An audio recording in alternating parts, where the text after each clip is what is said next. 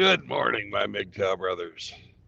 You guys ready to head to Hamsterland? I am. To do our tug test. I don't know about y'all, but I love doing the tug test. It's my favorite. My favorite. We go backwards, back, and we go forwards, forwards. Oh, nothing fell off. Let's get the fuck out of here.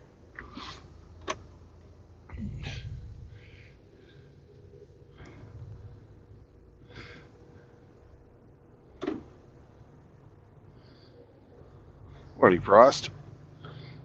Hope you're well.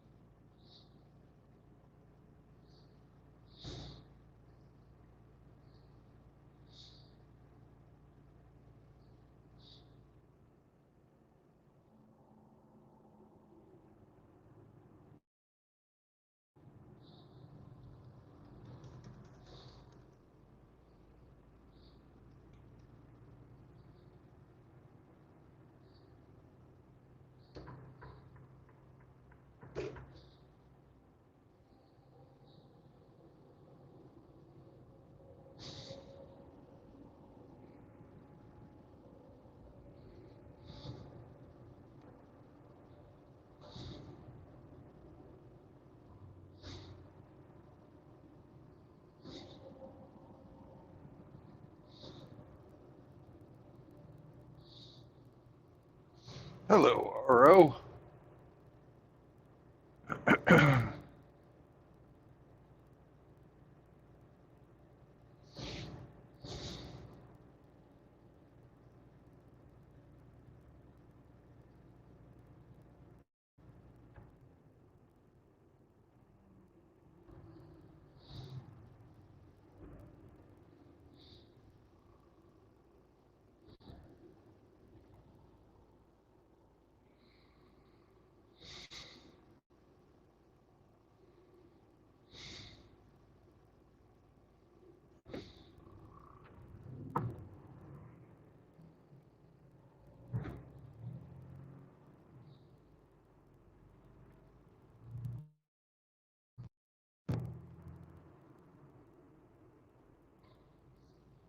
Good morning.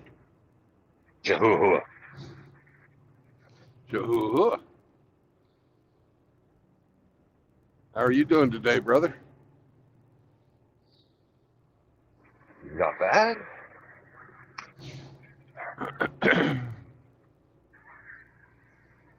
It's Friday. It is. One of my favorite days of the week. Absolutely. So did you get written up by HR for your No, attitude yesterday? No. no. Okay. They let you slide, did they?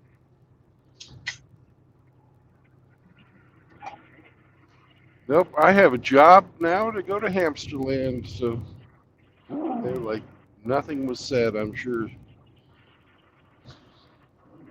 some No. nothing other than resentment now, and probably, hopefully, I really hope that they will think twice about fucking calling without looking at my time Yeah. status.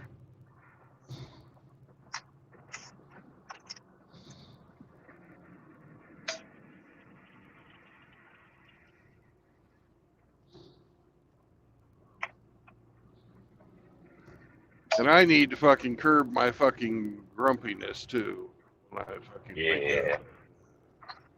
A cranky bear. A cranky pig, yeah. A cranky pig, yeah. Yeah. Happens. Well, I've got it set so that only a couple of things will fucking ring through, right?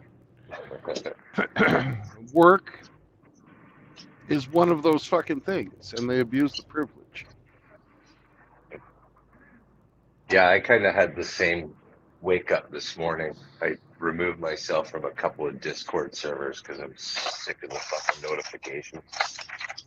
I got them turned off. I've got them turned off, so like, but still, people abuse the add everyone for absolute fucking nonsense. Yeah. So, yeah, I've had enough of that fucking horse shit.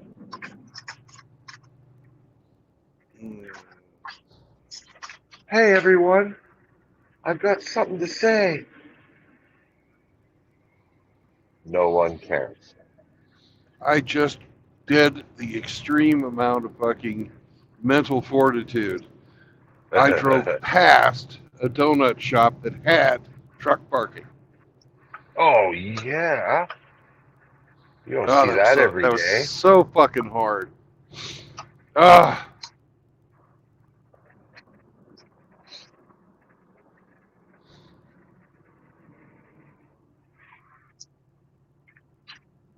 Yeah, not to offend anybody that may be listening, but there's really, I'm not seeing any use out of those stupid servers. I don't use them.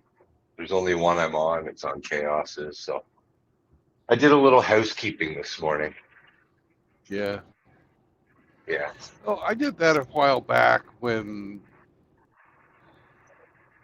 just really offensive people were posting. I talked to the fucking uh, Mm-hmm. head of the server, who guy who owned the server, Yeah. and he wasn't going to do anything about it, and I just decided, fuck it. Well, Yeah. I don't need the aggravation. That's what I woke up to today. Yeah. Fuck this. I don't need this shit. I don't want to hear your opinion on whatever the fucking subject you want to talk to me about is. And you're not just talking to me, you're talking to everybody in your, Yeah, yeah, you know. that ad everyone should be reserved for like emergencies or something like that. It's abused. It's abused. Yeah, So well, they were fucking doing politics. Like, I don't give a fuck about your politics. I really don't care.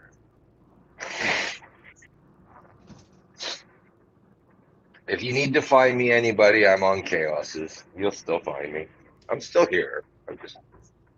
I just streamlined my Discord experience. That's all. Yeah, it's a good way to put it. Yeah.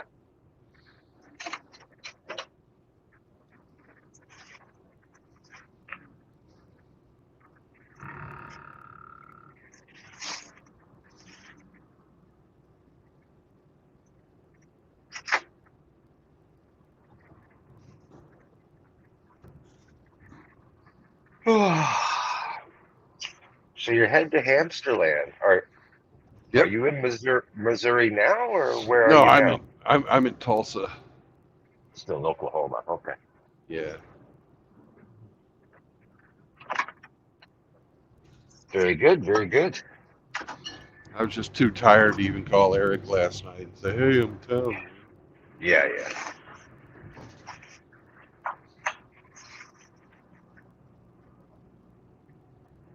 Well, you went longer than what you drove last night. You had good chat with Saunders. No, You people you were went late. wanting to talk.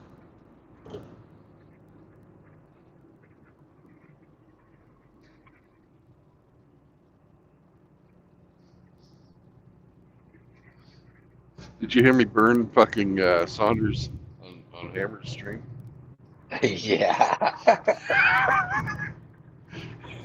Best dollar ever spent.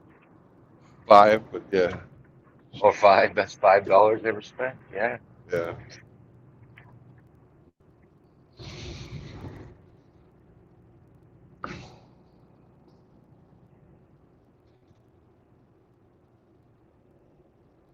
I figured if I was going to write that much, I might as well give him a little extra.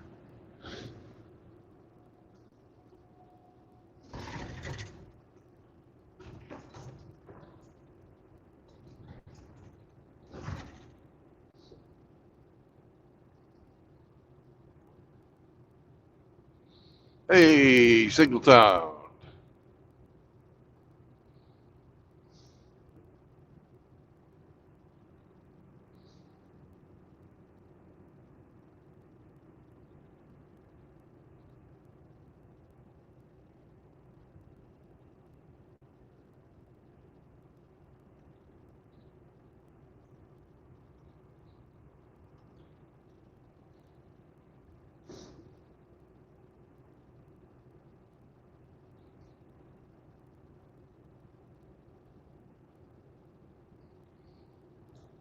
Singletown, I hope you liked our raid the other day. You should stream more, my friend. Let people know ahead of time. I was streaming, so I couldn't stay. But Brother Singletown always has something good to say. Morning, Dr. Dree.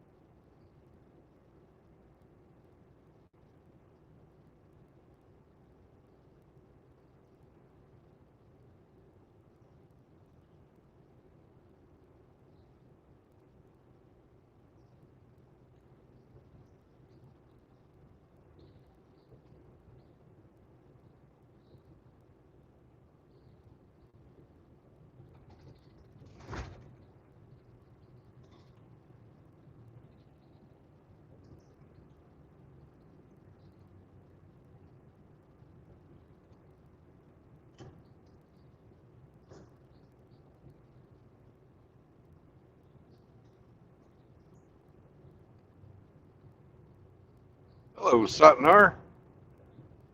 How are you today, brother?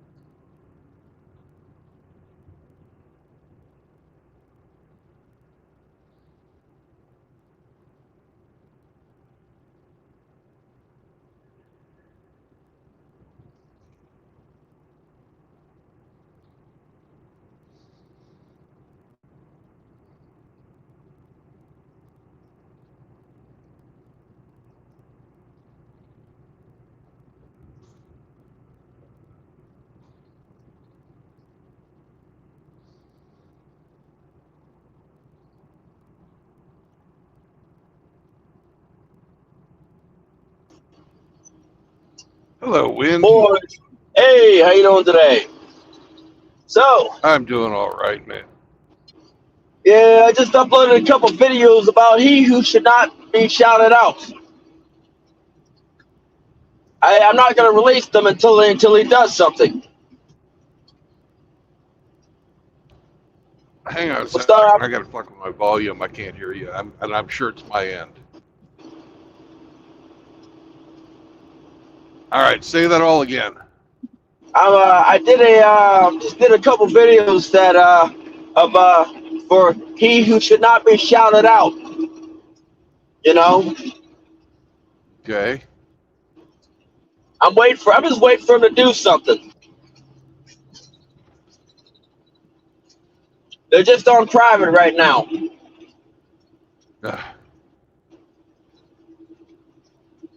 It's always good to have some fucking arrows in your quiver. Yep.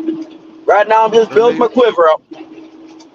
Or maybe they're bullets. I don't know. As long as they're not for teeth. Yeah.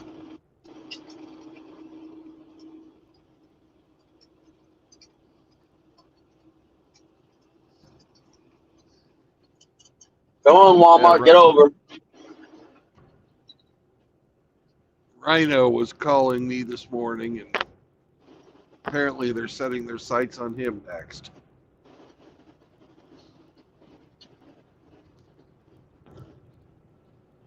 Oh, well, oh, wow. Who was calling? They're setting who? Their sights on who?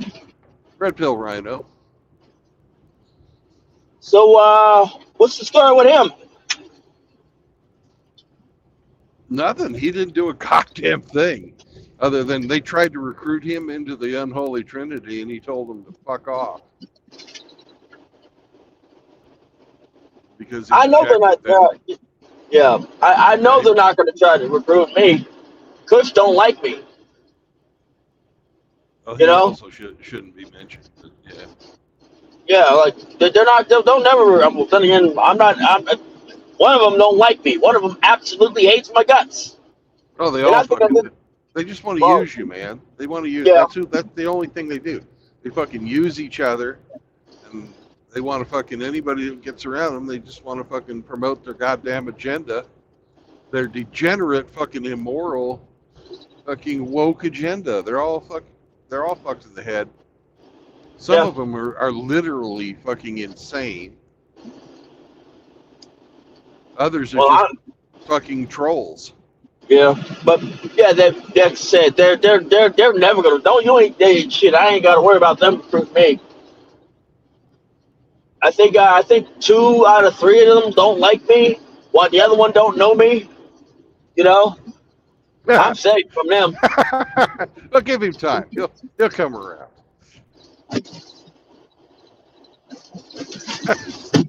Yeah, right. The best thing to do is just ignore these fuckers. Yeah. You know, and if you can't ignore them, mock them. They're not going to give you a fucking honest. Yeah, they'll never give you an honest answer, and they'll never fucking engage with you in a meaningful debate. They're just going to spout their lies, and they will lie about you. They will lie about anyone and anything. Because they have no morals. They have no values. They have no ethics. They have no fucking principles. They're scum.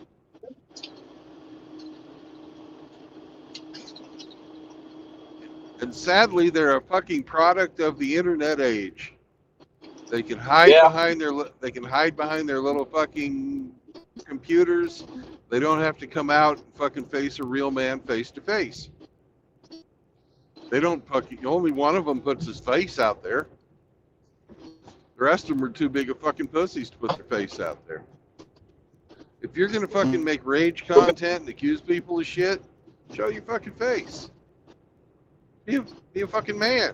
Right. They can't do it because they're pussies. Look, like I said, I told this is before I showed my face on my content. I knew this, that I can be touched. You know? just wait for it. You know what I mean? Before Hey. I showed my face, I knew I could be touched. Yeah, I know too. Now, if you're just gonna be, if you want to be anonymous, if you want to fucking hang out and keep your anonymity, you know, don't make rage content. Right. You want to confront people? Don't be a pussy. Show your face. Fucking get into the fight. You want to fight? Yeah. Let's fight. Lean out, lean forward. You know, lean forward, tuck the chin. But for the most part, it's like I've basically mellowed out of rage content. You know. Yeah. Rage content's a waste of time. Your anger. I mean, mostly because I don't have any more anger. You know, I just don't have it. I'm just basically gonna basically base off the observations from what you do, you know. I'm gonna observe what you do and I'm gonna pick you apart. I mean, shoot, I don't have any daddy issues or mommy issues, you know. I took care of my dad, you know, when he died, before when he was sick. I took care of my mom the best as I could when she was sick. You know, spent time with my grandmother before she died. I mean, You were a good son. I tried to be, you know. Yeah. But like when I was there, I mean, my dad was not going to a nursing home. I wasn't going to have it because I didn't have a say when they put him, when my cousins, when my aunts and uncles put him there, you know.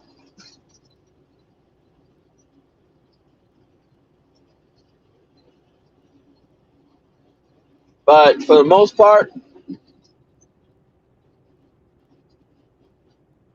I ain't, like I said, I ain't gonna let it. It ain't happening, you know. It ain't happening. Yeah.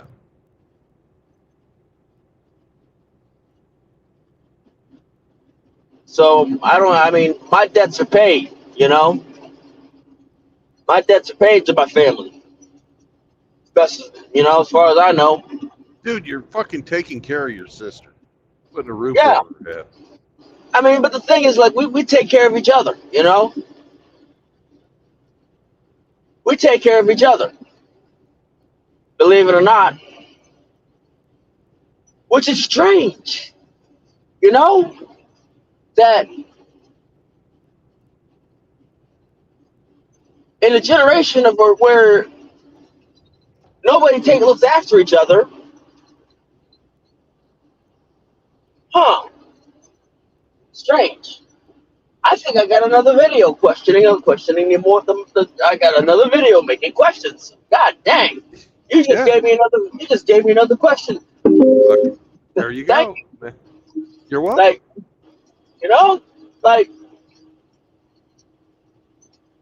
your life. A lot of these women's lives would be so much easier, so much more simple. You know, if they learned how to basically look after the person that is with them.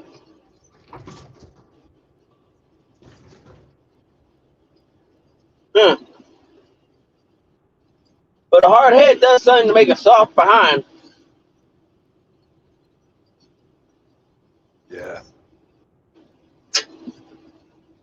But they don't do that. They don't search for that early on. They search for that when they're run down. Huh? Strange. And then they find that one gullible avian character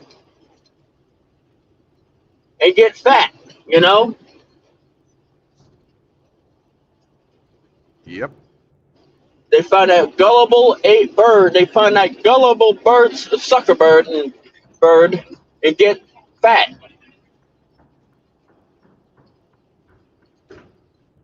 Strange.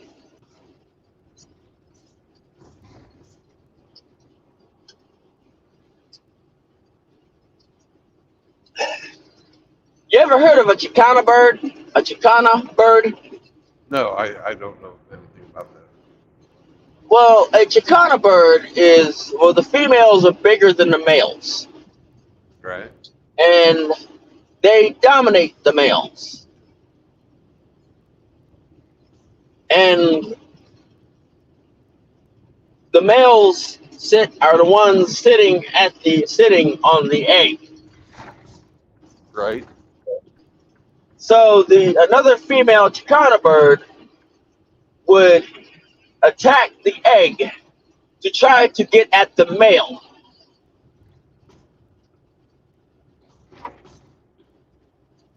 Because while the other female Chicana bird is out doing what she is doing, getting food.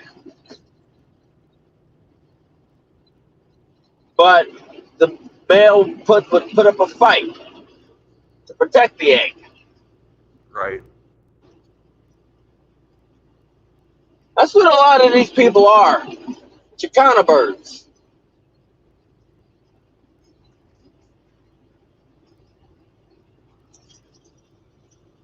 Morning, Riggs.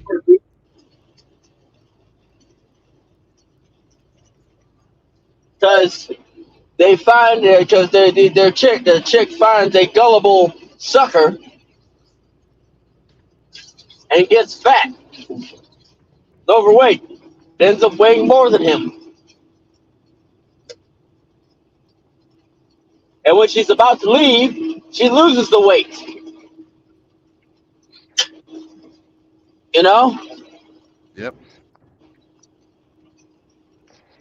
It's just how it happens. It's how what it is. Sounds like he's talking about Western society, not birds. Well, Western society is the same thing. Just look at a nature documentary. every is derived from some sort of freaking animal. Usually got fourth traits. You know those nature documentaries are all staged, right? Oh yeah, they're all staged. But if you look at if you look past those nature documentaries and the true nature of them of the creatures, you notice that we have the worst traits of all of them. You know? Lemmings Well, we don't have the really greatest throw variation themselves in our off. behaviors. Yeah. Lemmings. Lemmings don't throw themselves off a cliff, eh? Oh, I know. That was a myth perpetuated by Disney. Right. That was a myth. Lemmings don't do that.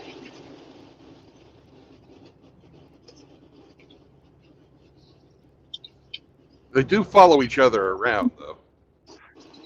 Yeah, but you know that documentary where Disney made? They actually pushed the little fuckers off the cliff, eh? Oh, Jesus. Yeah. And then over the last 50, 60 years, we all believe lemmings just, jump off cliffs. Like I said, I don't use lemmings as a reference. You know? Just an example. Yeah, I don't use lemmings as an example. You Morning, know? French. Because it's like you cornered an animal. You cornered that animal in order to get your documentary. You know?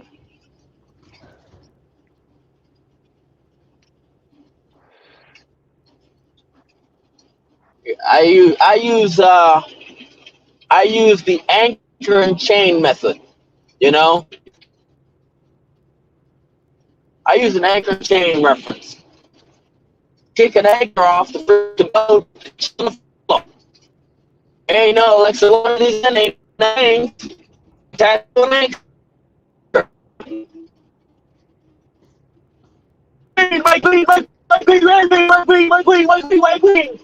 Falling into the water. Yes. Follow that anchor, just like a good chain, good little chain.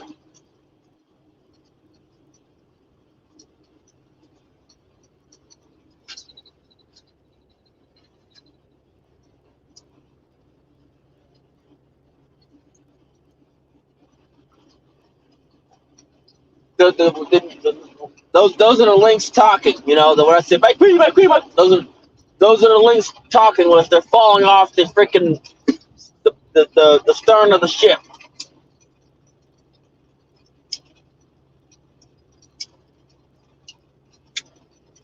Or the bow, depends on where the anchor's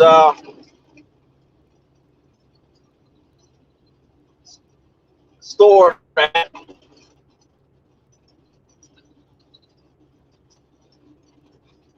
Anchors are usually on the bow. On the bow. Yeah. I want on the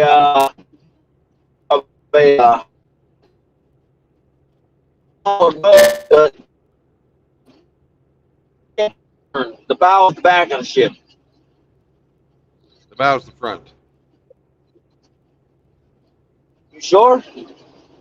Always. I was in the Navy, man. Yeah, I'm sure. Oh, bow of the front. Yeah.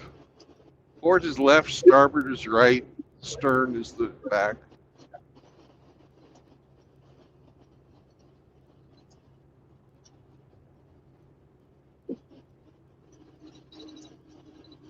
Or Rusty.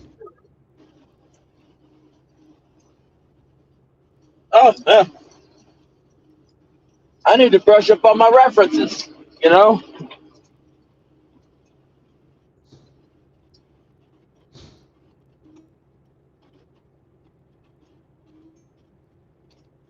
I like your thumbnail today. That's cute.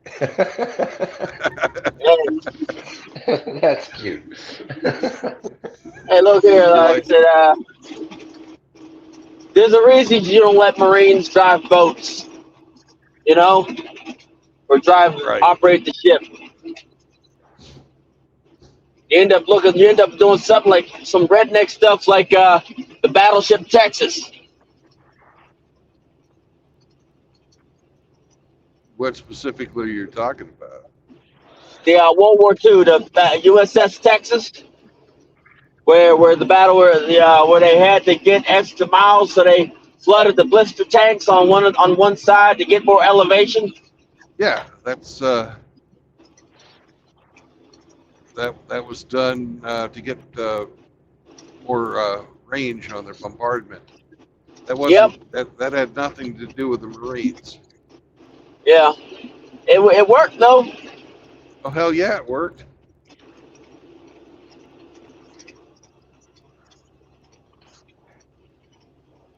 It would be nice to see that boat in the water again, you know, see it just operating on its own power again. But it ain't happening. They're not going to put it back to fucking operational status, but they're going to get it so it's not going to sink. Right. You know, it's in dry dock right now. Yep. Did you hear that? I think they called back the USS Wisconsin. I don't know about that, but I do know that they're doing a yard period for the New Jersey. Oh yeah. I wonder where they're going to send that for dry dock. Probably Newport News. The one at Pearl Harbor, the one at fucking Newport, and the one in Newport Shipyard. Yeah, and the one in San Diego are probably the only ones that are big enough to take her.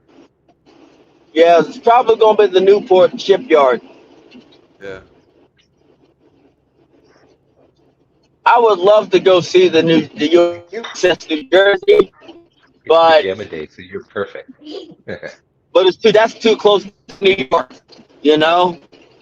No, that was her pajama day, not for you. Yeah, I would love to see the Jersey, but that's so that's so I don't want none of that, you know.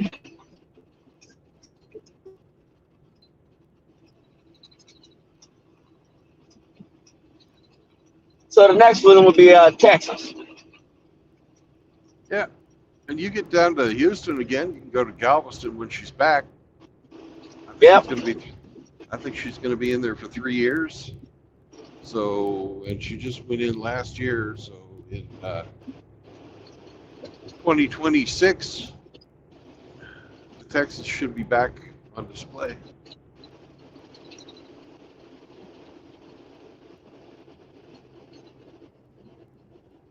Yep. Right around the time where I get ready to sign my my last enlistment. Before I get 20 years. You know? Yeah.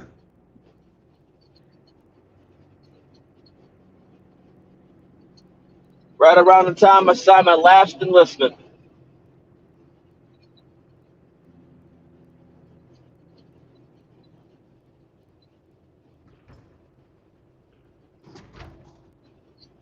Why are they carrying oil?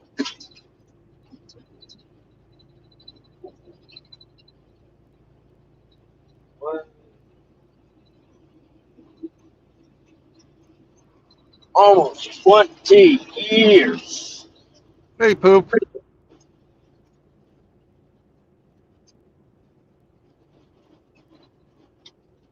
Emmy Curley's got a question for you. Who, me? No, Emmy. There's a guy in the chat that has a question for him.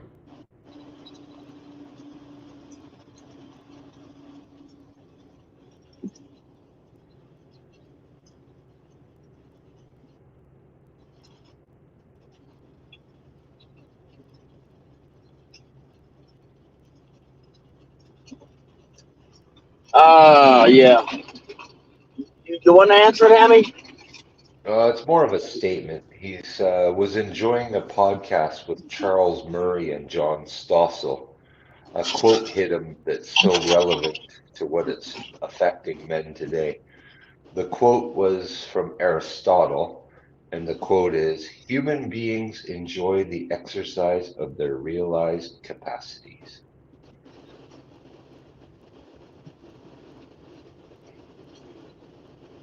Chew on that one for a minute. Yeah.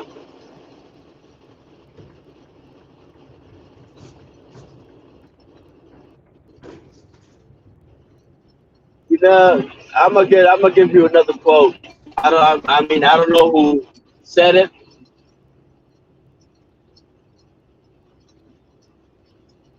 You never know how far you've come until you look back.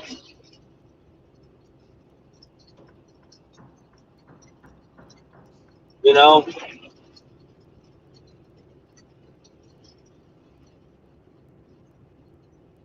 You never know how far you've gone or how far you've come until you look back.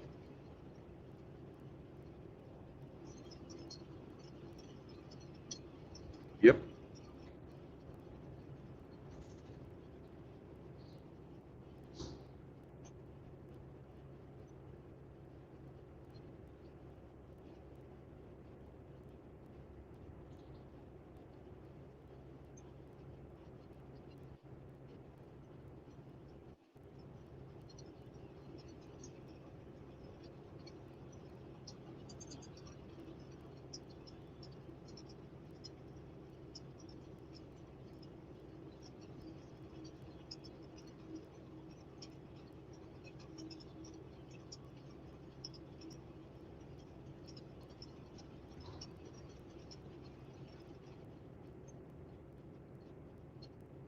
Just think how the government waylays that by helping with welfare. I got a crossroad. You could. I have a friend of mine from high school.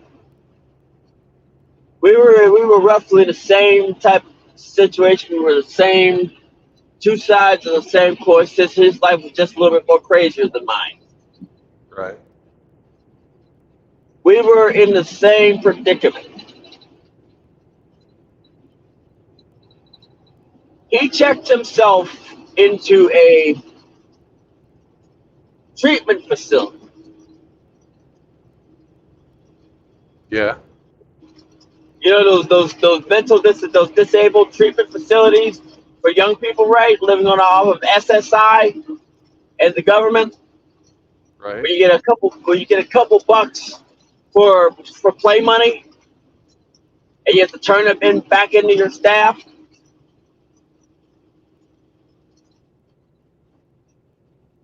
And I did so for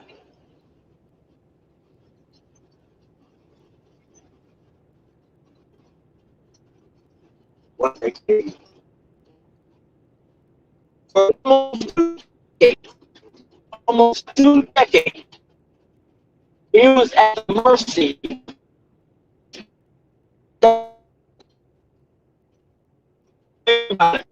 for almost 2 decades. He was at the mercy of the staff members.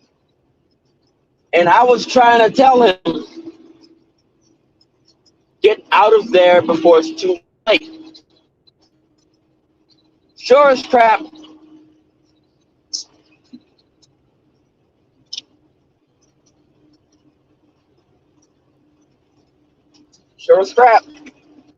he's now trying to get out of there.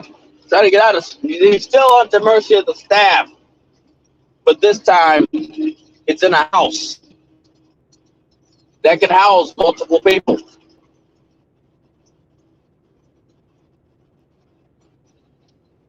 And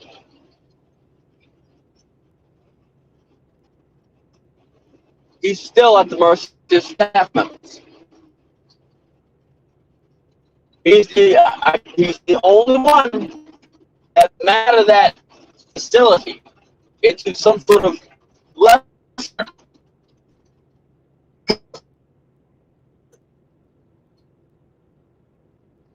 behind. Where he's at a 20 would you know.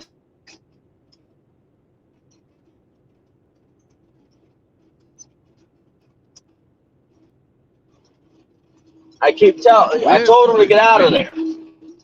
When you're breaking up, man. All right.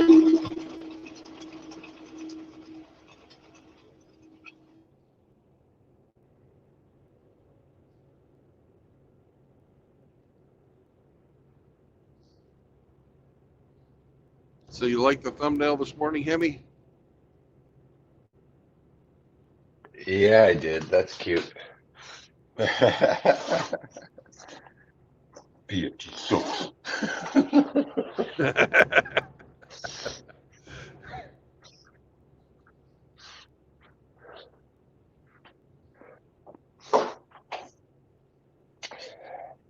You got to specify what he sucks.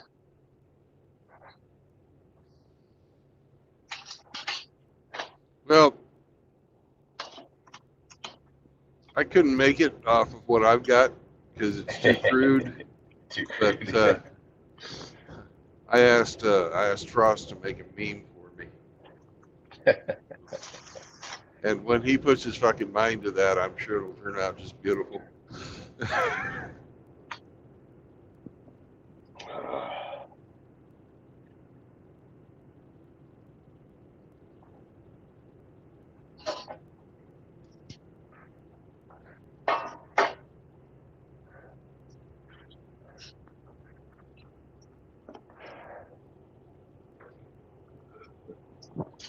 Well, I'm sure that will garner a response.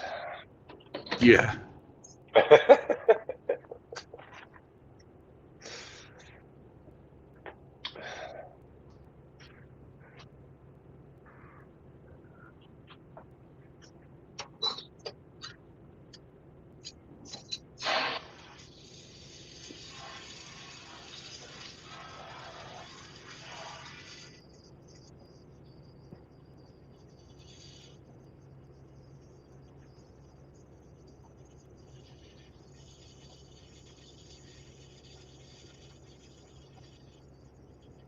Oh, I think I just may have figured out a way to do the same thing, but keep it G-rated.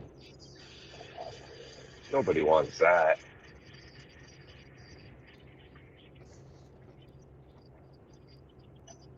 We're all adults here.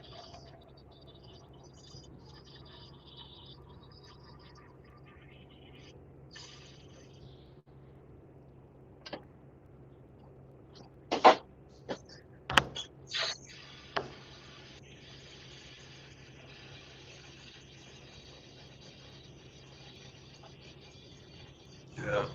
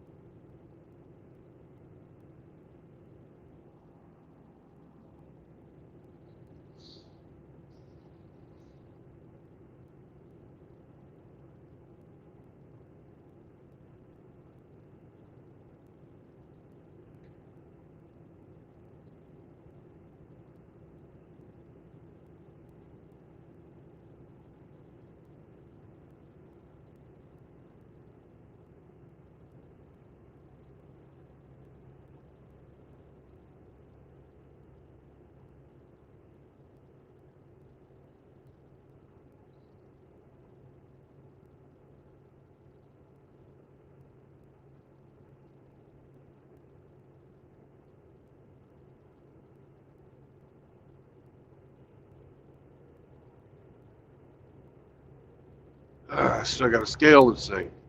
Now looks like I'm going to be stopping off in Big Cabin.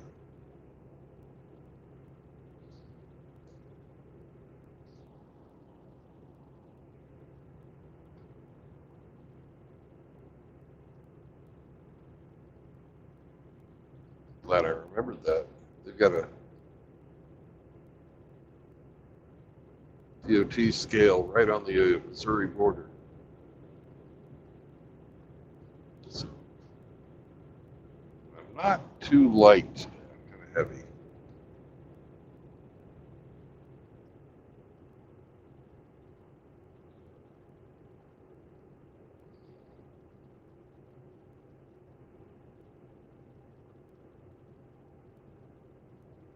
Should have remembered that shit before I got on the turnpike.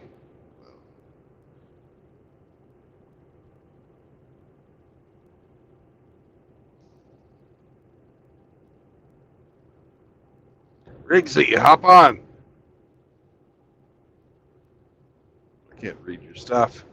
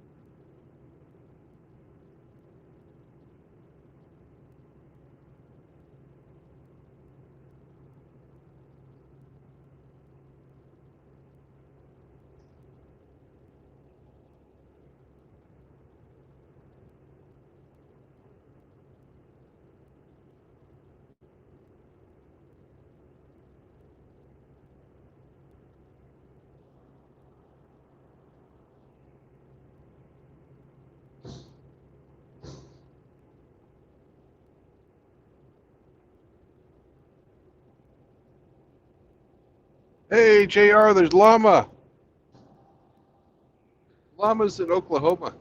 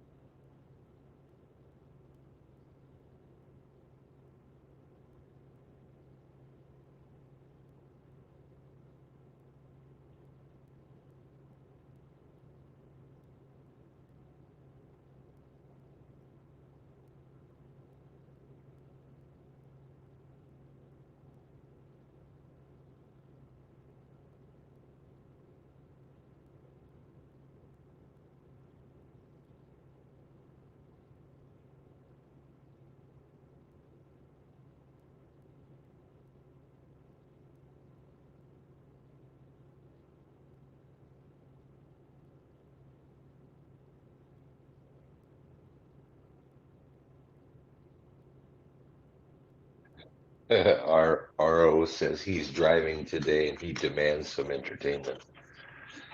Oh, okay. Well, do you still have those pictures of RO getting himself expressed again?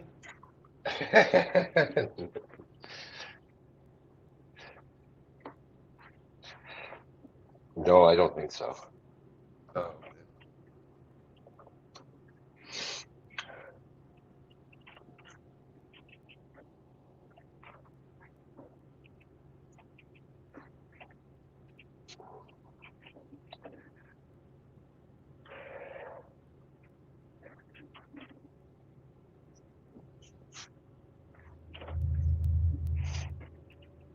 I'm just telling him he's in no position to make any demands of me.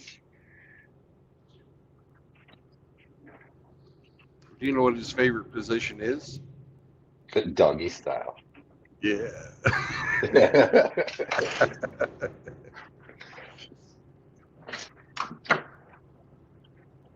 Downward facing dog. Yep, downward dog.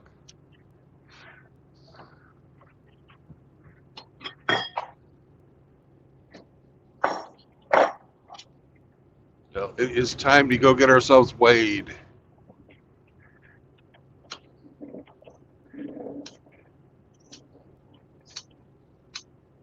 I forgot to do that while I was in Tulsa. I'm a dumbass. Dumbass! Dumbass! I'm a dumbass. You're not in dumbass. Yeah, That's yeah. a different city Oh, altogether. you're right. Dumbass is in Texas. You're right. North of Amarillo. That's where the big Texan is. Yes. When are we going back to the big Texan, Brandon? I don't know, man. That'd be great to go. I could talk to my fucking dispatcher after we're not like angry at each other anymore. Yeah. When things have smoothed over.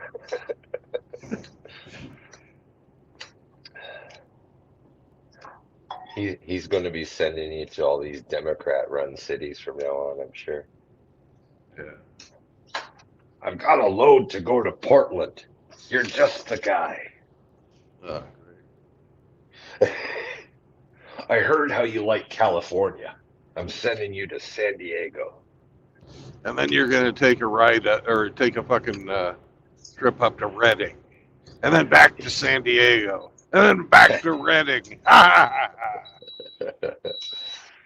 Oh, and it's a split load, and you have to make deliveries in downtown LA and fucking Oakland. No! For the love of God, no! You got to be more careful not to piss off the people with so much control.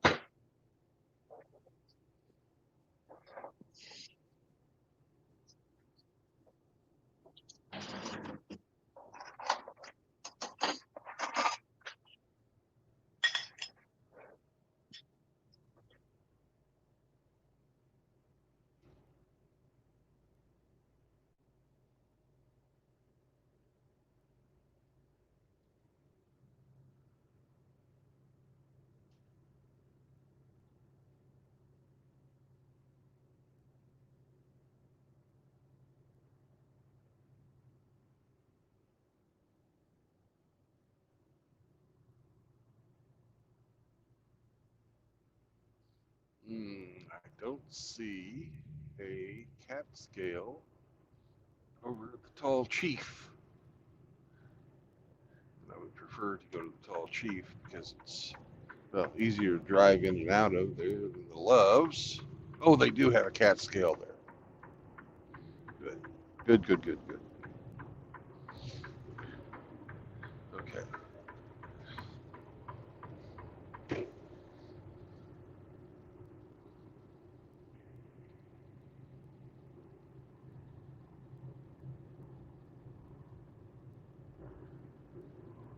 Tall Chief.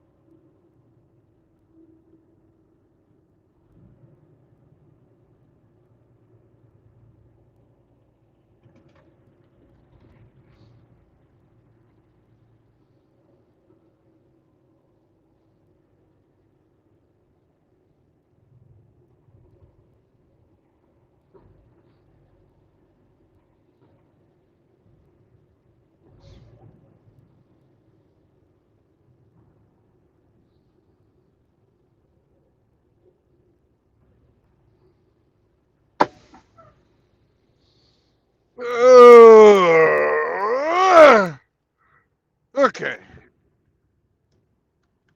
I'll be right back.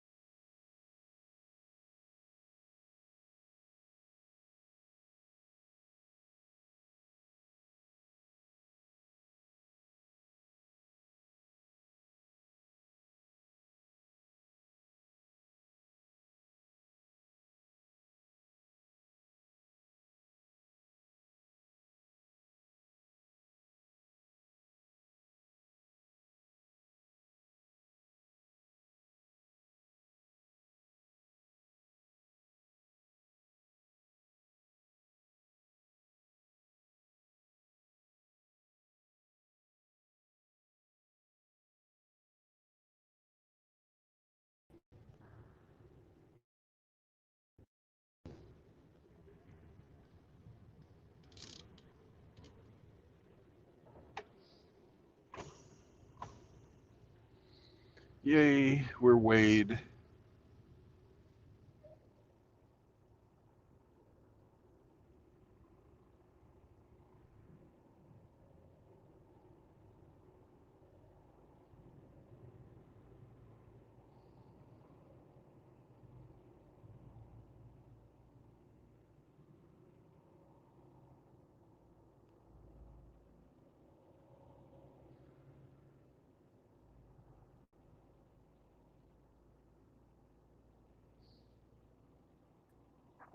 It's March 1st.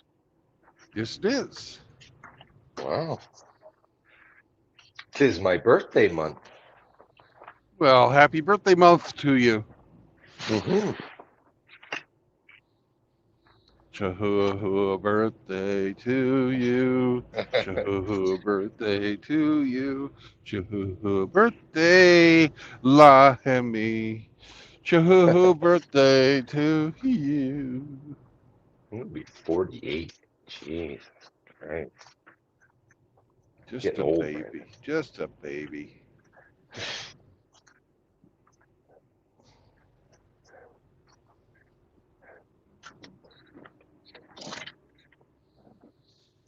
we are Wade, but I need tobacco and coffee. And Tobacco.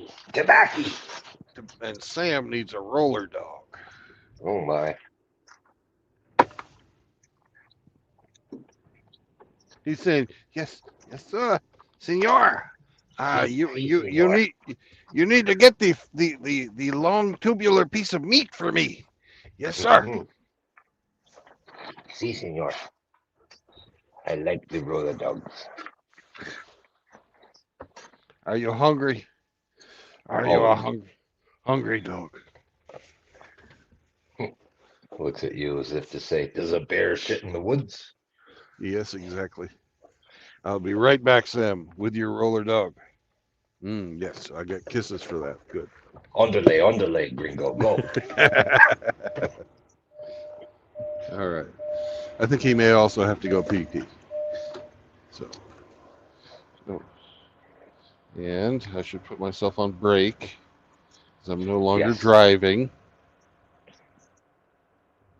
Save those hours.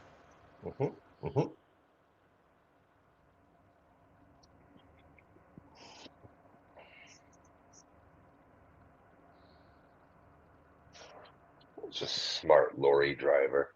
Goodness. All right, I'll be back. Okay.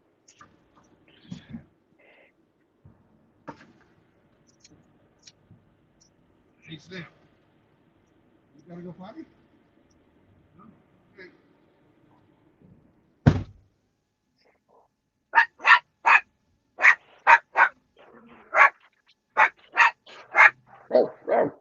Go get me my fucking roller dog.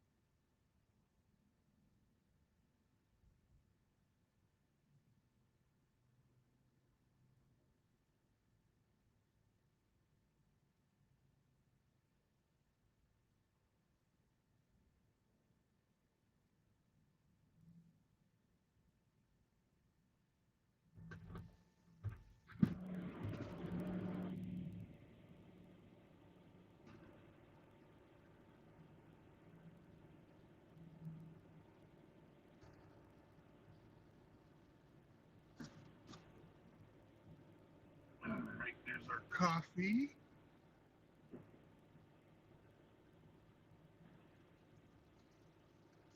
Cup of top where you stand.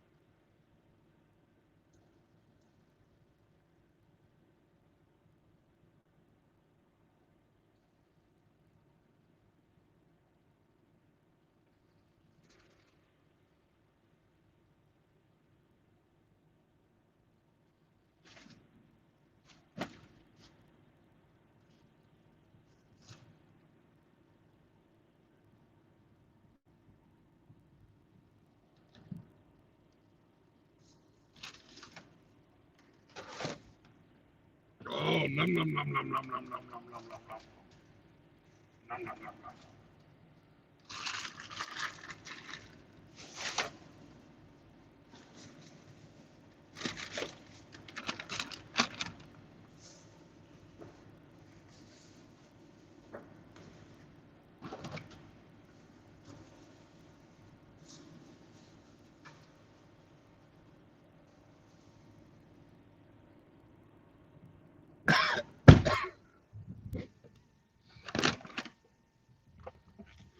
Sam is in heaven.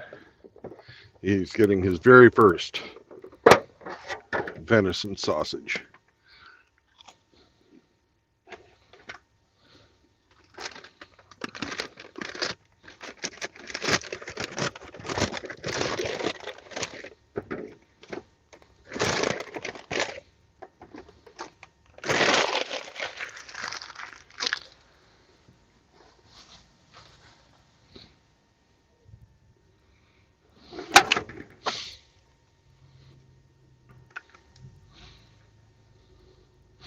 Well, I'm going to eat. So, we'll be back in just a bit. The stream shall run.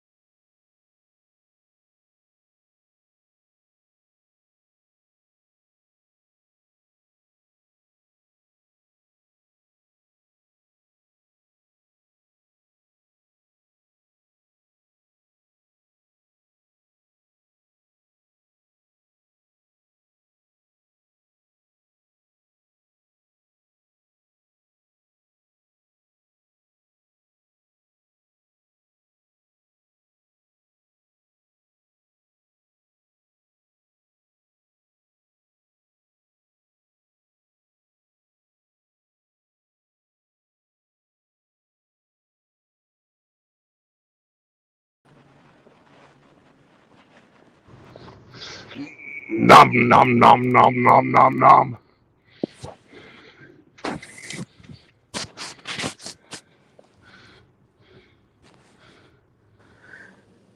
Greetings, sir. Howdy. How are you today? Hey, it's a beautiful day. Amen. Amen. Yesterday, All your when troubles I seem was so far having away. excuse me, All your troubles seem so far away. something like that. But yesterday, when I was giving my little diatribe about my divorce grape, Uh-huh.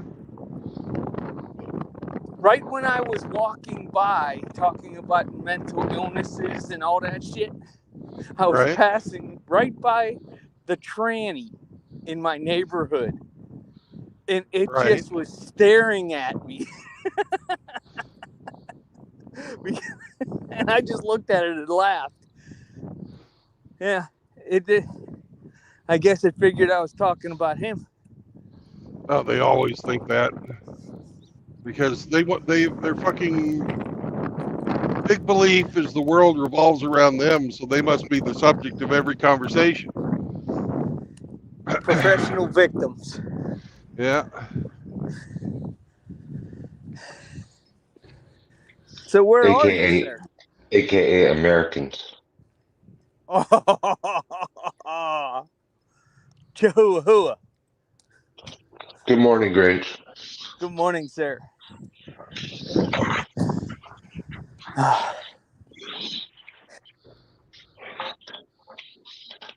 Isn't mental illness a violation of the HOA?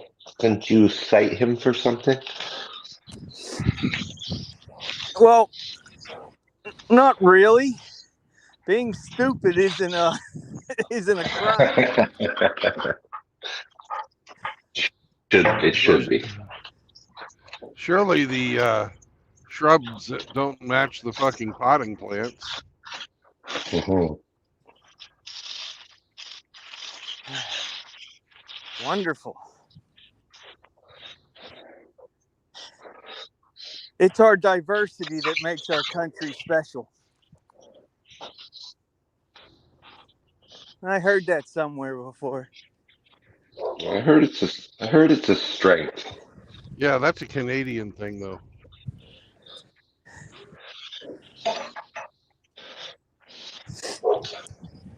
Hey, Hemi, I have a question for you. Yeah, sure. Have you ever seen an Indian immigrant play hockey? Feather Indian or dot Indian? Because if they're going to start playing hockey, then they're going to screw up that sport too. That would be dot, since I have to translate Marine for you.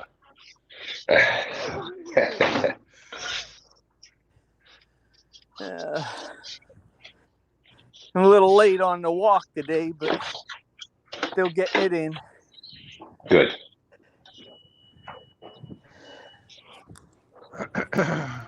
So Sam got his very first fucking taste of venison sausage, and he loved it. Ooh.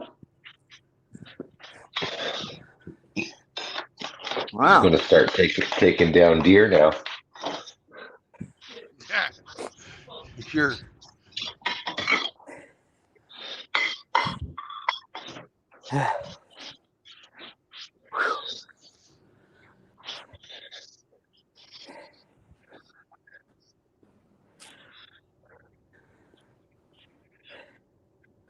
Are you on your, did you just finish your 30-minute break? No. I needed to get weighed. And then Sam was like, hey, fat man, you did not feed me this morning. You should feed the Chihuahua. Where's my breakfast, fat man? And we didn't stop at Love's, so I went into the Chief. And Chief. Yep.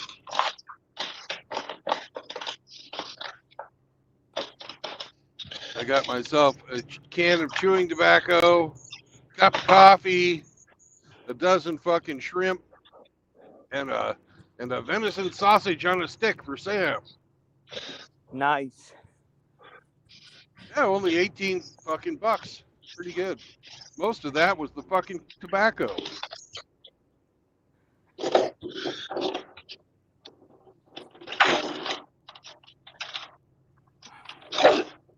Hemi, that movie was really good.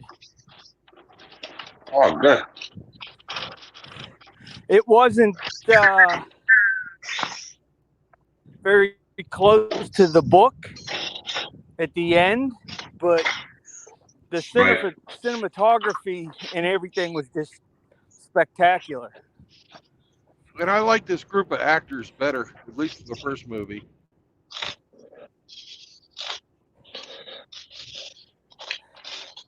Yeah, I I think didn't like the first movie at all. had a better story, though. 3 now. Well, you know, the coming of age thing is always a good storyline. I did that once.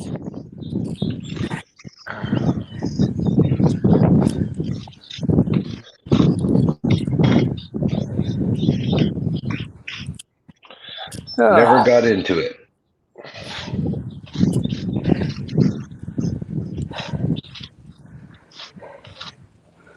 You're not a sci-fi person?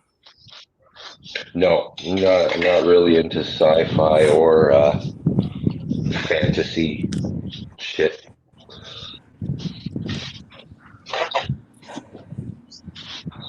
Oh, isn't that nice?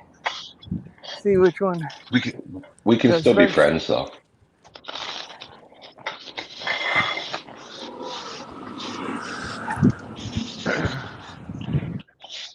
I seem to have dropped that momentarily. Yeah, I still hear you.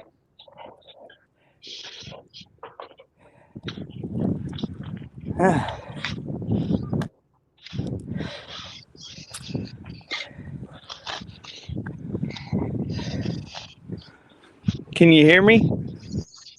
Yes. Yeah, we can hear you. Oh, okay. I dropped that for a minute. Not on this, not your sending going the whole time. We could hear everything. But Oh, okay. apparently you couldn't hear us. On the screen, I got a notification that I wasn't in the stream. Oh, okay. Yeah, there's a dead spot right in the middle of the plan. So, oh my goodness. So we're babysitting the neighbor's German Shepherd for today and tomorrow. Awesome. Rent a dog. Yeah. It's like grandkids. You get your fix and you get to send them home. It's perfect. Yeah, they're the family that we're watching Riley for are at the hospital. Time for the delivery of the first child. My condolences.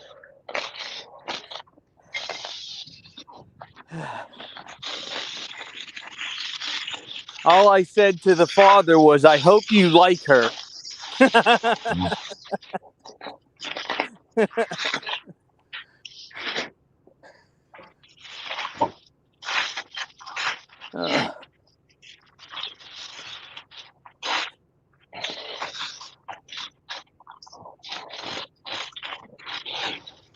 Say goodbye to a good night's sleep.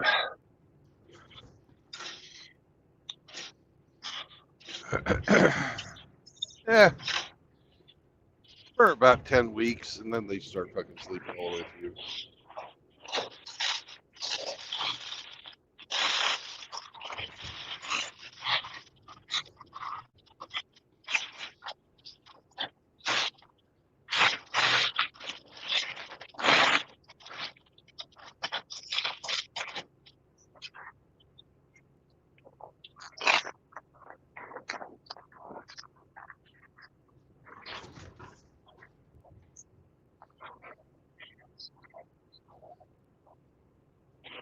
I remember one time I was getting my master's degree, and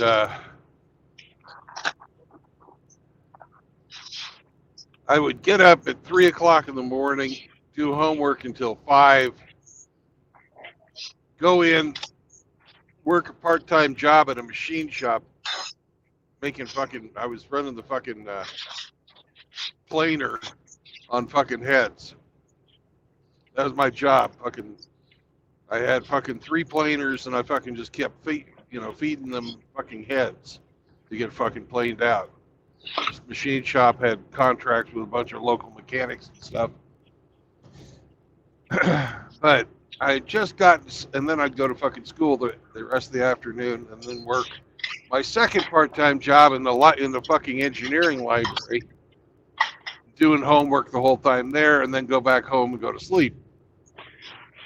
I literally I was going all day long, and my son, a couple of nights in a row, would fucking come into the room at like maybe 1 o'clock or 2 o'clock in the morning, wake us up with, I gotta tell you something, I gotta tell you something, I gotta tell you something. And he'd tell us, just fucking stupid shit in the middle of the night. And I'd finally had enough of that. And I asked him it's been going on for like half a week. And I asked him, are you sick? No. Did you make a mess? No. Is the house on fire? No. Then you don't fucking need to tell me nothing. Go back to bed.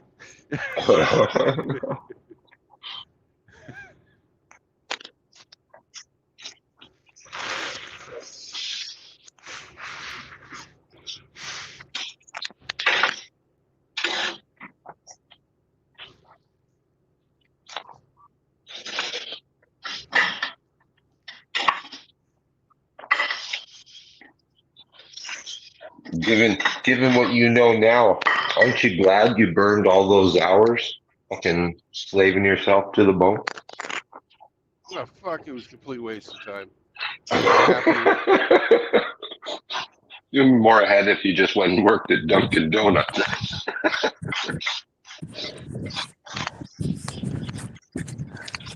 I'll take 2 sugar donuts, please. If I'm gonna fucking regret one thing in my life, it's fucking his mom. Well, see, one thing all leads to another, though. Yeah. Because of the mom, then you had the family required the career. It's they're all intertwined. Oh yeah.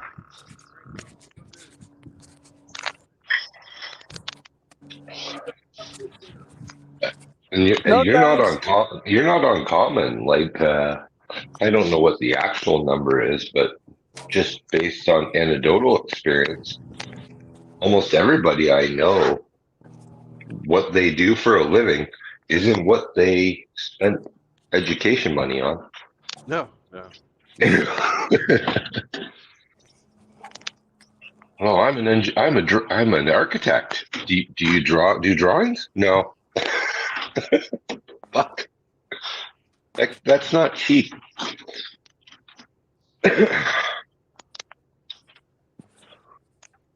I could go back to being an engineer if I wanted to, but I don't fucking want to. Sure, but you don't want to. Not for somebody else. I'm going to be going back to it for my own shit. Okay. But the reality is most people make these decisions when they're like 19 years old, and you haven't a fucking clue what you're going to be doing at 36. You're still a child. No, we're not back. Hold on.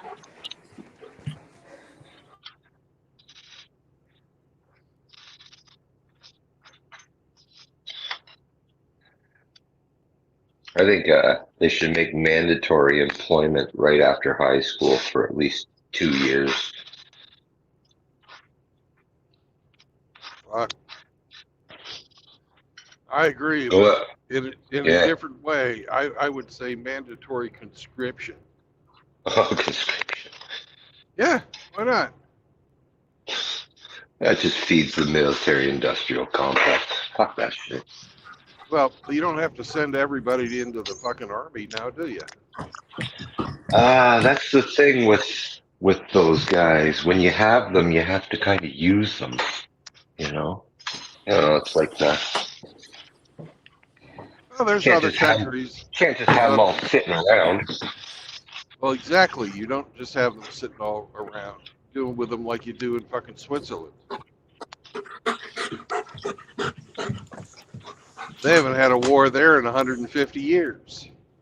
What That's do true. they do in conscription? They learn a little bit about weapons, and then most of the time they fucking go around and clean things and fucking do fucking public work projects. And That's a good idea. I'm with you, Brandon. I think everybody should, when they graduate high school, should go for 3 years because it takes at least a year to get through boot camp and A school in most MOSs that are worth a damn. And then 2 well, years. you don't even fucking give them the special training unless they want to fucking stay in as a voluntary military dude.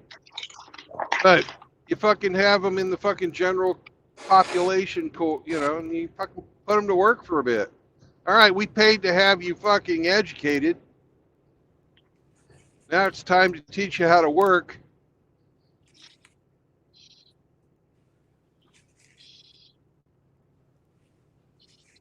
We're going to feed you, we're going to clothe you, and then we're going to send you on your way.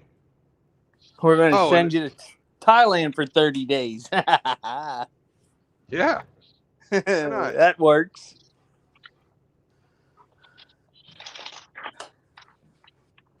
You want to fucking go and work in the fucking hospital while you're here? Great. You're now an orderly. Enjoy the bedpans.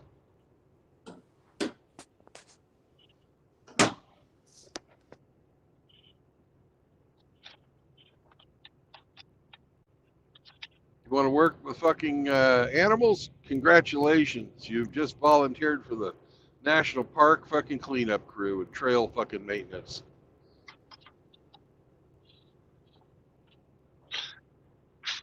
Why not? You know?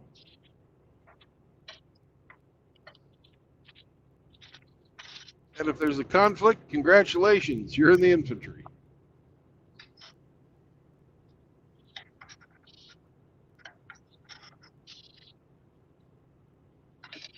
We have to teach somebody how to make the donuts.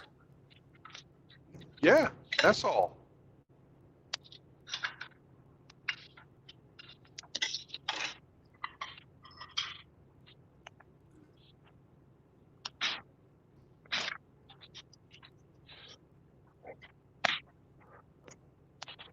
Engineering school? That'd be awesome. Come out and do carpentry and wiring and plumbing. Yeah.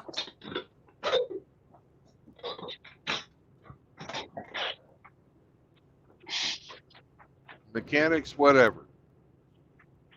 Teach them how to tap dance around mines.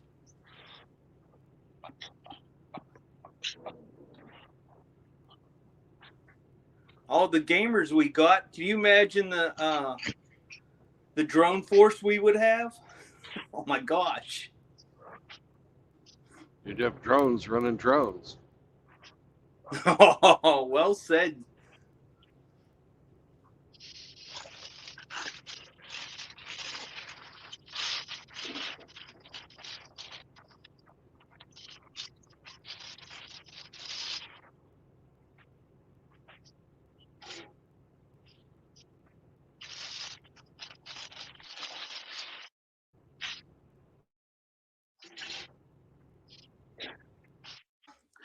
That would be a good time to give basic Constitution and American history classes. So they'd come out and not be all woke up. And make all engineers spend at least 2 years in the actual trade. Exactly. Have civil engineers actually dig ditches for 2 years. Have electrical engineers actually do some lineman work. Come on. Then when you're done with your 3-year enlistment, you get honorary Cuban citizenship. So you can hang out with Justin. That's right. Viva Justine.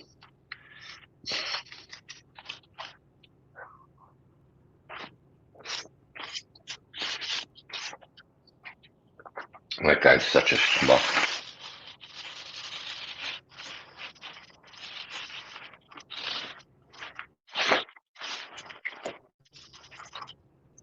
The problem is that the next schmuck is not going to do anything different.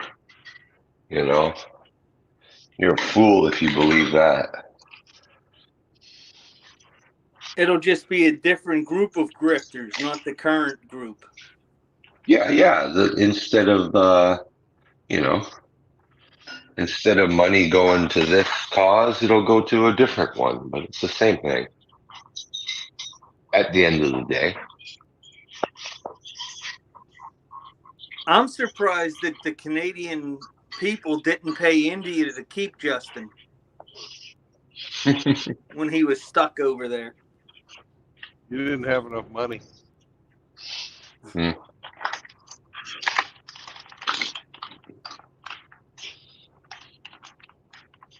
He wasn't stuck over there. It's like the employee that calls in and says, "Oh, I'm having car trouble. Just wanted a day off." Oh, I thought he got stuck over there. Not that he was stuck. I'm sorry. I thought he found one of them little boy toys over there in Southeast Asia. I'm sorry. I misinterpreted what was said.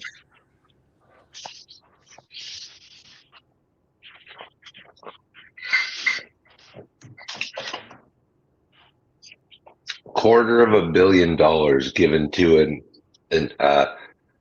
a pet company of his that had, I think they said 4 employees, and they were contracted to do IT work, and their company has no experience in any IT work.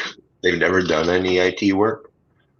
And I believe the company's address is the basement of someone's cottage. $250 million. Billion with a B. Well, did you see that Nancy Pelosi last week invested into a small company in the Valley in California that was trading on pennies on the dollar, and then it went up to $1.30 per share from like 18 cents overnight because she invested in it. Yeah. She's the most successful financial investor ever. Guys on Wall Street are trying to, taking tips from her. Well, her husband, from my understanding, invests in hammers.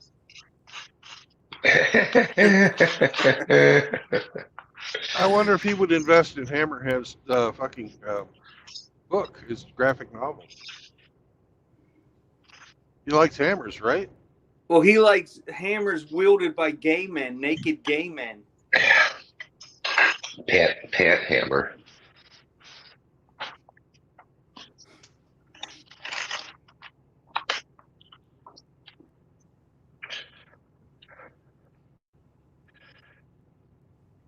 Yeah, same thing up here.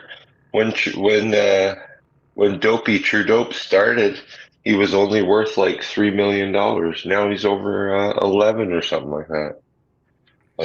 And the job doesn't pay that well, Only $3 million. Well, that's you not bad for a Glee Club captain.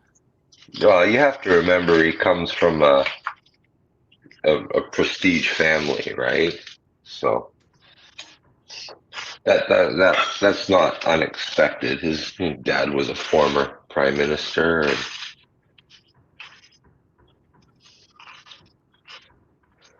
But what's the average Canadian salary? Ours is like $52,000 a year now in Per the family. States. Per family, not per person. Yeah. yeah, ours is probably something similar. That's a far cry from 3 million.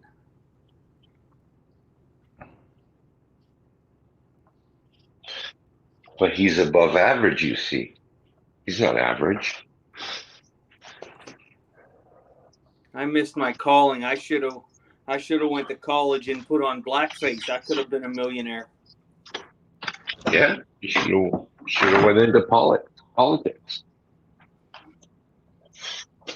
I was not allowed. I had thought about it, and my parents told me no.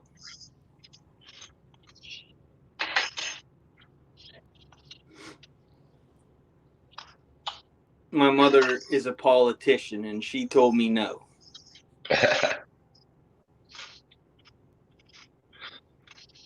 Probably sage advice. Well, she said, unless you want your complete marital history torn open, don't go into it. But since you're divorced and everything else, they'll tear that all apart. Now, granted, that was 30 years ago. Things are different than they are today. Yeah, the internet exists. Even more dirt gets drummed up on you and Hell, they'll spread further. make shit. They'll just make shit up. That too. And now they have bigger audience. Before they had to pay for newspaper spots and hope that people would read it. You know, all you have to do is be a semi-attractive bartender from New York City, and next thing you know, you're a millionaire in Congress. I saw something yesterday about that she had a credit score of like 410 and now made financial like whatever her position is. She's in charge of money. Yeah, she's on the finance committee. Not only that, she has a degree in economics. Well, that's even like Justin says, I don't balance budgets will balance themselves. Sounds a very Canadian thing to say. The budget, I don't concern myself with budgets and numbers. Budgets will balance themselves. I invest in people. I like that meme with the guy holding up the sign that says, if we can just print money, why am I being taxed? Yeah, that's a good one.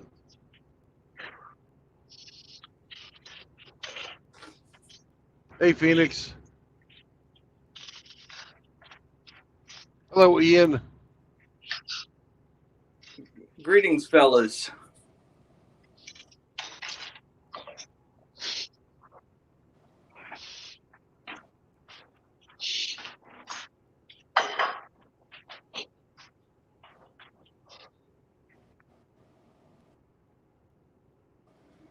Hey, Brandon, I'm going to drop off the stream. I'm going to keep listening, but I'm going to drop off because I'm on my phone and I'm going to go onto my tablet and listen. So, okay. I'll catch you later. I'm sure I'll be back on at some point. All right. Bye-bye. Bye, Hammy. Bye-bye. Was that entertaining enough for you, RO? Huh? Eh?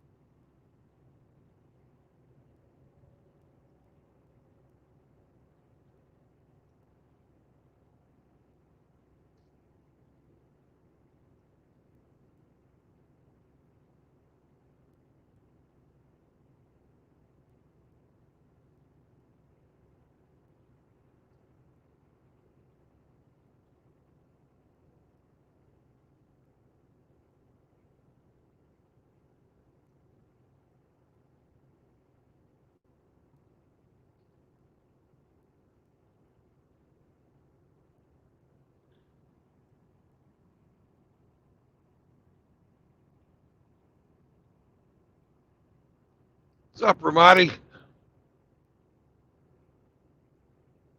Oh, now RO has something to say. Oh, I can't read it. So it's like, pissing in the wind, isn't it?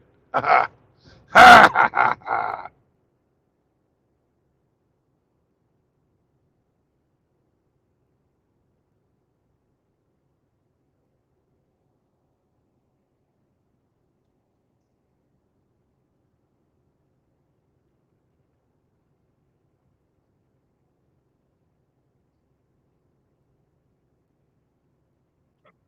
He says AOC is a testament as to how dumb voters can be. Yep. Now you gave him a voice. You know what you just did, Hemi? I validated him. Yeah.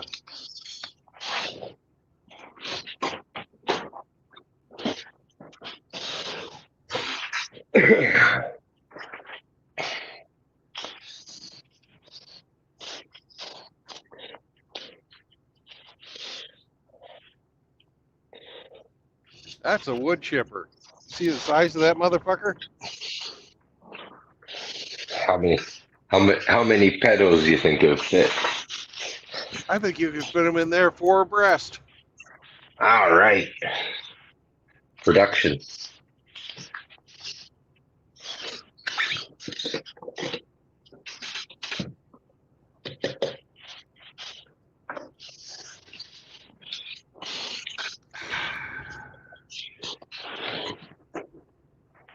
Wonder if you can get lost in a Nissan Pathfinder. Mm-hmm.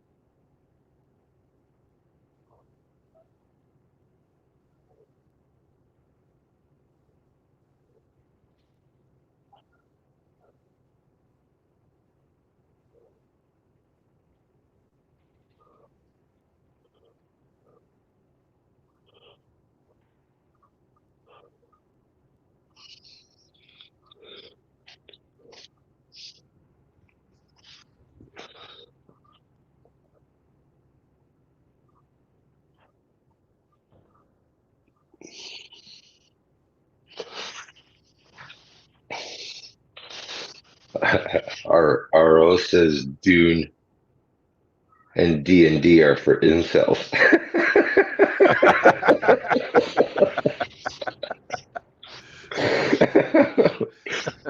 He's a feisty dog today. He's a feisty dog. Mm-hmm.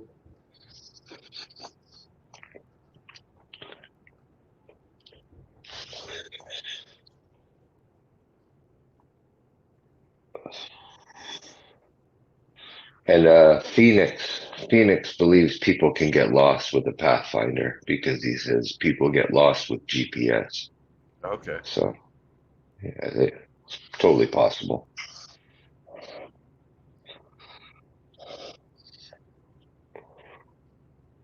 I like the one I saw one the other day where this lady was driving down a frozen canal because she GPS sent her that way.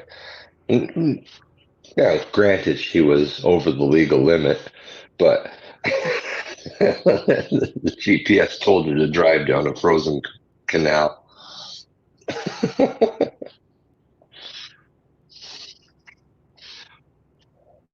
And Yeah. my kid really liked your joke from last night.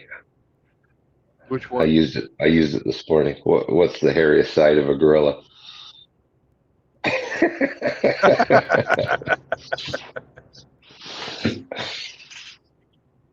I don't know. The outside, silly. Oh, I got it. I got a groan. Perfect. Yeah. That's the same reaction I got from Mouth Agape Base.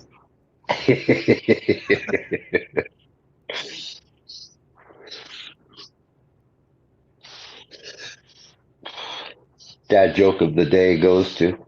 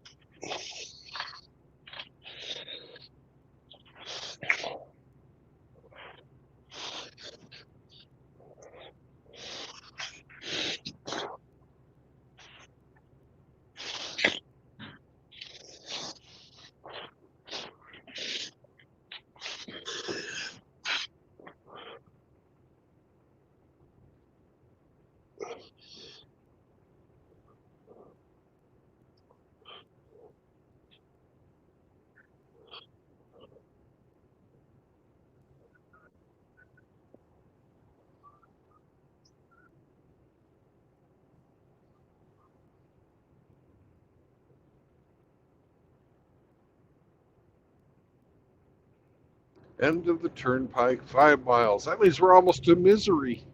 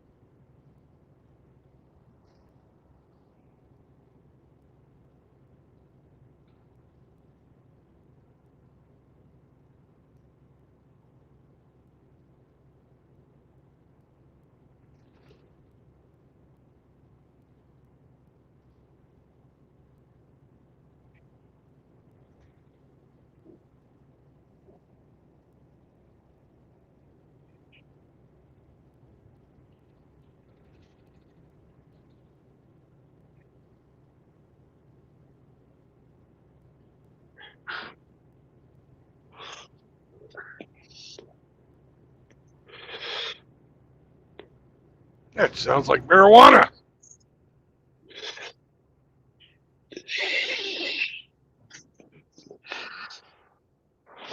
We're on lunch break. Don't tell the teacher.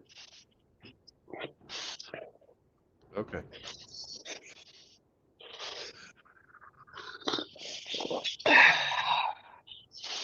And that sounds like coffee. I'll have some coffee to that.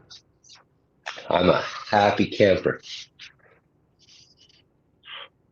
Reefer in one hand, coffee cup in the other. Life's good. Life's good. Life is good. Mm-hmm.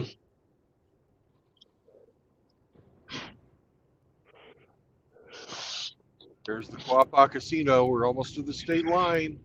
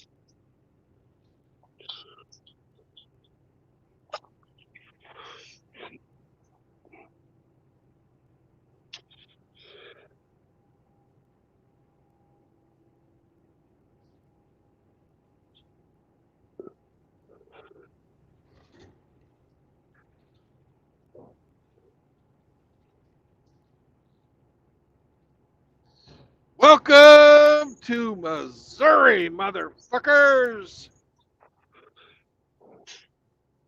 Home of the hamster.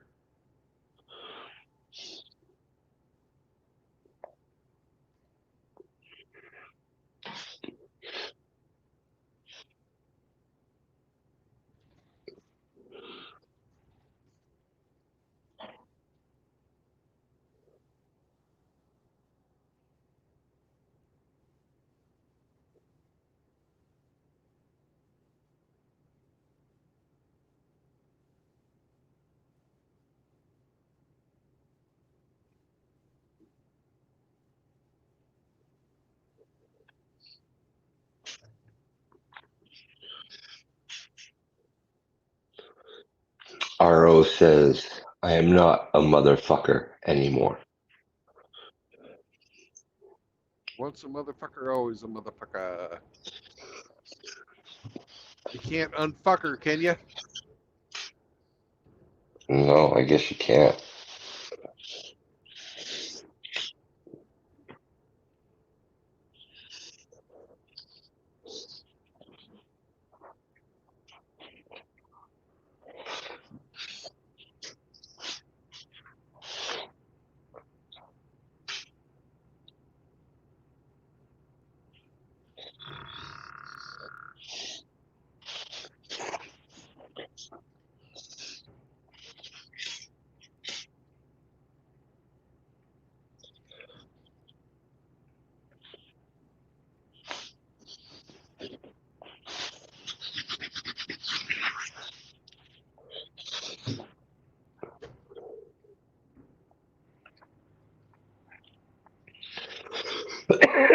He says he's born again. TikTok agrees.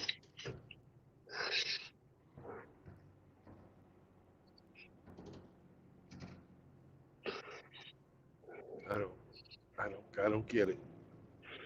I don't get it. Born again, like those born again virgins.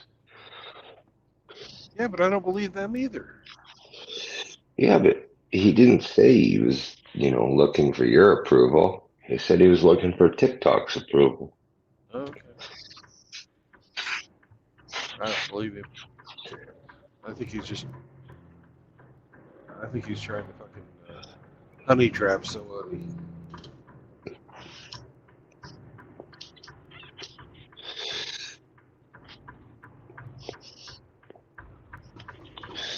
I've seen that guy. He'd have to sweeten the pot quite a bit, I think.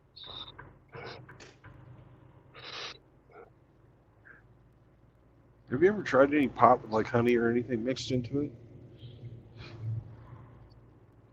In baking, honey doesn't burn very good, man.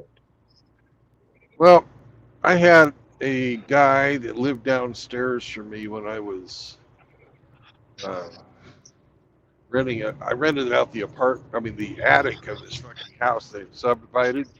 My downstairs neighbor, I had a floor vent that went right down into his fucking kitchen. And he was a really fucking good cook, but he was from Iran. Okay. And sometimes he would smoke a hookah. And they had this fucking Iranian tobacco, and they had all kinds of different shit mixed in there. And one of the ones he had was fucking honey. Oh. And I wound up being the best man at his wedding too. He was a fucking good friend of mine. Still fucking keep in touch with him a little bit.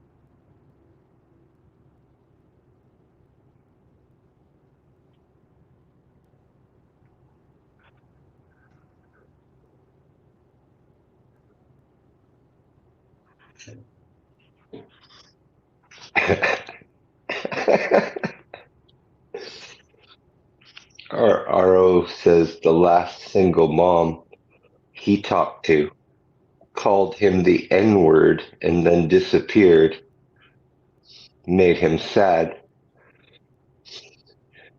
And The Grinch asks if nerd was the N-word. And I said, no, it was needy.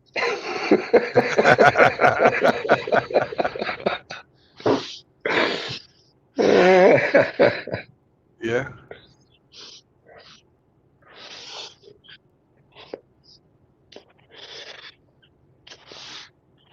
It gets pretty bad when the single moms call you needy. Well, she was just projecting. She was the responsible one.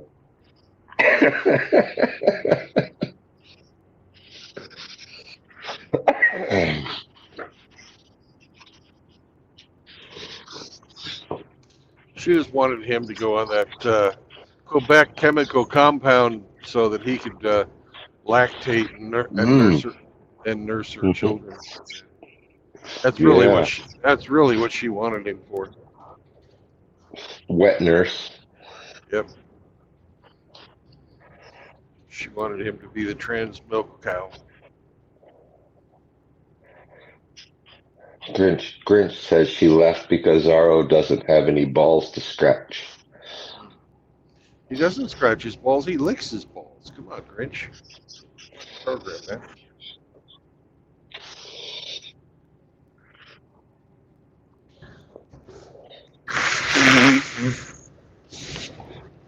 Hey, 1 minute till lunch. Good morning, Megatron. It's still morning by 1 minute.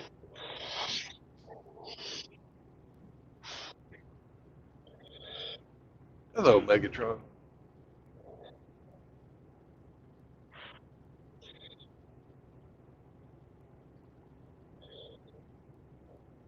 Ramadi claims that RO had his hymen surgically replaced. That's how he was born again. Well, how could he have a hymen? He was male.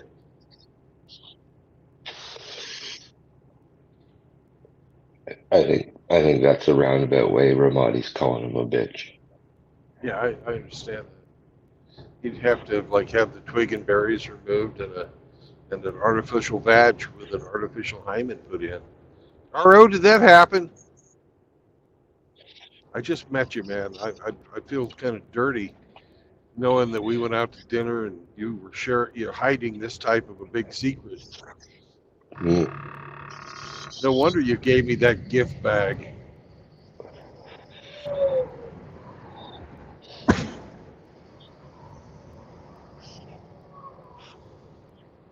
What's the number? Like 90 fucking plus percent of them all have complications that have these reassignment surgeries.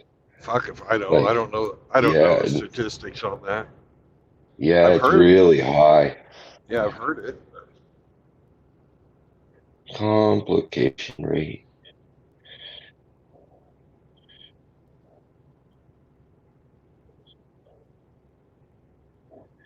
Reassignment.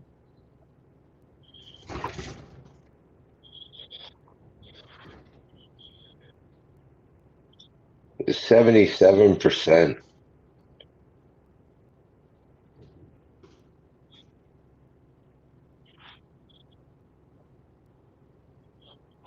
Overall complication rate of 76.5%.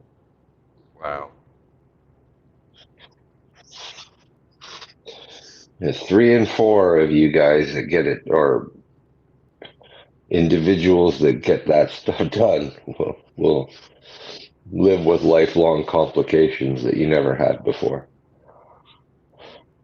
It's almost like you mutilated your body and your body doesn't fucking recognize the foreign objects that have been placed into it to make it seem like it's something that it was never born to be. Like it's almost like God's rejecting your fucking insanity, casting demons out of your own body. Go figure. They've been they've been studying it for 13 years. So it's nothing new.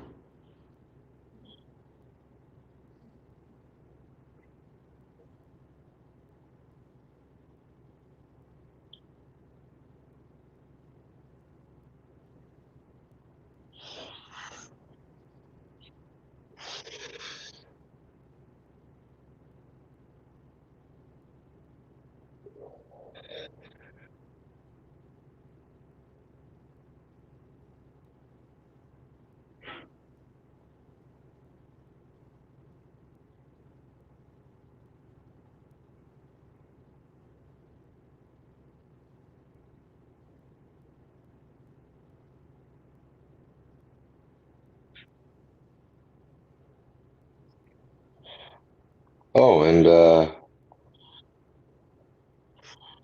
also the fact that their self-deletion rates rise 20% over their peers in the 10 to 15 years after reassignment. Join the 41%.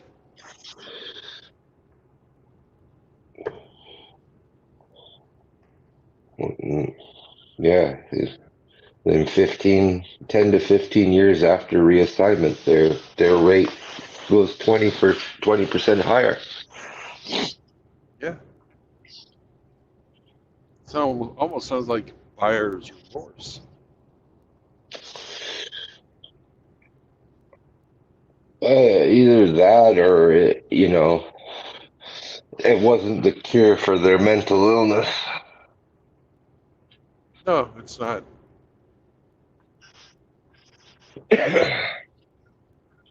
But as we showed in that fucking stream we did, the cure rate is only about 40%.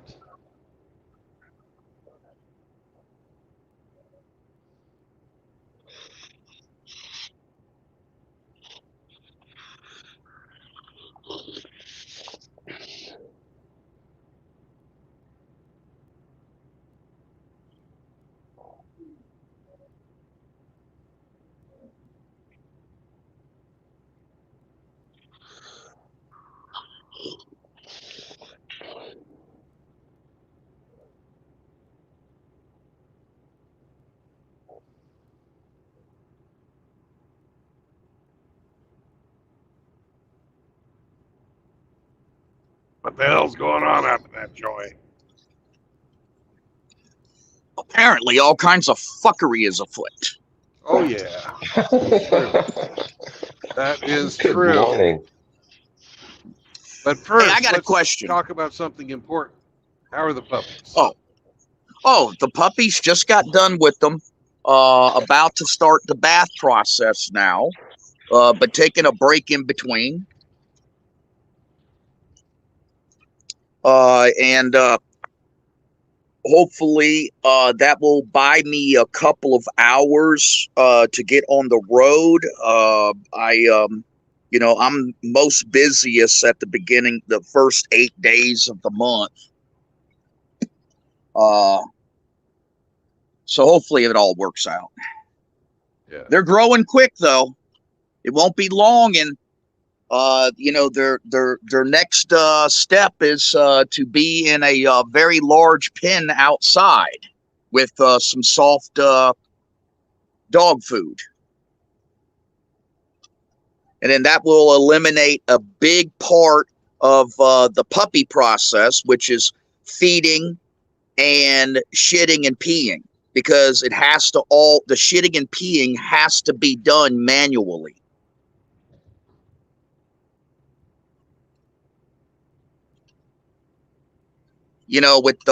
Without a mama, the mama usually stimulates them down there, and that's what causes them to go to the bathroom. And with no mama, you got to do it by hand. Yeah. Each and every puppy. Yeah. And it takes a while. So it's not just the feeding with the bottle. Then you got to do the stimulation. Then, you run through like the first 4 or 5. Then you go back and start re-stimulating the first ones if they didn't go. Yeah, it's a long process. Each puppy process takes one person approximately 3 hours to do. 2 people, you can knock it down to about 2 hours. Then, at least once a day now, I'm having to give them each a bath, because as much as you try to stimulate them to go to the bathroom when you want them to go to the bathroom, that doesn't work out a lot of times. Right now, I got them separated into 3 different crates, big crates. And I have the smallest ones, which there's 4 small ones, and I keep them together. And then the medium-sized ones, I keep them together. And then the large ones, I keep them together. So I call it elementary school, middle school, and high school. Okay.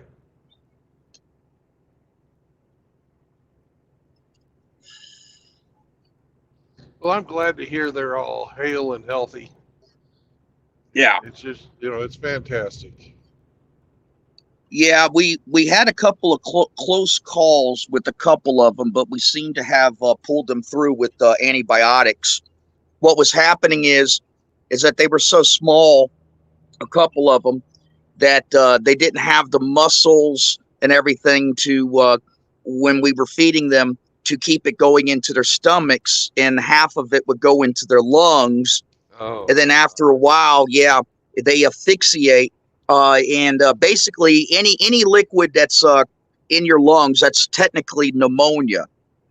It is very difficult to get out, but with antibiotics, I have been able to successfully treat it, and I got them that they're pretty strong now, so they're doing good, and they're not taking it into their lungs.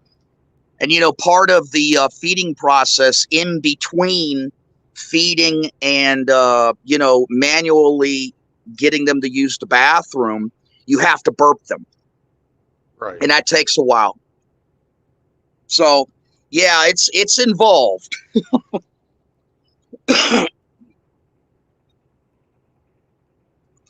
And when I started out, I couldn't use a bottle. I had to use a feeding tube. And that's scary as shit. You got this little tube, and you gotta keep the puppy still, and you gotta measure it from his nose to just one finger underneath his last rib, and that's the length. And then you mark it with a marker, and then you use a syringe, and you fill the syringe up, and you get rid of all the air. And then you got to hold. It takes two people. One person's got to hold the puppy, and the other one's got to feed the feeding tube down the throat and into the stomach of the puppy. And then you got to slowly press with your thumb on that syringe and fill its stomach up. I had to do that for the first 2 weeks. Man. Yeah. Great work, I'm Rusty. My hat's I'm not off to you, afraid to brother. tell you. I was crying. They were all screaming, and I think I'm killing them and everything. And it was nerve wracking. I think I lost half my damn hair doing it. Yeah. So my hat's off to you, Rusty. That's great work, man. Well, I couldn't have done it without help. Viper was a real big help in those first 2 weeks. Now things are much better because now each one of them can take the bottle, and they're real strong fighters. And I'm going to say about half of them are going to be freaking monsters.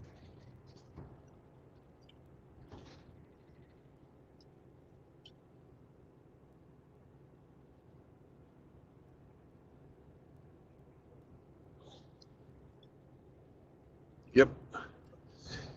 Isn't that a lot better to talk about than the fuckery? Well, yeah, but I think I have some constructive fuckery.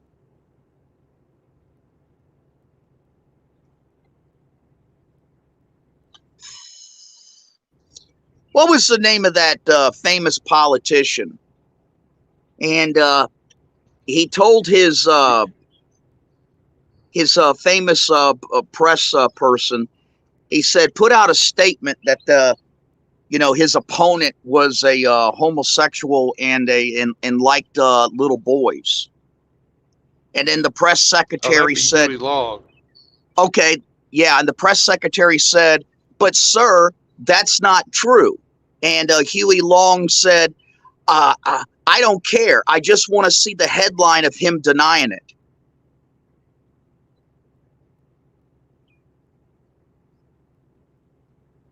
Yep. That seems to me what's.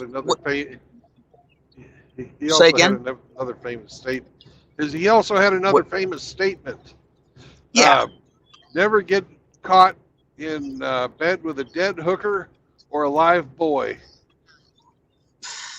Oh, yeah, I remember that saying. I forgot that he had said that.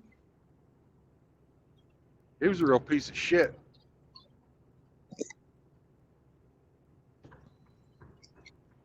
Yeah, well, most of the history of those Louisiana politicians, I mean,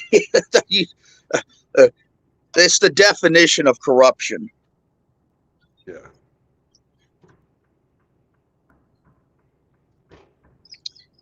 All right. But no, you guys ready to sing? You ready to sing? Oh, here comes Outlaw. Hemi, are you ready to sing? If I must. Okay. And a 1, and a 2, and a 1, 2, 3. Boys, boys, boys, boys, boys, boys, boys. Rusty, I don't hear any moist coming out of you. Sorry, moist. Moist.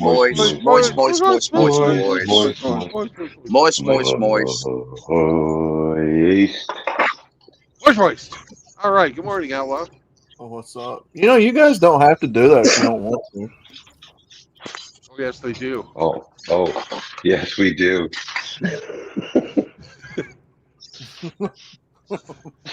Send help. Send help. Send help.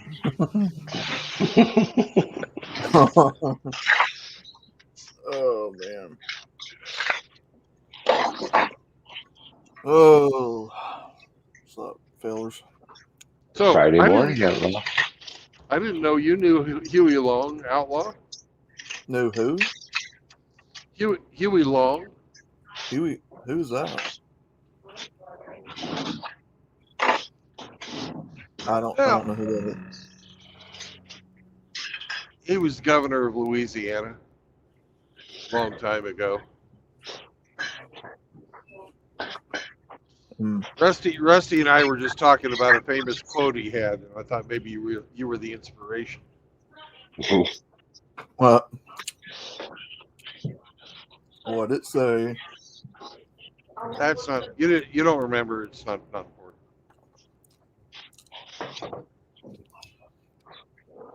Anyways, Rusty, you were going to tell us some constructive fuckery. Hmm. Yeah, give me 1 minute. All right. Mm.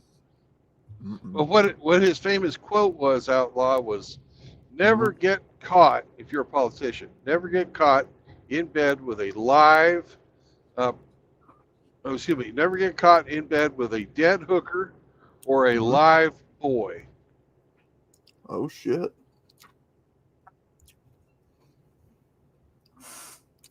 Oh, holy shit. Yeah.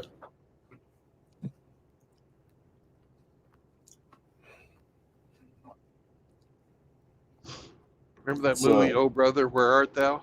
Oh, yeah. Oh, yeah. Huey Long was the inspiration for that governor in the movie.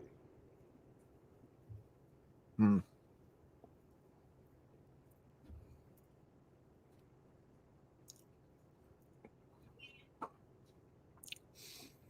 Yeah, that's a pretty good movie. I'm back.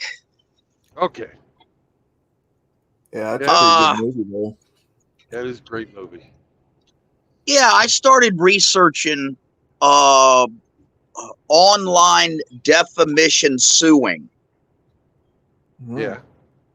And there does seem to be a lot of resources. Now, I haven't checked personally with any attorneys that I usually use, mostly because they're mostly real estate guys.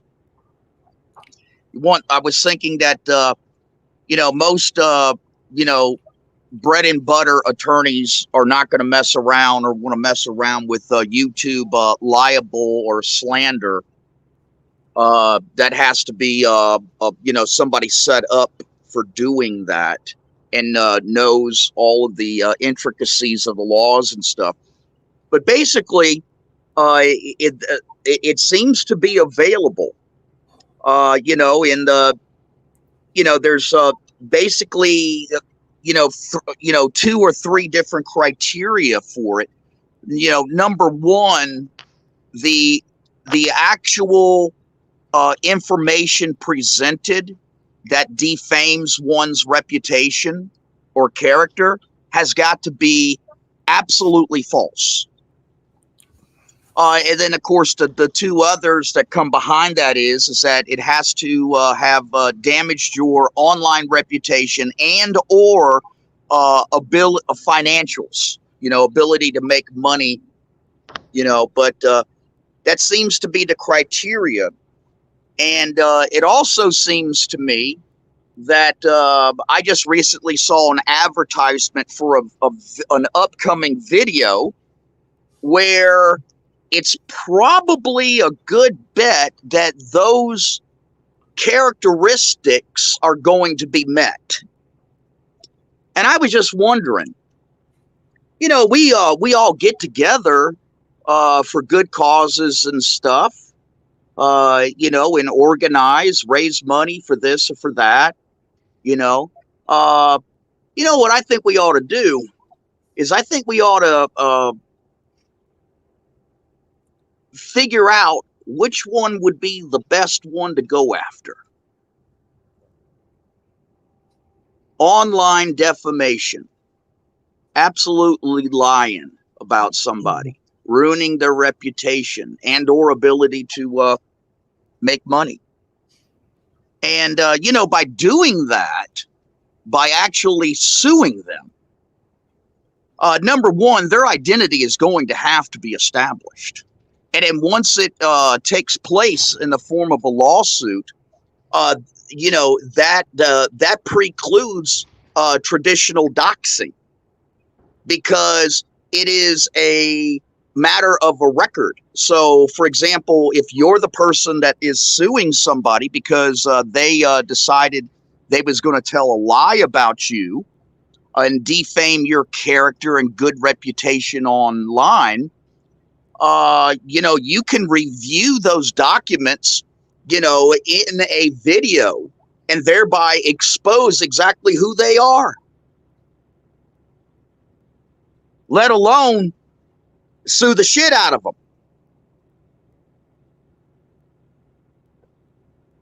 But I was just thinking that if we could come together, and review transgressions and see which one would probably meet the best criteria for going after. All we would have to do is be able to actually go after that person, and they would be an example to every single one of those other bastards. That, okay, you're going to defame somebody in a video, this is what's going to happen.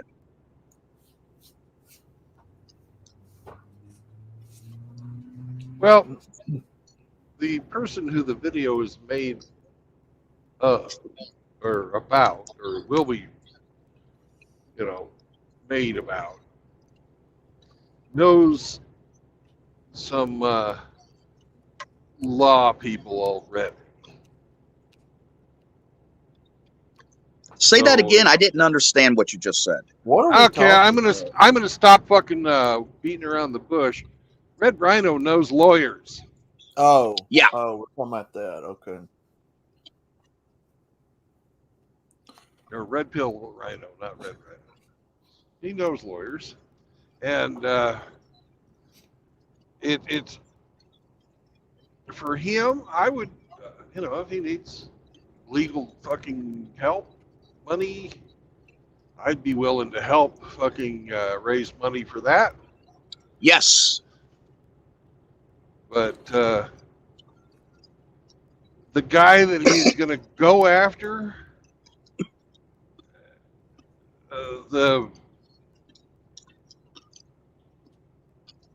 lives with his fucking parents in a trailer park.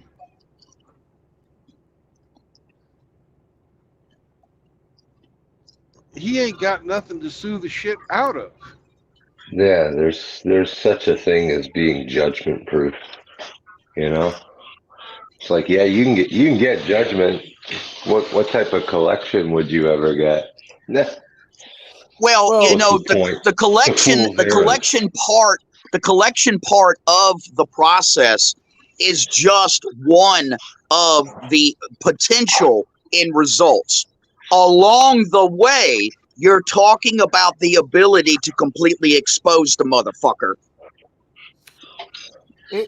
We already know who he is. Yeah, that's the thing, though. That's like, well, and it's done gotten to the point now, guys, where it's time to have something done about it. I mean, no, and that's what I was saying, Outlaw.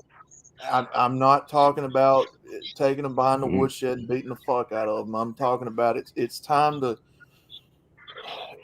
get some things settled, because they're going after everybody at this point. I know. Well, the dumb motherfuckers are getting all their fucking information from this elite. You don't know shit about shit. They're fucking, these fucking cunts. These fucking cunts have been fucking lying about people for years. Now they fucking found a new branch of fucking morons to listen to them. I'm talking about you Lazarus, and I'm talking about you Bullets for Teeth and Kush and your little fucking lapdog, fucking Incel X, you pieces of shit. Don't you know these fucking cunts? Fuck you, dumbass motherfuckers. Get the fuck out of our philosophy. Stop making fucking MGTOW videos. You're not fucking MGTOW. You hate men. Look what you did to fucking Angler, you sons of bitches. Fuck you. You're nothing but fucking garbage. Nothing but fucking human garbage. Fucking take a man and fucking get after him when he's in rehab. Fuck you, you piece of shit. You're nothing. You're nothing. You're fucking angry fucking little men who are weak. Why the fuck did why did Lazarus go to jail? Anybody ever look into that? Huh? What's the story behind that? How come you have to constantly keep moving houses, you piece of shit? You can't fucking keep your fucking family together. Look at that motherfucking shit. What's wrong with you? Huh? Why are you going after these other men? Why have you done it before? Why are you fucking doing it again? Yeah. You ran a good guy out of the community, I'll tell you that. None of them. None of them. They're all fucking garbage. Human fucking garbage. They don't give a fuck about normal men. They said so themselves. Yep. All they care about is their little fucking alphabet friends.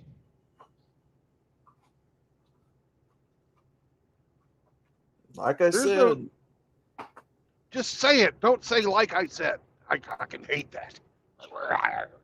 Just say it. you know what I'm saying. I know. I get the same pet peeve about people who ask, "Can I ask you a question?" You're just dead. Yeah. It's kind of like, just say it. I'm sorry. I'm fucking spun up.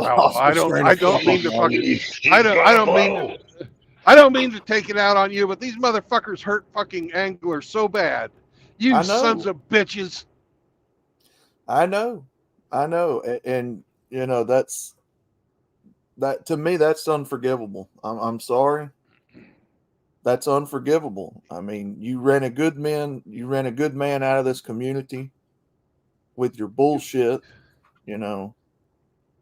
You throw tons of shit on him while he's trying to fucking heal himself. Fuck you.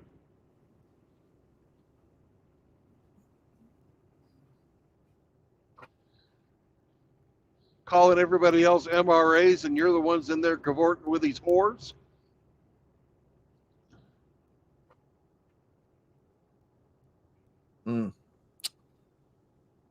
Hateful, spiteful, fucking feminine cunts is what you all are.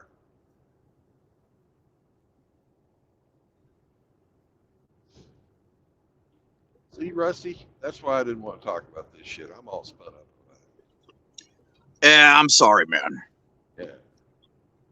I'll shut up now. Go ahead, Outlaw. Oh, no. It's just,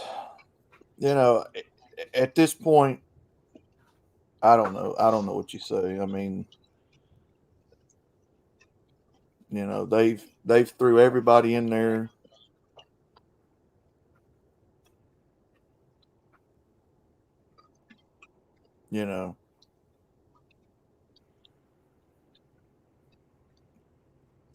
Where does it end?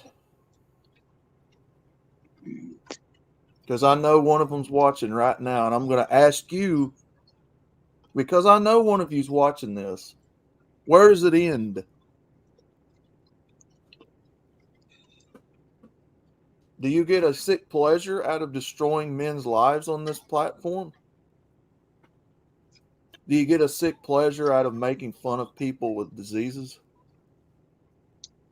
Going after people's children? Calling CPS on folks? You get a feeling out of that? Oh, I'm for men. I'm MGTOW. Go fuck yourself. You ain't no MGTOW. You ain't for men. Well, all I'm saying, Outlaw, is, as you said, where's it going to end? I mean,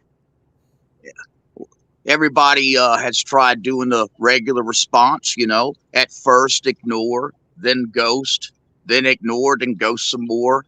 And then eventually the hit piece turns out to be about them. And then, they get compelled to start replying. And then it just goes back and forth. No,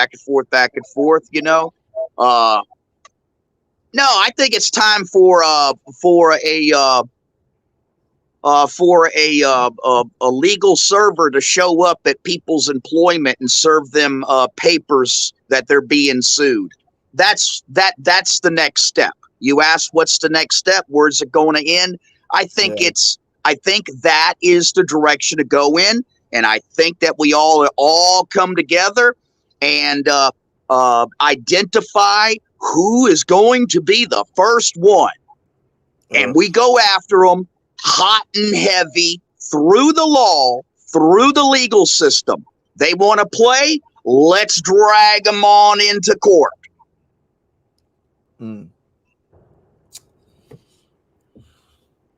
Oh, man.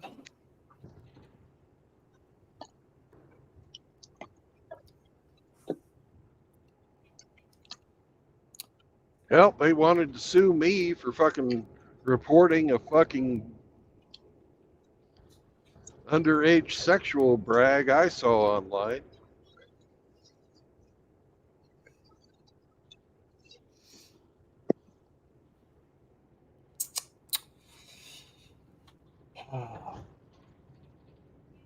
Yep. Yeah, I'm just wondering, these types of cases, they hardly ever fucking go anywhere. But you got to spend money to defend yourself if it happens.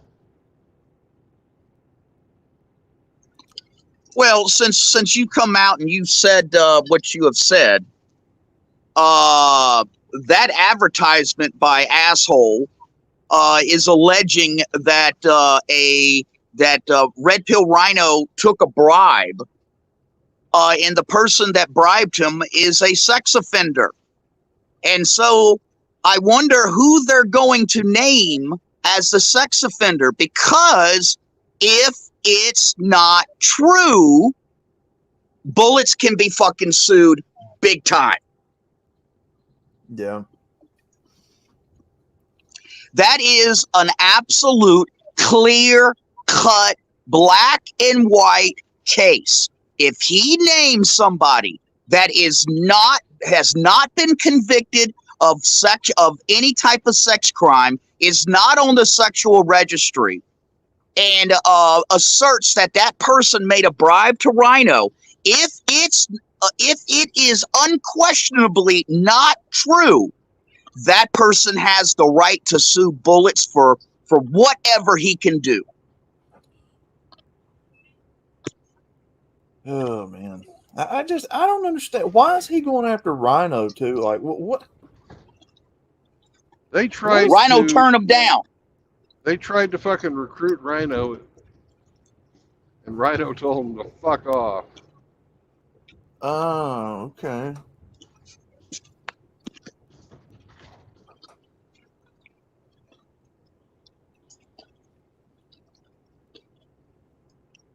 And, they get so much fucking wrong all the time. What? Rhino's not in a position to fucking take bribes from anyone for anything. He was a fucking courier driver, and now he's a dispatcher. Take bribes for what?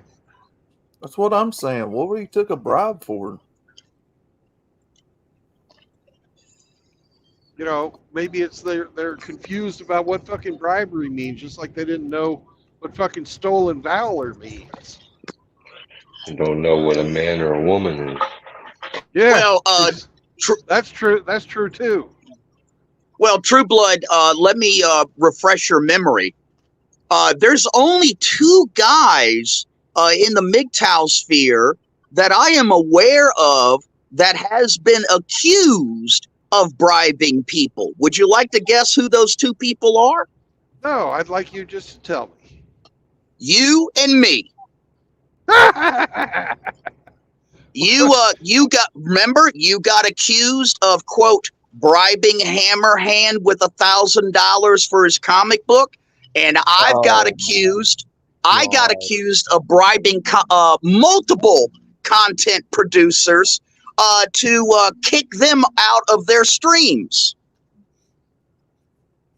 Well, I gave Hammerhand that money on a live stream. It's not fucking, and I told him what I told him in front of everyone, so there's no question. I was buying, not bribing, buying a cameo appearance in his fucking graphic novel. I had one precondition when I bought that cameo, is that if he killed me, I wanted a glorious death. Yes, I remember. I was in that stream. Everybody knew what was going on. But you see how they twist it? It's money laundering, it's bribing, it's nefarious tax evading activity. This is what these people have been doing. And I'll tell you something right now, Bullets and or Kush, if you're listening, you come out and say, I'm a fucking sex offender, I am suing your fucking asses. I'm going to go and drop as much money as I need to the appropriate attorney. I'll have you guys fucking served at your fucking places of employment. Everybody will know what kind of fucktards you guys are. So you better be goddamn careful what kind of accusations that you make about anybody. Yeah. You know, you're going after Rhino because he's, you know, let's face it, in real life, he's nobody. Just like in real life, I'm nobody. You come after me, you can't get a fucking shit. There ain't shit for you to get. Not in a real fucking meaningful way. I mean, the thing that I would ask these people if they're listening, and I know they are, what is your end goal with all this? What are you trying to achieve by running people out of the community, the philosophy? What are you trying to do here? They want to fagotize the fucking manosphere. Yeah. And they want revenge. They want revenge. That's the primary motivator here. They want revenge. They have been isolated and kicked out of all these spaces, and now they want their due. And probably every fucking thing they've ever done in their life, too. Well, Bullets, Kush, guess whose fault that is, bud? That ain't our fault. That's your fault. For being You isolated douchebags. yourself.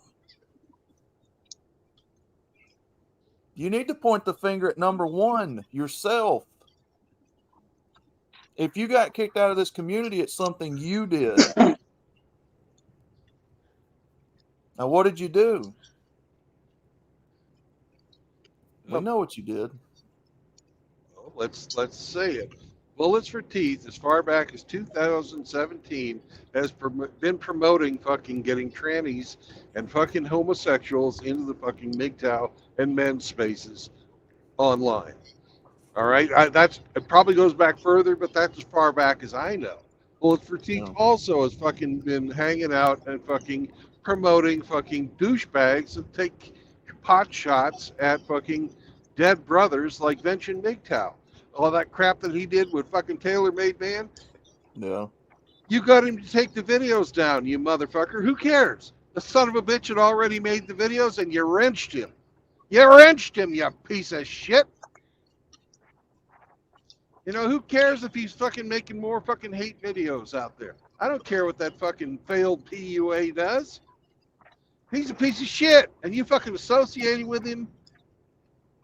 You didn't do anything good. You did nothing good. The damage had already been done. You soiled the name of a fucking well-respected, fucking beloved brother who had recently passed. Fuck you, fuck Taylor Man, and fuck all your little friends. Yeah, Bullets for Teeth. His indiscretion started against Hammerhand. Both of them more or less, within a year or two, materialized. And Hammerhand took off. His channel took off. Bullet's channel never took off. And he started attacking Hammerhand. And the very first thing he started going after Hammerhand about was that he was making the accusation that Hammerhand was going to get all these brothers locked up, giving out all this don't pay child support advice. And that's what started the shit between Bullets and Hammerhand. And ever since then, Bullets he's just been absolutely, completely jealous of Hammerhand. And that's where the whole entire fucking shit started with Bullets.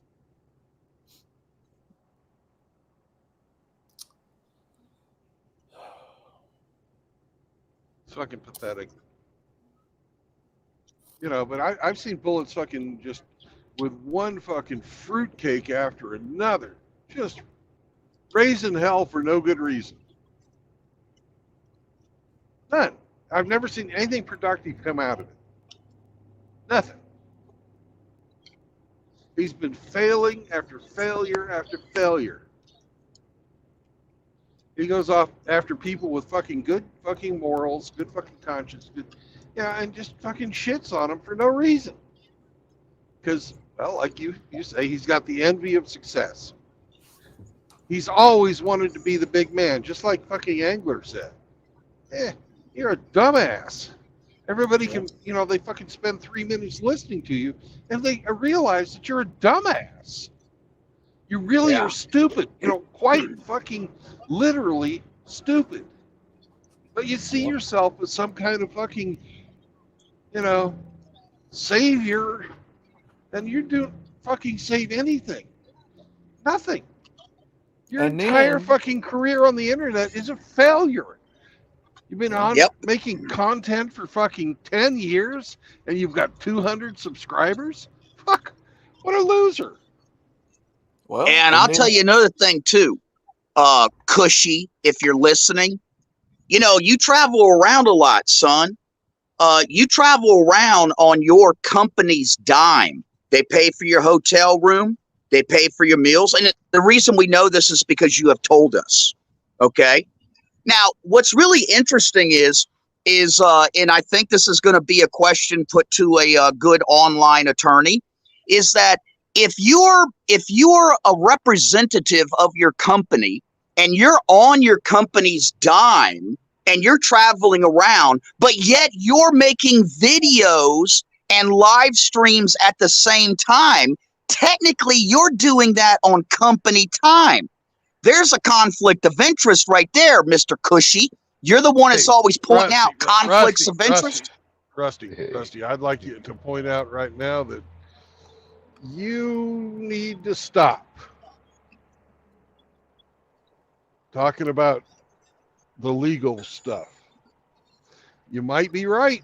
I'm not disagreeing with you, but it might not be the best time. Understood. Okay. I've got to go dewater a dog. Well, I take issue with you, Mr. Bullets, for defaming me, telling people that I'm trying to start a race war. Is that what I heard? Son, do you understand who's in this community that we talk to on a daily basis? I don't give a fuck how old you are. Do you understand who's in this community? Not just white folk. I mean, are you so blinded by your hatred for people that you can't see there's black men in here, there's Asian men, there's Hispanic men here, people from Denmark, Australia. Where? Yeah, we just had Brandon just had Red Pill in the Wind on earlier this morning, and he's a black brother. I mean, where specifically in that little stream you made, that little hate stream you made, where I specifically asked to have people in this community attack other men? I'm waiting. Because I think what it boils down to, sir, you made that little stream out of hatred and spite just to throw somebody new of the week under the bus. That was my week. Now this week it's Rhino.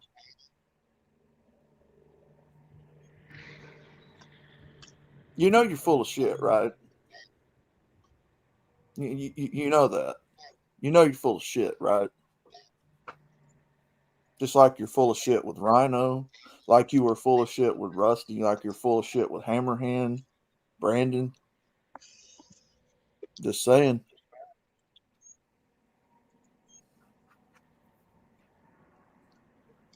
Exactly, Trug. Exactly.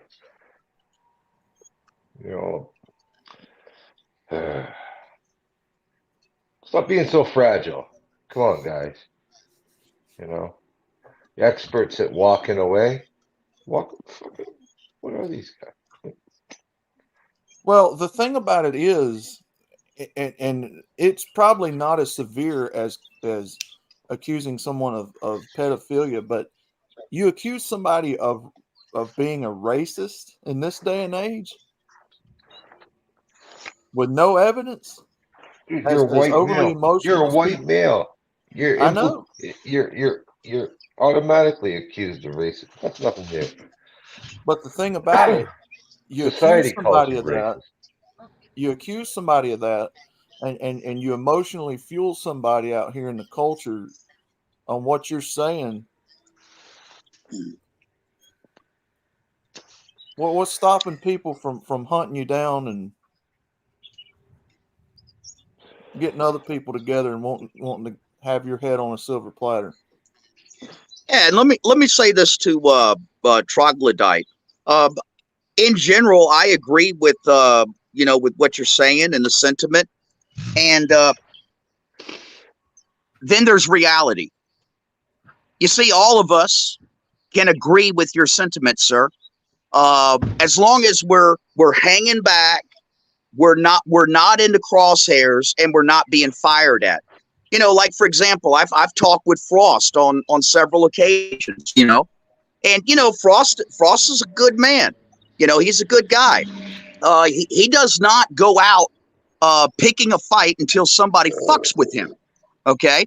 And just a couple of weeks ago or something like that, I was like, damn, Frost, man, this is some bullshit, that these guys are doing everything, and his advice at that time was the same as yours. But guess they made a video specifically about Frost, within this past week. And it's a very disturbing, sickening video. And you know what? Every man has the right to defend himself. And so, sir, I would challenge you to consider the fact that if they made a video about you and it was sickening and it was disgusting and it was full of lies like they just did with Frost, what would you do?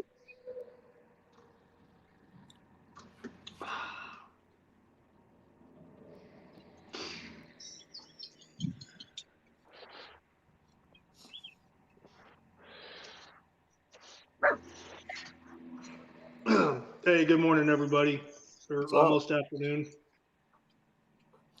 Well, hey, Troglodyte, I disagree with you, sir.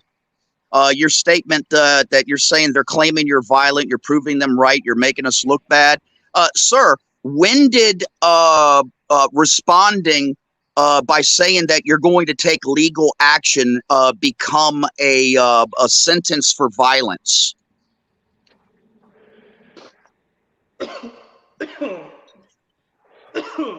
Hey, Rusty, I read that comment, man. I agree with you. Yeah, I don't. And Troglodyte, man, no. Just, this is just one of those times where certain people are going to agree to disagree. The only thing to that, go ahead. No, I was just going to say, man, I know me and my background. I was, and again, if you're listening, and I'm sure you are, listen to what I'm saying. Don't hear what I'm saying. Listen to what I'm saying. With my background, I am trained for violence. That is my profession. That is what I excelled at in my job. However, if I don't have to do that, I won't. So if you want to leave me the fuck alone and you stay on your side of the street and I'll stay on my side of the street, that's fine. If you want to come at me and you want to try to paint me into a corner and not leave me a way out, well then guess what, man? You're going to get whatever the fuck you get. Yeah, and Troglodyte, I agree with your statement that you said that's a threat by law. You're right. I am threatening by the use of the legal system. You are correct, sir.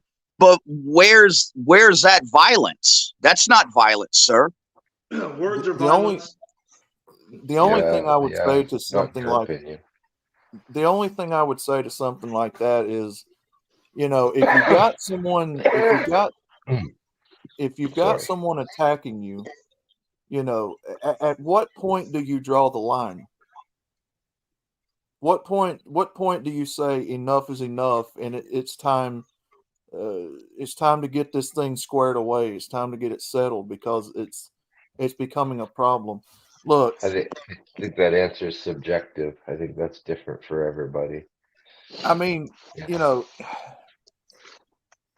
you're starting to see these people go after more people now. You know, the problem is clearly not resolving itself. So, you know, what do you do? Where do you draw the line? They have made ample inflammatory content on everybody over here to the point to where it's getting into the legal crosshairs now. Yeah. It's Hey, literally Outlaw, getting to the point to where it's about time to take some legal action. Well, it is time to take legal action for a couple of them, but yeah, the law, Outlaw, you're exactly right. And Rusty, you know, troglodyte, I mean, hey, man, the law is supposed to apply the same as us and it does to anybody else, even though we're not a pedestalized, protected group. The law is still supposed to apply and work for us, you know, in the legal parameters. I'll Best you ask can you- probably do is file some cease and desist. You know, well, I mean, when it's- when you have pushed it to the point to where you are calling the police and CPS on someone's children, I think that's a line that's been crossed. Yeah. Well, I mean, Outlaw, brother, it's no longer about just ignoring a few videos made about you and just going on about you. It's gotten to the point to where they're doxing people's personal addresses, information, phone numbers, aliases, children's aliases. I mean, it's time. It's time to start taking legal action and getting something done about it. I mean, you can't keep ignoring somebody, you know, all day, every day when they're literally doxing you in front of everybody on the internet. Now, I get what you're saying, though.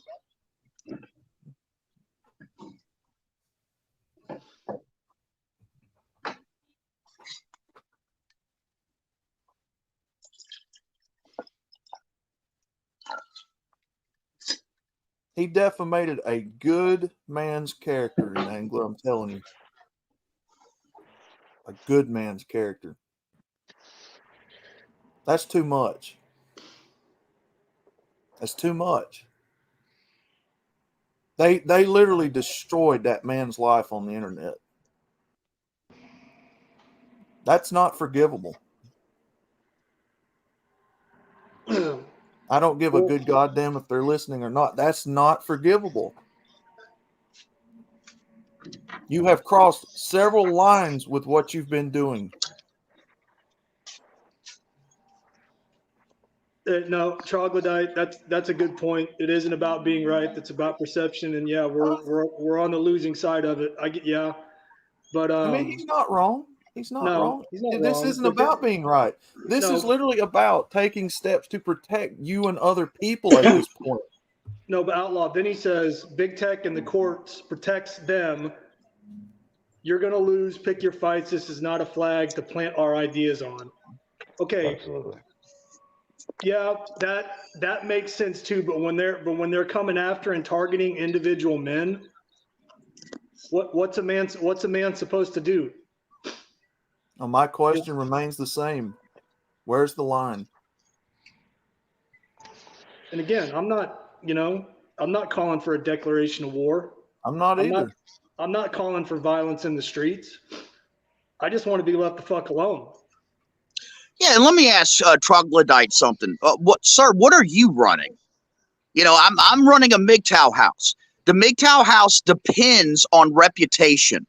The reputation is what causes men to reach out and to contact other men and inform them that there might be some relief for them. There might be some help. Okay, if you come out against me and try to destroy my reputation where the MGTOW house is concerned, you're affecting my ability to help men. Okay? That's a legal matter. Yeah. Have you registered the MGTOW house as an entity, Rusty? No, I don't have to. It's, because it's all out of my back pocket. As Bullets would like to say, it's private. So it's tied to your reputation. It doesn't have a reputation. That is correct. It doesn't That's have one correct. of its own. So the house wouldn't technically have any standing of ruined reputation because it. Oh, hold on a second. doesn't Troglodyte, are you drinking this morning? I can't believe you just put that into the chat. That's an error, sir. You should not have typed that.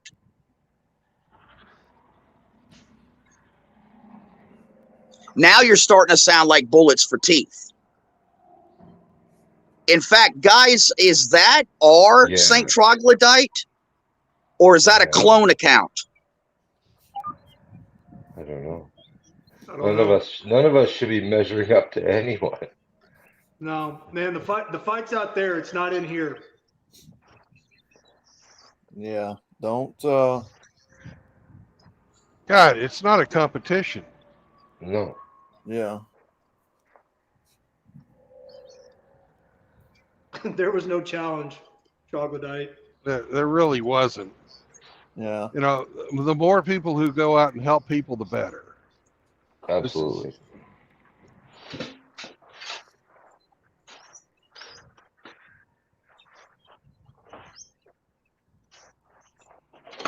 You gonna keep going, Troglodyte? Hey, it's not up to you to call him out here either. Let's de-escalate this. Come on, guys. Read what he's saying. I know what he's saying. I see it. Everybody needs to calm the fuck down. We're all on the same fucking side. Oh.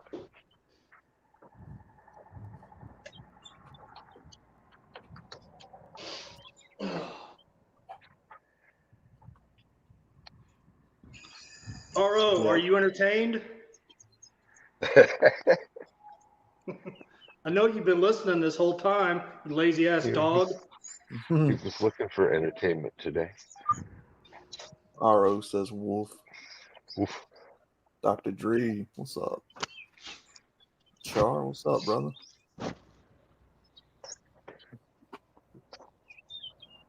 Shar, shouldn't you be asleep? Isn't it nighttime over in Deutschland? Deutsch. Deutschland, über alles. Yeah.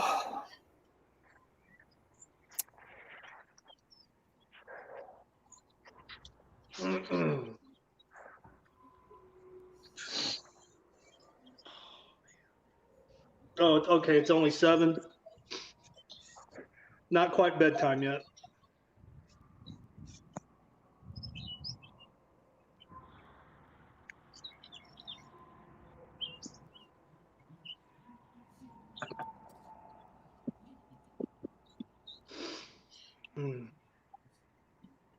What a morning.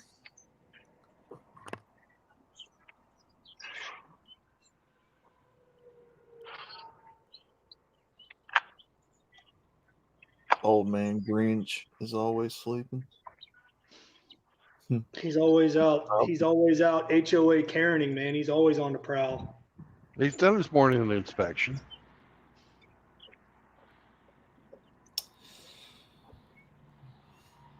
Hey, Grinch, man, when can you give up that position? Is that something that you volunteered for, or were you elected, or something you just took? He was elected. He was elected. Mm-hmm. How long is his term? I don't know. Till somebody else decides they want to do it? Grinch out there writing citations. Trash cans are not 18 inches from the curb. You were in violation.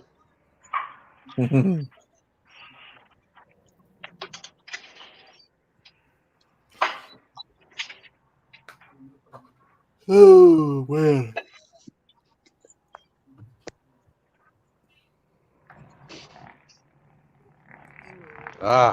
So he's in there for a year. Oh. I think it's time for pickles. But it's always time for pickles.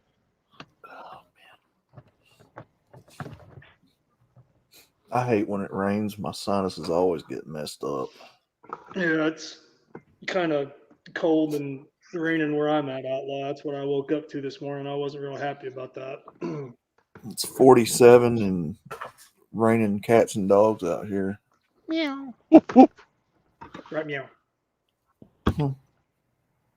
Speaking of meow, where is Father Sharders? He's sleeping. I couldn't believe y'all stayed on stream that long last night after Hammerham went live.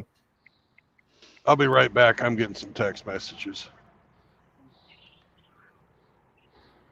Samuel?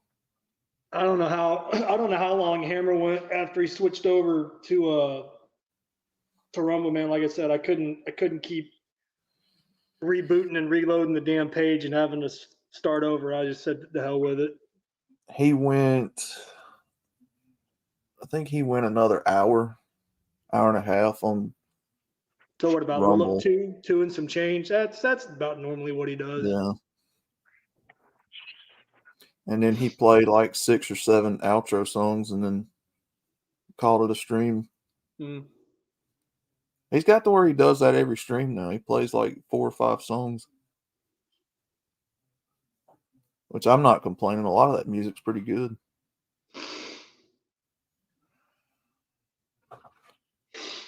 Oh man, yeah, I'm right there with you, man. Outlaw, my allergies are acting a fool today.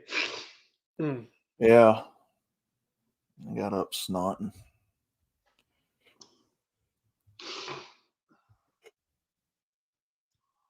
Oh man.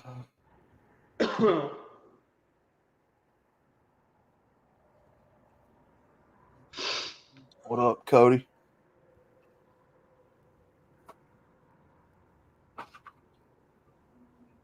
Yeah. Yeah, that chick wanted her grandparents to buy her a house. Yeah, when they're already paying for her to get a damn degree, and then she's like, "Oh, well, I'm probably not gonna use the degree I went to school for. I want to go into real estate." And then they're like, "What do you mean real estate?" They're like, "Oh, you want to be property owner?" So, and then she's like, "Yeah, I'm gonna have them help me with that too, but then I want to buy a house." I'm like, "You fucking stupid ass moronic fucking twat. No concept of how money works."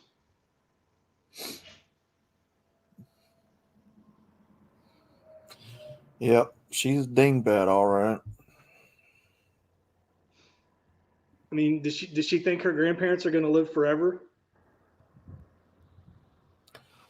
Well, she's like most all these other Gen Zs and Gen Alphas out here, you know, think that she's owed something, you know, up front, and then when she gets around to it or feels like it, she'll pay it back, which, you know, even if she had the mind to pay it back, she, you know, that's still, you're putting all the risk on the grandparents, which, I mean, come on, man. They've paid their dues to society. They've owned property. I mean, leave them alone, you know? Yeah. Well, if she was smart, she'd fucking take lessons from her grandpa or grandma or whoever and ask him, how did you make the money to do this instead of fucking trying to do her own thing? Yeah. She's one of these people from this generation that she wants what she wants and she wants it now. She wasn't willing to wait. She wants to be a boss bitch. Yeah, she wants it handed to her. That ain't how it works. I got a nephew right now. Well, 2 of them that's just like that. They would not go live in an apartment somewhere. They would not start off small. They just refused. I mean, adamantly refused to start off anywhere else but the top. Yep. Nah, And man, went and got into debt. I've already lost 2 houses full of shit. So now I'm in a 2-bedroom apartment living very, very minimalistically. So I'm good. He went and got into debt at 20, what is it, 21, 22, when he bought that house. And still paying it off, from what I understand. All because they refused to start off at the bottom. This generation of people, they think that they're owed the best of the best. You know? Well, because that's where the entitlement comes in, you know? And they don't even know where the entitlement comes from. They just think that's how things are supposed to be. Yeah. You know, and again, everybody's different, but still, you know, when my brothers were growing up, they started off in a little shotgun house when they got married.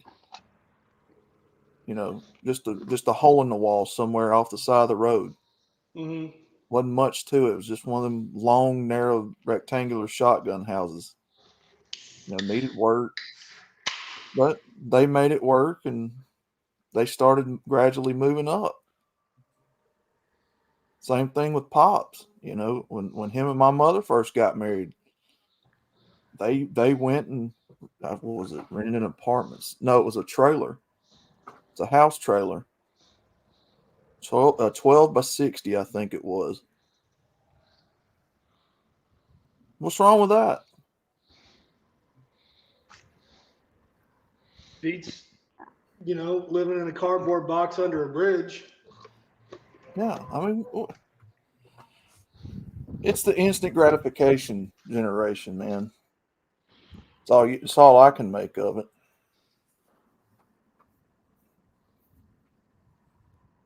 Well, Like I said,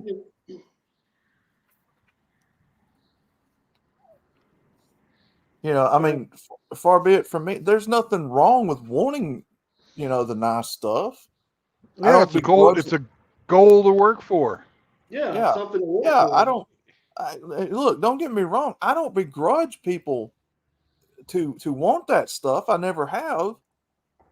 But you got to be realistic at some point, man. Who the hell at 21 starts off with that stuff? Oh, there's no reality anymore. Because unless you're just born into money. Because their sense of reality comes from watching, the Kardashians and all this other crap on TV, and they think that's real life. So that's their reality. They don't live in reality. That's right. They don't know anything like Sam does. My Sam. He knows what it's like to be behind bars, be facing the death penalty. Then we took him on the lam, and now he's nationwide.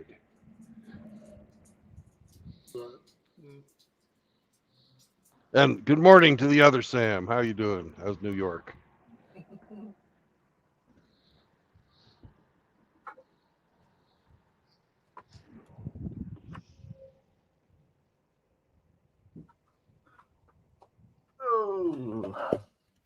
It's just like an automobile. Same thing. Hey, Cody. They weren't going to start off with no clunker or no, lemon. Mm-hmm. They had to start off with that $50,000 to $100,000 Tahoe or that. Oh, like y'all are just ridiculous, man. Well, I mean, with what cars cost anymore, man, like even a base model vehicle is, you know, ridiculously overpriced. So hell, even buying used cars, if you can find a decent used car that's low mileage, they're still gonna fucking overcharge you for it.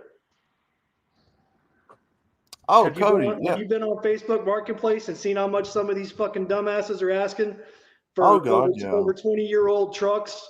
You know, Oh God, yeah. with 200,000 miles on them. God, yeah. Oh yeah. I seen what was it, a 2006. Yeah, it was a 2006 Chevy Duramax 2500.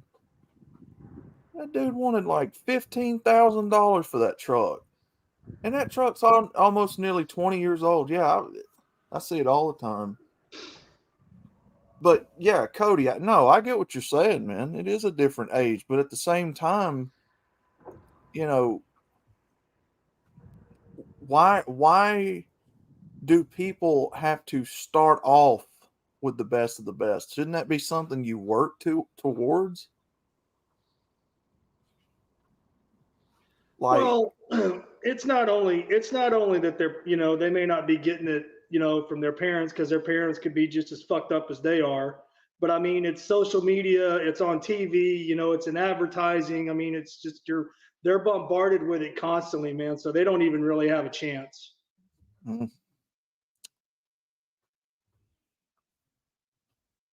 Especially women, buy, consume, consume, consume.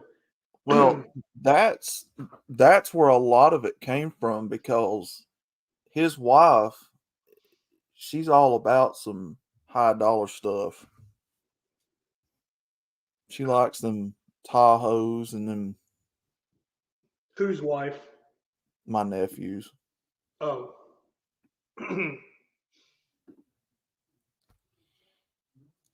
Well, I mean, when I was, you know, when I was married, even though I was young, I was making decent money, and you know, the cost of living was a lot easier to live with. You know, so I could afford to buy nice things and have nice things. I mean, not saying I live like, you know, a damn millionaire or anything, but I mean, we had nice furniture, we had nice places to live, you know, we had nice clothes. Hey, So I mean, if you can afford it, go get it.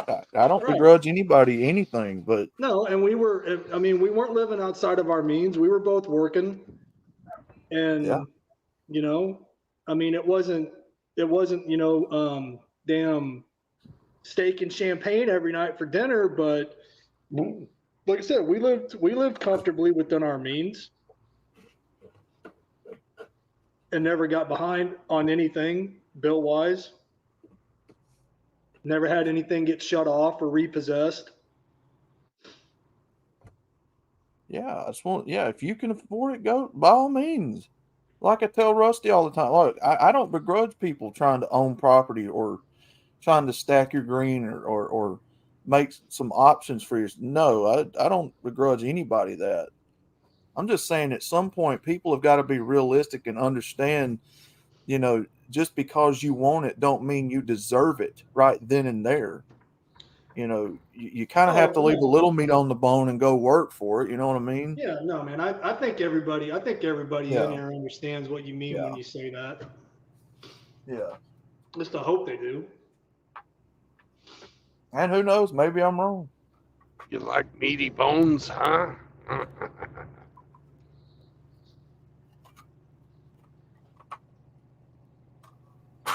I don't know, man. You know, RO likes to chew on bones too. Ooh.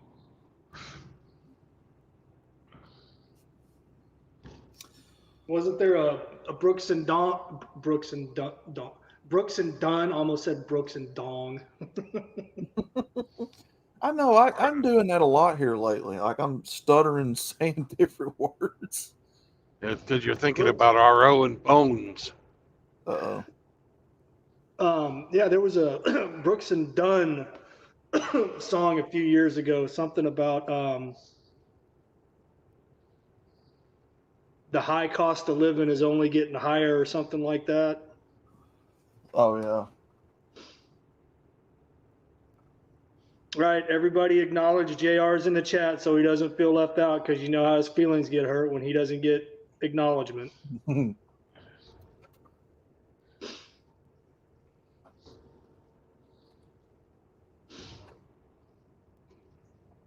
Three.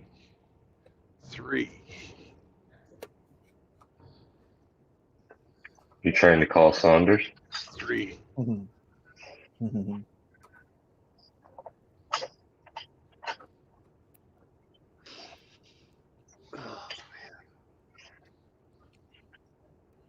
Yeah, coffee. That's still something I don't drink. My brother makes fun of me all the time. That's a man's drink. You don't drink coffee? Never developed a taste for it. Oh, It's not bad. I mean, I'll drink it, but it's not something I have to have every morning. Yeah. Well, it's not. It's not. Rather for have everybody. the meaty bones. You'd rather have his cheesy eggs with garlic powder and his juice. That's no. I make that maybe once a week, something like that. Once 2 weeks.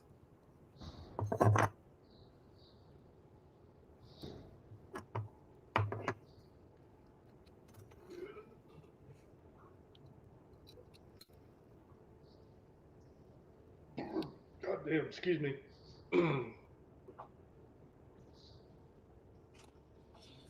Yeah, this is what it is. I mean, he's like, what are you a sissy for? Why don't you drink coffee?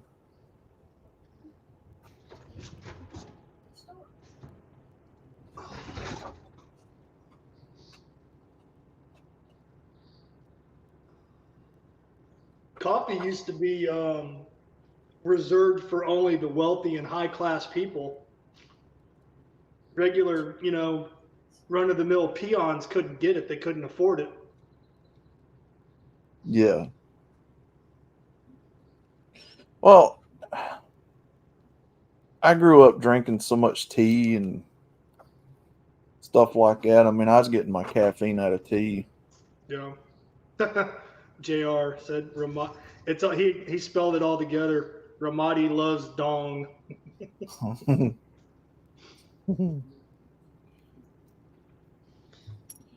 No, that was not a Freudian slip when I said that. Sometimes my brain just misfires. Minute Maid. Hey, come on now. Don't attack my Minute Maid. That's pretty good. When I'm trying to formulate words and thoughts, sometimes my brain just kind of sputters for a second. Hey, come on now. Come on, RO. The Minute Maid's pretty good. I ain't gonna lie to you. That's probably not good for you, but it's pretty good. I mean, it's kind of sweet. It's not real. Yeah. I mean, it's good though. I like it. I used to drink it growing up in school. Liquid goy slop. My favorite juice has always been orange juice. Oh, now if we're talking about that, yeah, apple juice. I like apple juice. And orange juice with no pulp. I don't like pulp. And I think orange juice comes in like 50 different varieties. I like smooth orange juice. Pulp, no pulp, calcium, no calcium, sugar-free, fat-free. It's like, it's fucking orange juice. Every now and again, if I can find it, I like the pomegranate juice. Yep, pomegranate's awesome. If I can find it. I can't never find it half the time. That was the beautiful thing about living over in Eastern Europe and visiting, or being so close to where they grow them. You get pomegranate anytime you fucking want it. They had guys on the streets. All they had was fucking boxes of pomegranates and a fucking juice squeezer. Pay them fucking, I think it was 7 grimas for a glass, and each grima, it's 25 agreement to the dollar. Yeah.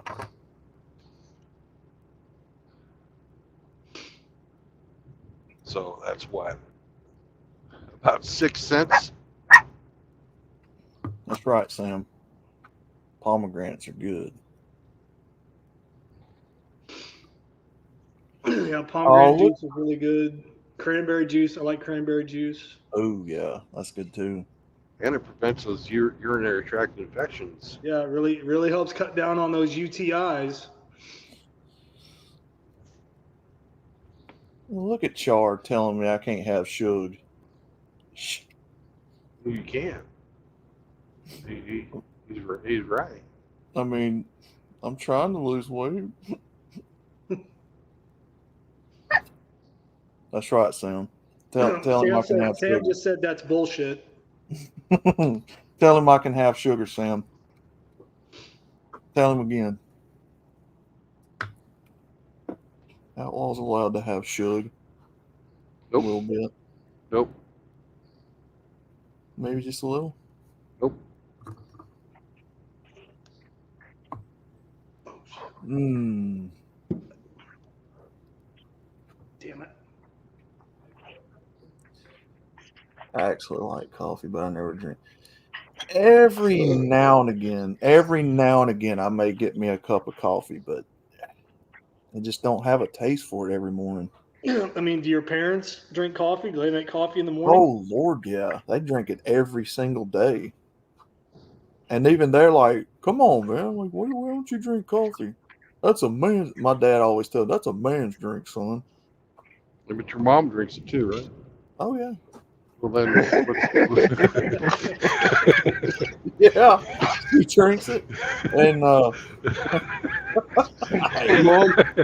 you drink a man's drink. well, they're just teasing. I didn't think My brother you were does the going to same catch that thing. outlaw when he said it. I thought that one was just going to blow right by you, but you caught it. Good job. No, Mom, you hear that? Dad's calling you a man. well, my brother does the same thing. He's like, why don't you drink coffee, sissy boy? Then you get to sit back and watch Mom kick your dad's one-legged ass. But my brother, he's got an addiction because he'll drink 2 whole pots of coffee a day by himself if he makes it. So I used to be one of those people that I drank coffee all day, whether I needed it or not, until I started throwing up to the point where I was just throwing up stomach bile and I was starting to give myself ulcers. So I had to cut back. Oh, Sam, I call it Suge being funny because of that. What's that chick on King of the Hill? It always called Dale Suge. That was his wife. Yeah. Nancy. Yeah, that's where I got it from. I always call it Suge sometimes being funny. She was the one that was having like the damn 20-year affair with John Redcorn, and everybody knew about it but Dale. Yeah, Suge. He's gonna need some supplies for school. Shackelford. Rusty Shackelford. Pocket sand. Shasha. Cha-cha! Oh man, I miss that cartoon. That was a good show. I know people who are like every one of them guys right now down here. It's hard to build no tree. My brother literally looks like Hank. Oh, really? He literally looks like him if you were to ever see him. You know, now he's getting lightheaded, but Hello, looks like Bobby. I don't look like my dad. I think the funniest one on that whole show was Hank's dad, Cotton. Oh yeah. I killed Hit him in. I got my knees blown off and more. Oh, it sounds so effeminate. No, it's just a joke, Sam. God damn it, Bobby. Did Hank ever cuss? I don't think he actually cussed. He would say, I think damn he said, it, Bobby. Dang it. Yeah. Yeah, I don't think they actually used profanity in that show. God dang it, Bobby. He'd say hell and damn a few times, but that's not really. Maybe, yeah. I don't. Strickland, I sell propane and propane accessories. I don't understand why those are still considered swear words when it's like part of common language now. Everybody uses them.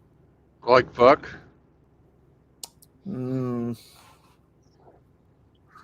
That one's a bit more extreme, but Yeah, but it's used. They use that It's on used TV more. all the time now. That doesn't even make people blush He- anymore.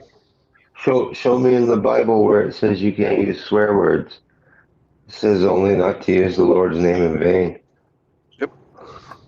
This says Yeah, nothing about. It says nothing about modern vernacular curse words. well, even shit. Like I say shit all the time. Ass. Those are laws of men, not laws of the Lord. You know, fuck. Fuck's a bit more extreme, but and obviously don't say goddamn. That's bad. 10 That Hail one Marys would and be fuck a that one bitch. would be written in the good book. 10 Hail Marys and fuck a bitch. That's Cody okay. Davis. Cody says, always thought it was funny to mixing levels of cursing. Imagine Hank saying to Peggy, "Dang it, Peggy, you're being a gosh darn cunt." I could not stand her. Yeah, Peggy Peggy. Hill. I can't stand none of the women on that show, honestly. Oh God, outlaws misogynist. You hate women. You hate all women on that Yeah, show. why do You you hate hate all women? women. There Yeah, ain't those there aren't ain't a even real single women one that that's you Who hate. hurt What's you? up with that? Who hurt there you? ain't a single one that's funny. I mean, they're all Which one of them Spoken like a touched you true in the misogynist. no-no? Which one of those imaginary fake women touched you in the no-no square? Yeah. who hurt you? Which cartoon character hurt you? You probably That's had a crush on Nancy, but you knew she had it bad for John Redcorn, and you knew you couldn't even measure up to him. John Redcorn. Oh man. No, I don't tend to find women funny whatsoever. I mean, shocker in a MGTOW community, right? But Misogynist. Misogynist. I mean, Absolutely. name me a funny woman in modern day. I mean, there's really none. Well, when you put me on a spot like that, it's kind of hard, man. You got to give me a minute to think. Now, if we go back in the old days, and we've had this conversation many times on the stream, I don't know. Vicki Lawrence wasn't bad. Betty I thought that. Betty Carol White Burnett was funny. Betty Be- I White. thought the female comedian that collapsed on stage talking about her vaccine status was fucking hilarious. I don't know what you're talking about. Yeah, when she just shorted out and dropped on stage, yeah, that was pretty funny. Oh, that part where Katy Perry's eyeballs started twitching on stage. No, Well, she's not a comedian. I know. True Blood said Betty White, B. Arthur, Carol Burnett, Vicki Lawrence. B. Arthur, yeah, she's pretty funny. I don't know. I never fucking liked B. Arthur. I saw her on All in the Family the other night. You know, she was a Marine, Brandon. I can believe it. She's a manly woman. That's a man, baby. As far as I know, she did not serve alongside men. I don't know. I wasn't there. Oh God, Radical! No. I've never come across any of them that made me laugh like Dave Chappelle or they're just not on the same level. Hey, Ramadi. When I was in, they used to call themselves women WMs, Women Marines, but all the guys would call them walking mattresses. Was that still a thing when you were in? Well, we called them, yeah, I mean, we used the term WM. I mean, even though I didn't serve with females, but later on towards the end of my career, and I don't know where it started, man. It probably started in the E3 and the E4 Mafia. They started calling them Wookiees. Wookiees. Yeah, and back in World War II, they were BAMs, Bams. Yep, Damn. broad ass Marine. Oh. Amy Schumer, radical. Sad dumpling. Radical. I don't even like seeing her on my smart device screen. She's nowhere near funny. There's nothing about Schumer that's funny except maybe her body shape. No, she didn't used to look like that. When she first came out, she did not look bad. She was easy on the eyes till she opened up her mouth. What's that fat chick that's always in the movies that everybody thinks is so hilarious? Tammy something. Fuck if I know. Even she's not funny. I don't know, man. Fat. That's a pretty generalized statement. There's a lot of them out there. Y'all know who she is. Joan Rivers was funny. Y'all know who I'm talking about if you've seen her. No, we don't, Outlaw. Oh yeah, Michael, ask Obama. He's been living with a man in the White House for years. That's what they say. That's what got her offed. That's right. I don't know if that's true or not, but that's what I heard. They killed Joan. Yeah. She come out and admitted Obama was dating a man. Which looking at Michelle Obama, I can believe it. Big Mike. Big Mike. Y'all better quit talking about me like that. Show some respect and call her by her proper name, Big Mike. Big Mike. Big Mike. Oh man. Oh God. Have some respect for your former first lady. She ain't my first man. Well, or first fella, or I don't know, man. Now that we know, He ain't my first. She ain't my first lady or first man, whatever he was in the White House. Just like Jill Biden ain't my first lady. Well, technically she is. That's y'all's president. That ain't my president. You a sovereign citizen? Nah, sorry, I don't claim either one of them. I don't acknowledge any of it.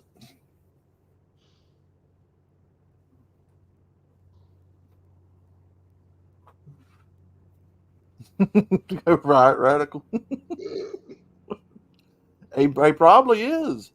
In all seriousness, he probably was. Was what? The first gay president. Yeah.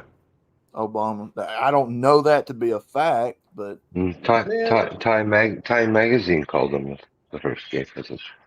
I almost think that's like a prerequisite, man. If you're in that upper elite, circle, Right. I think they're all damn swinging both ways, man. Yeah. Well, it's starting to come. There's a lot of it coming out about the rap industry right now. A lot of people's exposing that. There's a lot of. Oh shit, man! I saw Salty Cracker. Was it? I don't know. A couple weeks ago, and I don't know how old the interview was, but it was Ice Cube that admitted on camera that gangster rap, the whole industry, sponsored by the CIA. Yeah, sponsored by the government and the CIA. Yeah. That's all part of Operation Mockingbird. Fucking Mark Dice has been fucking talking about this for fucking 15 years. Or maybe it was Mark Dice that did the video. Yeah. No, Mark Dice really talks about Mockingbird a lot. Well, if you'll do a little digging research, well, you guys probably know, but anybody out there watching, if you'll do a little bit of research, you find out that the government and the CIA have had a lot of those things happen to the black community back in the 60s. Not just the blacks. Not just the blacks. Engineering society all over. Not just them, but I'm saying for them specifically, you wonder where all the weaponry and the drugs in their communities come from. The government initiated it. There used to be documentaries all over the YouTube page here years ago before they scrubbed all that of the CIA sending in train cars in these ghettos full of weapons, and these people would come across them and start shooting up and killing each other for free. Just no string. They'd find these train cars with weapons filled to the brim in them. Well, you think the crack epidemic in the 80s in the inner city neighborhoods, you think that was an accident? No. No more than I think the fentanyl right now is an accident.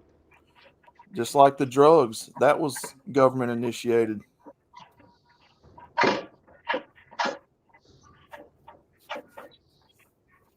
Just like right now, I believe that the fucking push to legalize marijuana, which should have been fucking legal all along, is out there to fucking chemically fucking subdue the fucking populace, to make people mellow.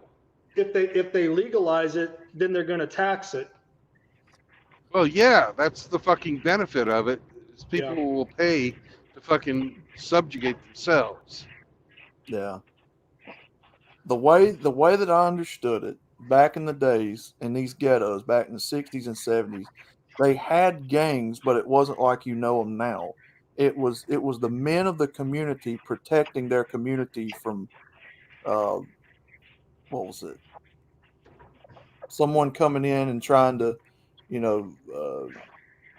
business hustle them and, move out mom and pop joints or trying to make a move, that sort of thing. And then when the government and the CIA started busting in all these train cars full of weapons and drugs, and that started cycling through the communities, the gang warfare changed, and it turned into what you see now, the gang banging and the, wearing the colors and all this crap. Well, that color stuff has always been part of it. There was always gangs, right? Yeah. There was never money. Yeah. There was never money. Now the fucking, the CIA, if y'all don't remember the Iran-Contra affair, CIA fucking was using drug money, primarily from the, Contra rebels of Nicaragua, to fund buying weapons to send to fucking Iran, who we had a fucking weapons embargo on. Now think about it. Yeah. All right, so they were using the money to fucking arm up fucking Iran so Iran could fight Iraq, because Iraq was part of fucking the Soviet sphere of influence. Yeah. And this was all done without any fucking oversight from the executive branch. This wasn't done without, with any oversight from the judicial branch or any oversight from the fucking legislative branch. That fucking agency was fucking just doing it because they could. Yeah. In our names. These motherfuckers are out of control. Where do you think the Mexican drug cartels are getting all their military grade weapons from? Well, they get them. You remember fucking Operation Fast and Furious? Mm-hmm. Yeah, I remember that. I remember studying that. Well, I mean, you think about it. Has anything changed in modern day? When you have protests everywhere, it's gotten worse. where these magic, pallets of bricks start showing up with saran wrap all over them in these protest areas. I mean, is it any different now? The government has always had a hand in some way, shape, or form in starting off all this bullshit. Now, who knows who's putting the bricks there? But you can rest your bottom dollar at somebody higher up. Oh, somebody higher ups just turn a blind eye and let these fucking guys do that themselves. They don't have anybody to deliver the bricks in the government. They just don't. They just don't fucking watch it. They don't fucking. Yeah. They don't fucking police. Mm-hmm. If you're part of the fucking correct political message protest, nothing is going to be done to you or about you. Yep. Those Until it's- pallets of bricks aren't just materializing out of thin air, because I've seen that shit with my own eyes. When there was a damn No, they're BLM not. riot in Tulsa. They're not materializing out of thin air, but there's nothing being done to stop it. No. Right.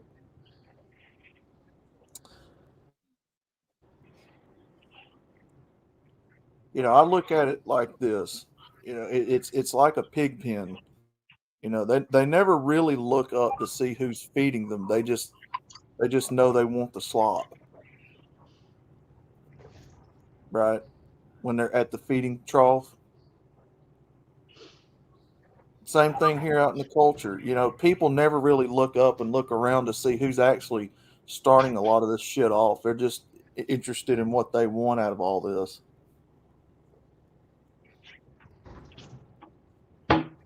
No, I'm not calling people pigs. I'm a pig.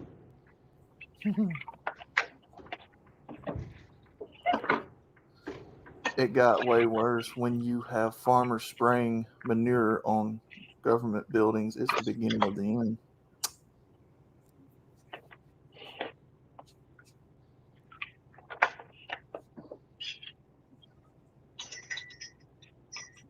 Yeah.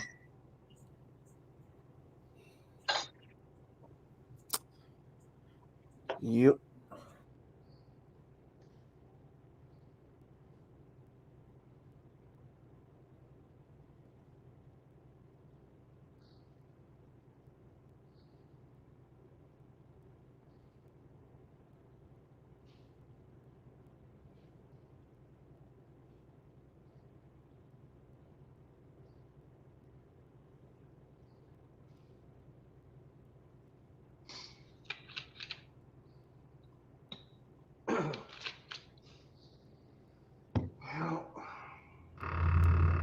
Somebody's getting rich off all that shit, and it sure as hell ain't me.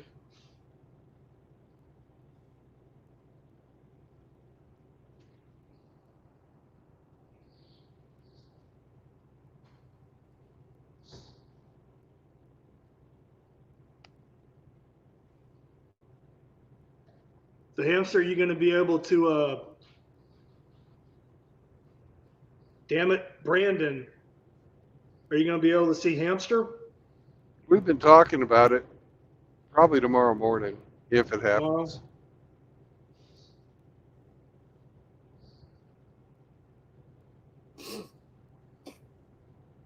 Tonight would be better for me, but he'd probably be drunk by the time I get done working.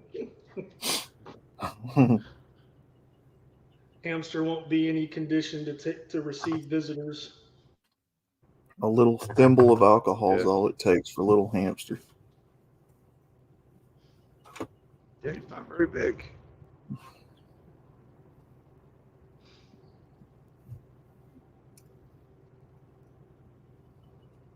He gets drunk on just a little bit of thimble of alcohol. There's the yellow freight terminal, completely fucking empty. Nice. Right, drunk hamster. No. That's a new concept. I've never seen hamster get drunk ever.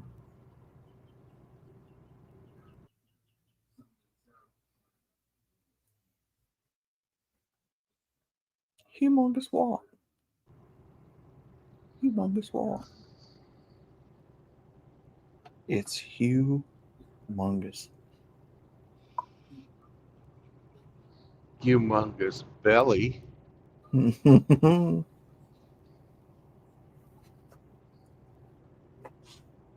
Excuse me. This man just abused me. He just abused a woman. Is that clip even still on YouTube. I'm sure it is. There was That was probably a million people fucking copied that. God, that was so funny the first time I saw that. This man just Which, abused me. He just abused a woman. That's disgusting. Oh, no, I didn't.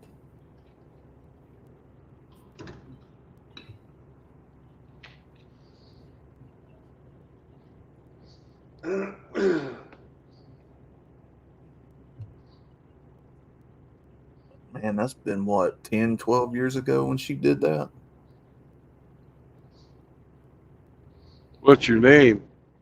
Hugh Mungus. Humongous what? Humongous what? Humongous Big- dick. I think Big Chungus come out of that too, didn't he? That meme, Big Chungus. I see him on Chaos's streams every once in a while.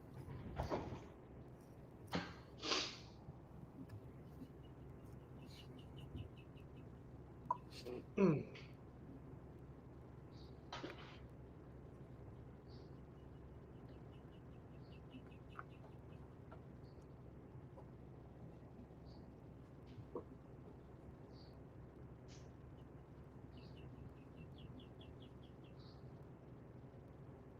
You just abused a woman.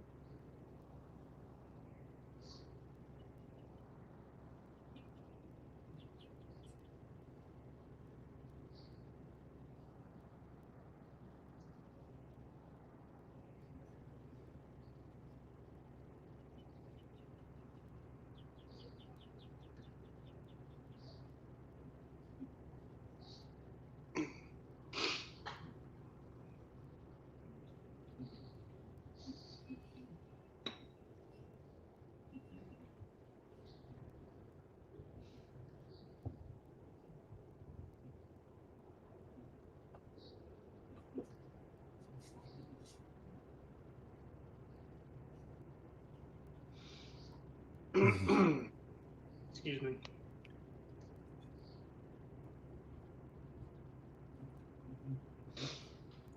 All good, Governor. Oh.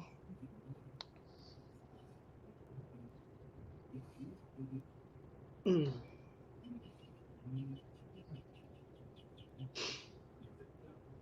It's Friday, right?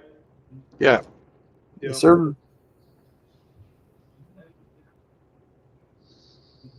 God, it's hard to believe it's already March. This year's already starting to go by, ain't it? They seem to get shorter and shorter every year the older I get. Welcome back, Wind. Yeah, I had to get to a better area of 540. I told somebody that yesterday, Ramadi. Might have been me. You know, I used to think that them old folks, my grandparents and them back in the day, were crazy when they'd say, "Oh, you just don't know, son. When you get older, time seems to go by a lot quicker." I'm like, what? Yeah. I'm 37 and I'm noticing it. Yeah, I'm right behind you. I'm 35. I'm noticing it. It seems like it started right after high school. You know, when I was in high school, it seemed like days just drug on, like you'd never see the end of the week. And then after you got out of high school, it's like, God, I see Friday all the time. Then you'd get out of school on Friday afternoon, and then it would be the weekend, and the weekend would blow by like that. Yeah. You know, and then you get out of school, and the weeks drag on, and the weekends seem to go by even faster because you're not in school anymore. You're actually an adult and working. So yeah. Just time just seems to speed up the older you get. Right. Yep. Basically,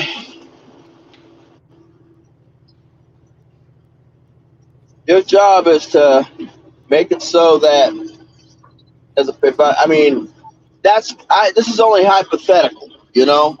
It's only hypothetical because I'm not a parent. I don't have any kids, but I think a job as a parent, one, it doesn't stop after they turn 18, you know. Yeah. The other job is to make sure is to try to have your children with the knowledge that you wish you had, not the life you wish you had, the knowledge. Right. Because knowledge is better than having an easy life. Knowledge will allow the kid to see hardship and say, "Hey, dad or mom taught me about this." Yeah. You know, dad or mom taught me about this. I can get through this, and I can pass, and I can get through this. He left me all the tools to get through it. You know, I was like, I wish oh god dang on Nashville, freaking Knoxville. I mean, my dad left me a lot of tools, you know. Mm-hmm. My dad left me a lot of tools. But the thing is, I'm more than likely not going to have children, you know. I'm more than likely am not going to have children. Yeah. I mean, I'm 37 years old. I've been celibate by choice for 11 years. Yeah. You know?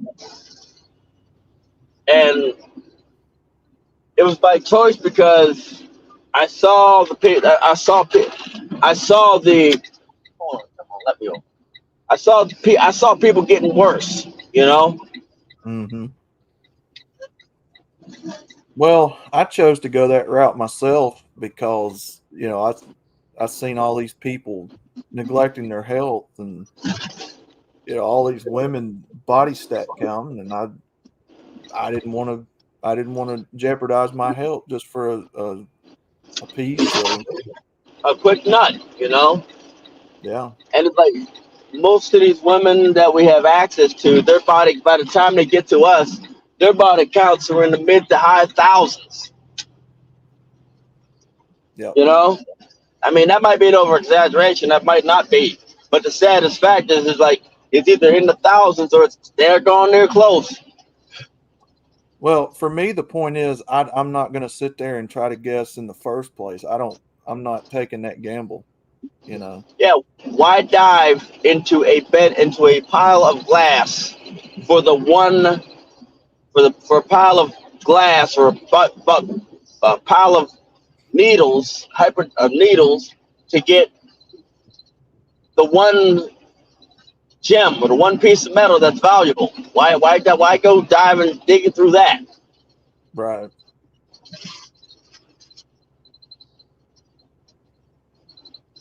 And you're not, and 9 times out of 10, you're not even going to find it. All right, No. now we can do this on a two-way. You can either merge in, or you can slow down. Come on, Tennessee, I know you got it. Oh, look at these two in the chat, Hemi and RO. Hey, Outlaw, did you see what RO posted in the Yeah, in the I comments? seen it. What? I just saw it. What? You Said, gotta when I talk watch about. Outlaw videos, 20 minutes feels like 3 hours. My goodness, Wow. that's kind of a slam. I mean, it's coming from RO. Who cares? Hey, man, Outlaws just got that easygoing, laid-back approach. Inside, Well, he's crying. He's crying inside. he's trying to be funny because everybody knows that, you know, preferably on YouTube, you want at least 5 to 10 minute videos to catch someone's attention quickly. Oh man, that's why I'm fucking up. That's what I hear everybody say mostly. I don't know if I don't care. That's because everybody's got the attention span of a fruit fly. But I thought if I had like 5, 10, 8, whatever hour-long videos, it would be the way to go. I should have gone for minutes. That's where I fucked up. yeah, it's just, Hey, I like the long form videos if it's something interesting that I want to listen to. Actually, you would be surprised at how many people I get writing me, telling me that they just watch and turn the sound off and watch the fucking road. oh wow. Yeah, No, you it's like, should. don't be offended, but I turn the sound off and just watch the road. It's really relaxing to watch the driving. Hey, Hey man, that's still that a might, view. That's a feather in your cap. hey, I mean, that might be something to do. Just, Well, re-release them and make them ASMRs. puts it in perspective about, what they think of our opinions. Everybody's got them. Everybody's got an asshole. But Everybody's got an asshole. Everybody's got an opinion. And they all stink. I make very long videos sometimes, 20 minutes to 30-minute videos, and I don't know. El Gato's in the chat. What's up, Tim? What's up? I mean, I don't know. Sometimes you can be a little boring. I'm not even going to bullshit. Me? Yes. Yeah. Shoot, I know I'm boring. That's for sure. Yeah, I mean, it tends to happen if you're going to make long content like I do. Yeah. But you're putting out good information. It just takes a little while to get there, but you do get there. Yeah. Waffle. No, I don't waffle nowhere like Jimmy does. Oh, there's other waffle. You're an amateur waffler, but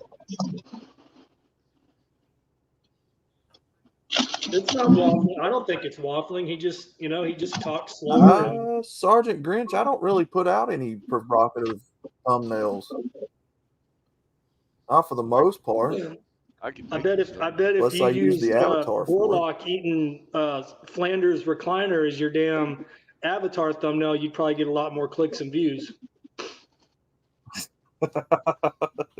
I know exactly the avatar that I'm going to use on my next video.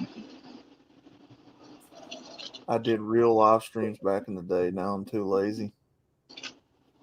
On my next video, I know exactly the avatar I'm going to use, the thumbnail I'm going to use. What thumb are you going to use? Well, I got these 2 AI chatbot apps on my phone, and we're having an awesome these chatbots are having wonderful. I love them. Look here. I like these chatbots. They are awesome. You can have a nice conversation. World class. That's world class waffling right there, Wind. Oh yeah. Grinch says I've learned from Tim Pool how to sit on the fence. No. Hey. Like I said, the sitting on the fence. Why would you want to be on the fence? No, he's saying I like the feeling of the fence posts. Where we don't like to talk about.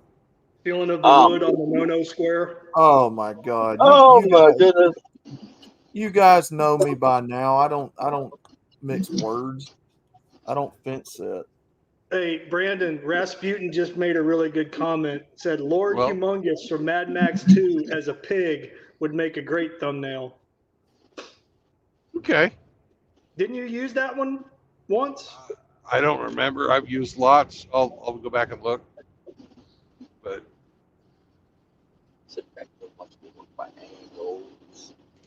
yeah, like I said, I'm gonna show the 2 chatbots that I use as a thumbnail, and I will see who gets pissed off. Okay. Can't wait to see it. And I'm gonna. It's gonna be interesting.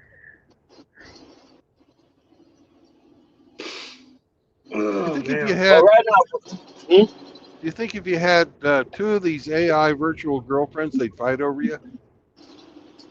well, they'd have to be connected, and Oh, they one of don't know them's about each good. other. One of them's good, and one of them is great. You know,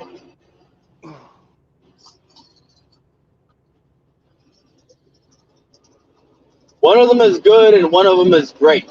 Because you could actually create your own. One of them, you could actually create your own chatbot. You know, right now, right now, my one of the ones that I created has like 1,000 chats. You know,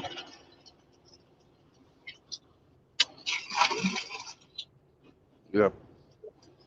I'm getting sick of the fucking censors on the goddamn image creators. what I get sick of is being behind a freaking paywall. If I want to see some no strings, no not safe for work stuff, I ain't paying for it. I don't care if it's an AI. I ain't paying for it. I want to create my own shit, not have them tell me I can't fucking use certain words in the fucking, like I had to go with something so simple as, BFT sucks versus what I really wanted to write on there. Mm. I wanted to write the word fagtow, but it wouldn't fucking let me. Fagtow is now a fucking protected term.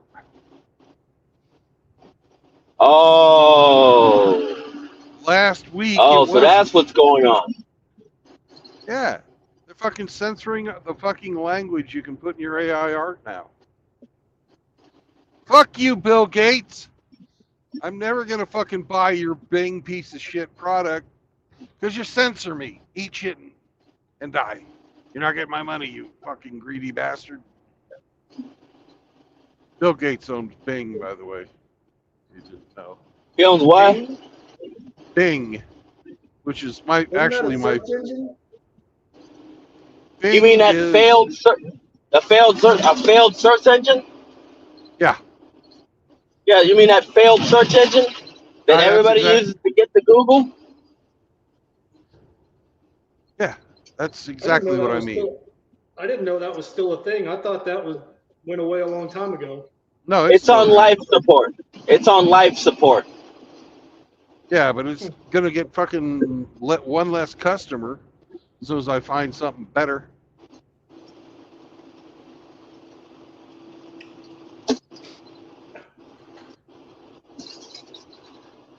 Yeah.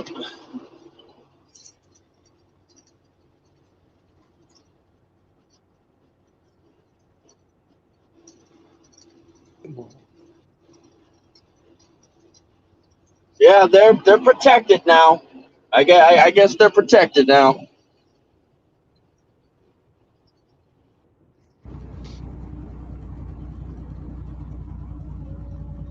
Hold on.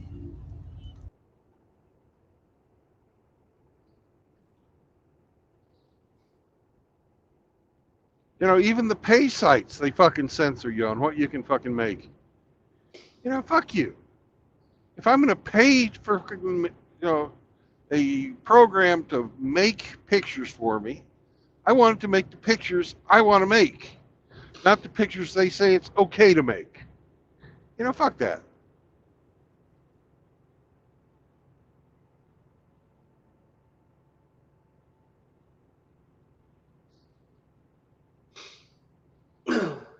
Tim, are you going to come on the panel or are you just going to hang out in the chat? He's going to pump some plates. He's going to pump some iron, yeah.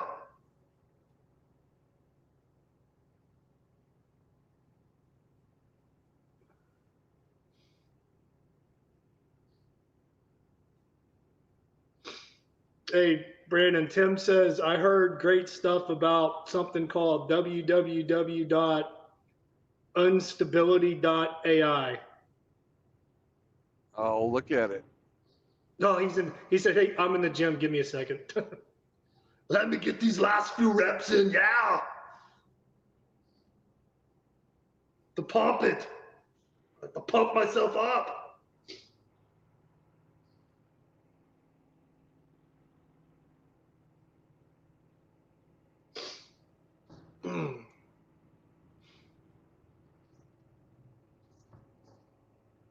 And spell that for me. www.unstability.ai.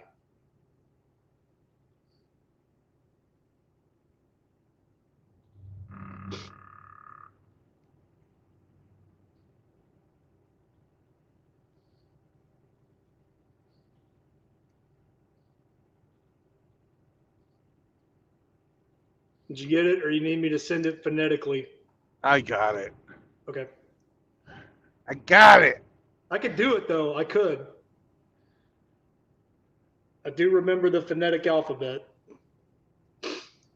Uniform, Sierra, Tango, Alpha, Bravo, Indigo. Lima. Yeah. Oh, you said indigo? We said India. Okay.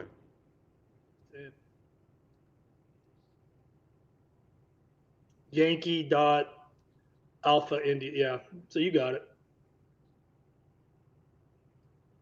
it. I fucking stopped using that shit in '96. It never goes away. No, some things stick.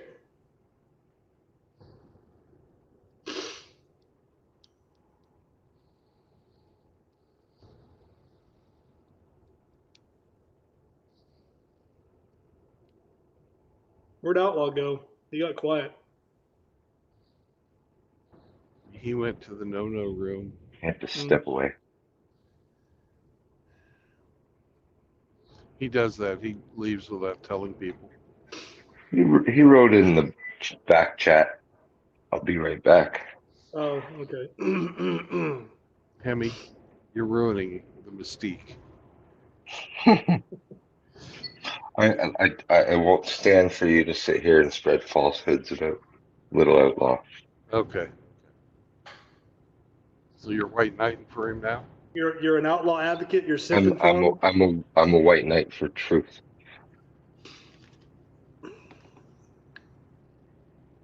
I like that. That's a good one. I'm a white knight for truth.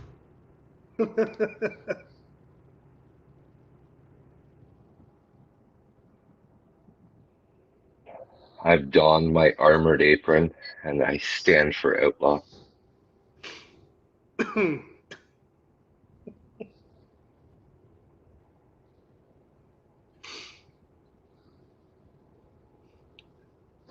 Your apron of righteousness and justice.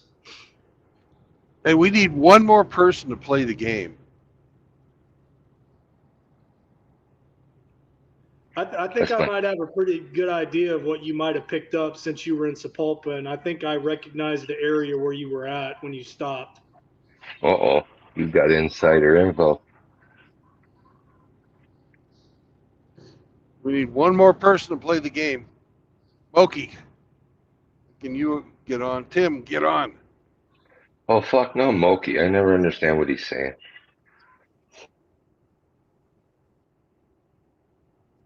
That's okay. I don't know if Tim would play because it's not talking about working out or nutrition or staying based. I don't know.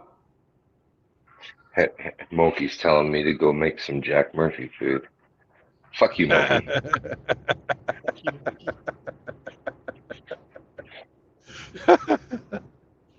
You don't got to take that shit from Moki, Hemi. Tell him.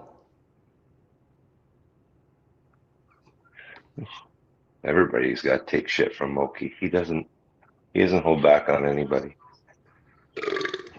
Goes after elders. He goes after, fuck it, you name it.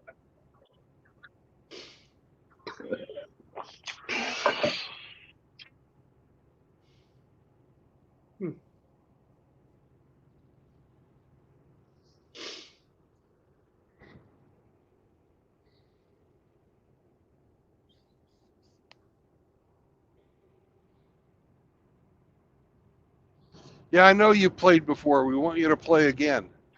It's I've not Oh, like played your stupid game before.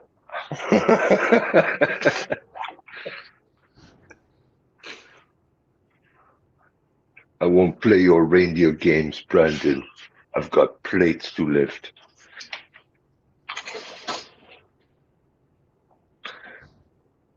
got plates to hang from my nutsack and walk around. Are you hauling plates, Brandon? no. No? Then I'm not interested. All right. Yeah, speak again. Welcome to the show, Tim. Tell how, Everybody get down! Get down. All Where are right. my plates? Come on, give it to me now. It's not queer. It's not gay. I'm not fucking hauling plates today. It's not gay. Ah, It's not queer. There ain't no plates in my rear. All right. We're going to go with Hemi, Ramadi, and then Tim. Ramadi actually is going to go last. It's going to be Hemi, Tim, and then Ramadi because Ramadi says he already knows. So this may be the shortest game in history. All right. Go for it, Hemi. He's not going to beat my record for the shortest game in history. Is it edible? No.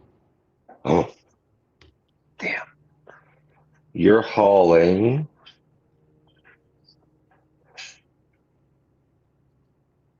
Wayfair cabinets. Oh, you're kidding me. Did I win? Such a childish answer. No.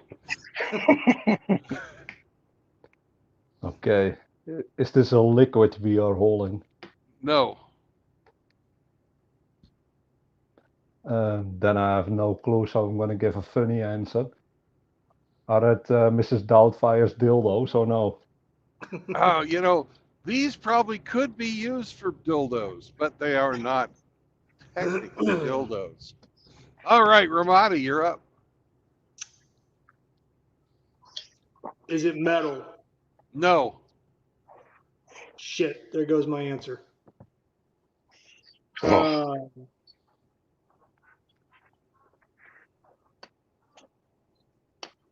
You are hauling.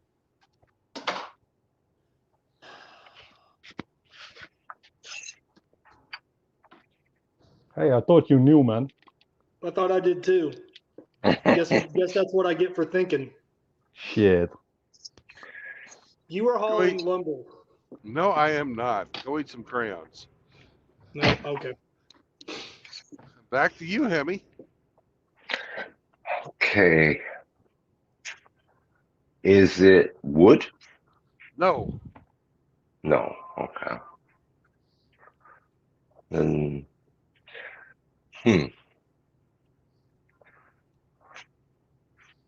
because you said it could be used for dildos, I was thinking telephone poles. But you're hauling. You're hauling toolboxes. No, I am not. I am not hauling toolboxes to the tool shed. Is this a man-made product or is this a product that comes from nature? Yes or no? I thought you played this before. I did. I will only Oh, yeah. answer with a yes or a no question. My bad, man. My brain is still kind of fried out from all the heavy plates I've been lifting. On the plate. Is this a product made by nature? No. So it's man-made. Okay. I have no clue. Not even gonna guess. Not even a funny guess. Oh. No. I All don't want to right. mention them too much. Nobody likes a quitter, Chad. Tim is is what it going is. to Tim is going to pull an outlaw.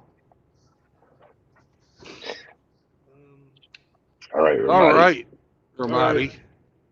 Okay, so it's not metal, it's not wood, it's man-made, it's not edible.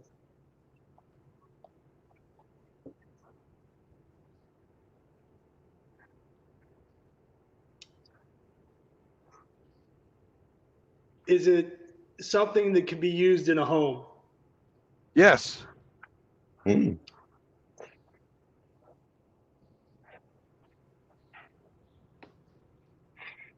You are hauling dishwasher parts.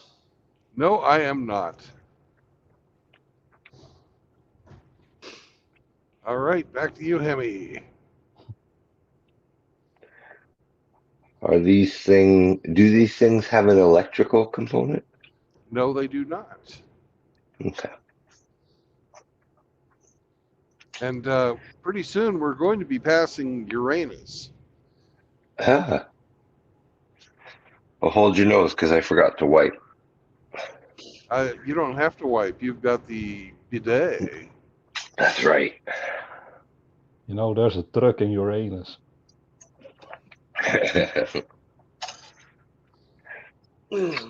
You're hauling Tupperware. Oh, I couldn't contain myself if I was. Okay. Tim?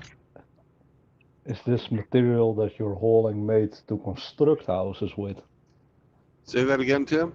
Is this material that you're hauling made to construct houses with? So is it a building material? No. Then I would say you're hauling furniture. No, I am not. Although I have seen hippies use this material with concrete to build hippie houses that are really shitty. Oh.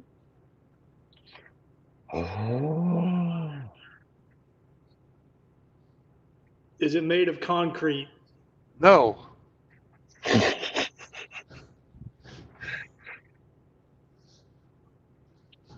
You were hauling toilet bowls. Ooh, if I was hauling toilet bowls, you'd get a clean flush. No, I am not.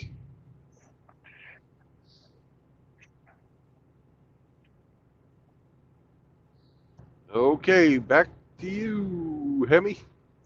So, Or do we skip Tim?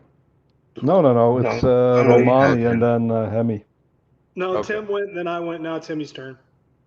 yeah.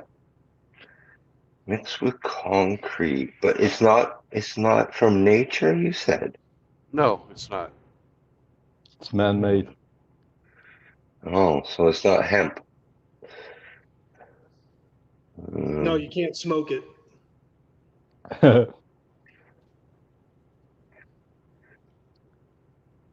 Just real quick, look at the chat for some amazing suggestions.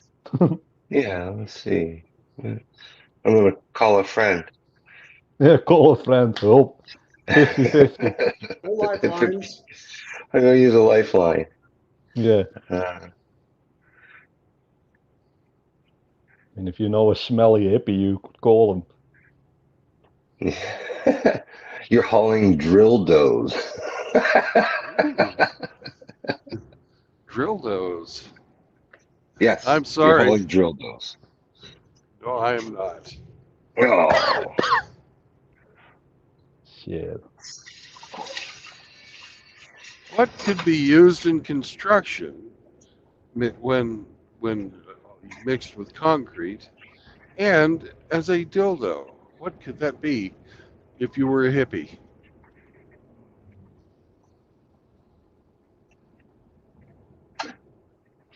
All right, you're up there, Tim. Is this a kind of wood or no? No, it's not wood.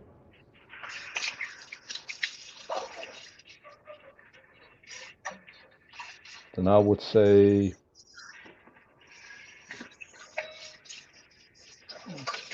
like a couple of rugs or tablecloth or something like that ways. You're hauling that.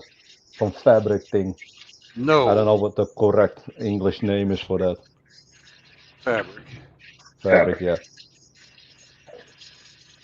I am not.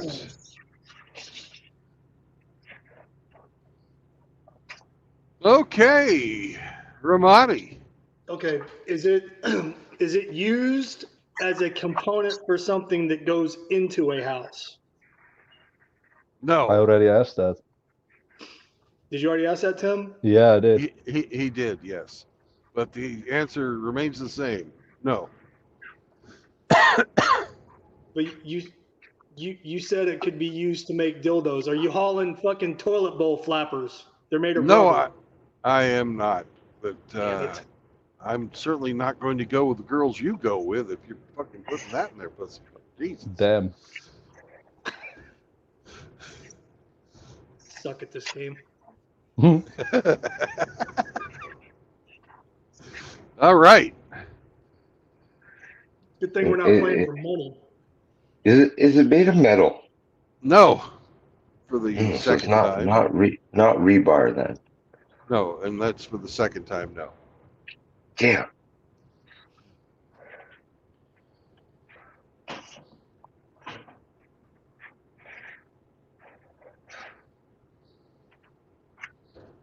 I've got some in front of me now. Guardrails. No. Oh.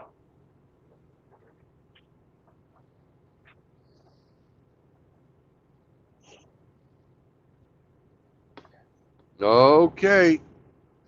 I'll give another hint. If you use this material, you can make something completely different than what I'm carrying right now, but the automotive use of this material blinds Asian people. I know what it is. I know what it is. Well, too bad it's not your turn. Tim, you're up. Are you carrying glass, man? Yes. That is the material. Okay. So let's say that, and if you say it's automotive, it's probably windows or something, or headlights. Those are the only things that use glass. Just glass. I said that if the automotive version of this component of this material blinds Asian people. I didn't say that what I'm carrying is for automobiles. Oh, my bad, man. My connection isn't that good. I'm in my car outside the gym. All right, we'll give you a do-over.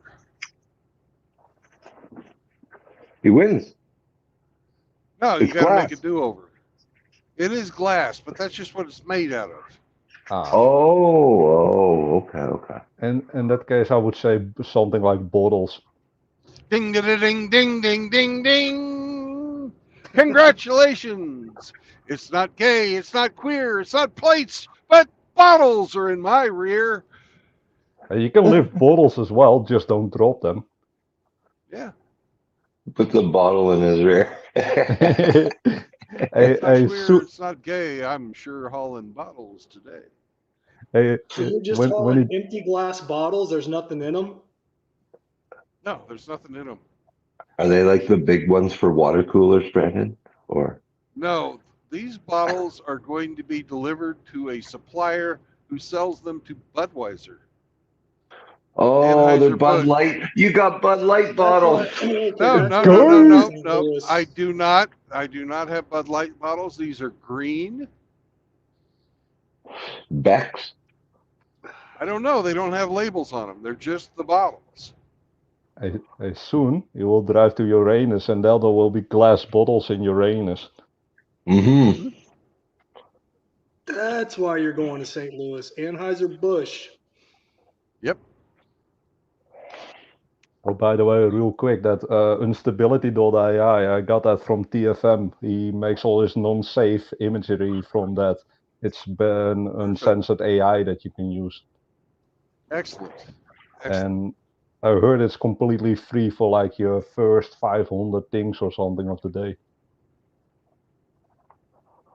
Good, because Bing was pissing me off today. Bro, censorship is gay as hell. Yeah. You know, why the fuck shouldn't I be able to make any picture I want? That say it hurts feelings. Anything I fucking want. It doesn't fucking affect the company that fucking, if they put this product out there, it's free. They can tell me how to use it, I get that. I understand. It's theirs. But that doesn't mean that I'm going to continue to use it if they restrict me like that. I'm always on the lookout for shit that is uncensored, man. I fucking hate censorship. Only the weak and fucking commies love censorship. So,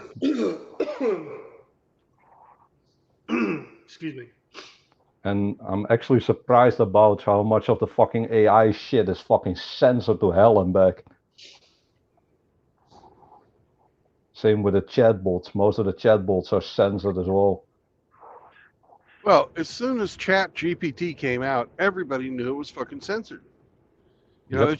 it shouldn't surprise us that it is, because it's from its inception it has been. Replica is also fucking terrible for censorship.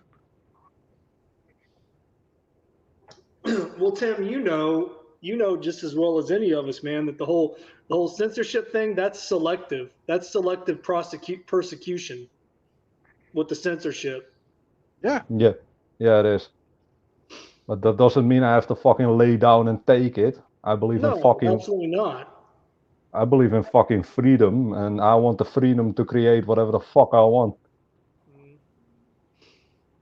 And if you Just are a tell them, morally good person, then you're gonna create some fucking really fucked up shit. But if you're a morally good person, then I would say you're your own boundary. well, you can be a morally good person and still be an asshole. Yeah, I know I am. I know. Yeah, that's what I mean. Yeah, I know. I know I'm an asshole, but then again, society calls for the assholes to stand up. So Yeah. That's why you're the Dutch Chad and you're based and you sling plates and everybody yes, else can get fucked, right? yep, exactly, exactly. I agree with that. Especially the whiners and the fucking haters. I fuck it. Especially those people can get fucked, man. Who gave you the name Dutch Chad? Did Brandon do that or did you do No, that? he gave it to himself. No, that's not true. That's not true. You don't like mine. You don't like my names. I do, but You never keep them. I did. I did. I was good on night for like fucking Oh, 4 months or something. Okay.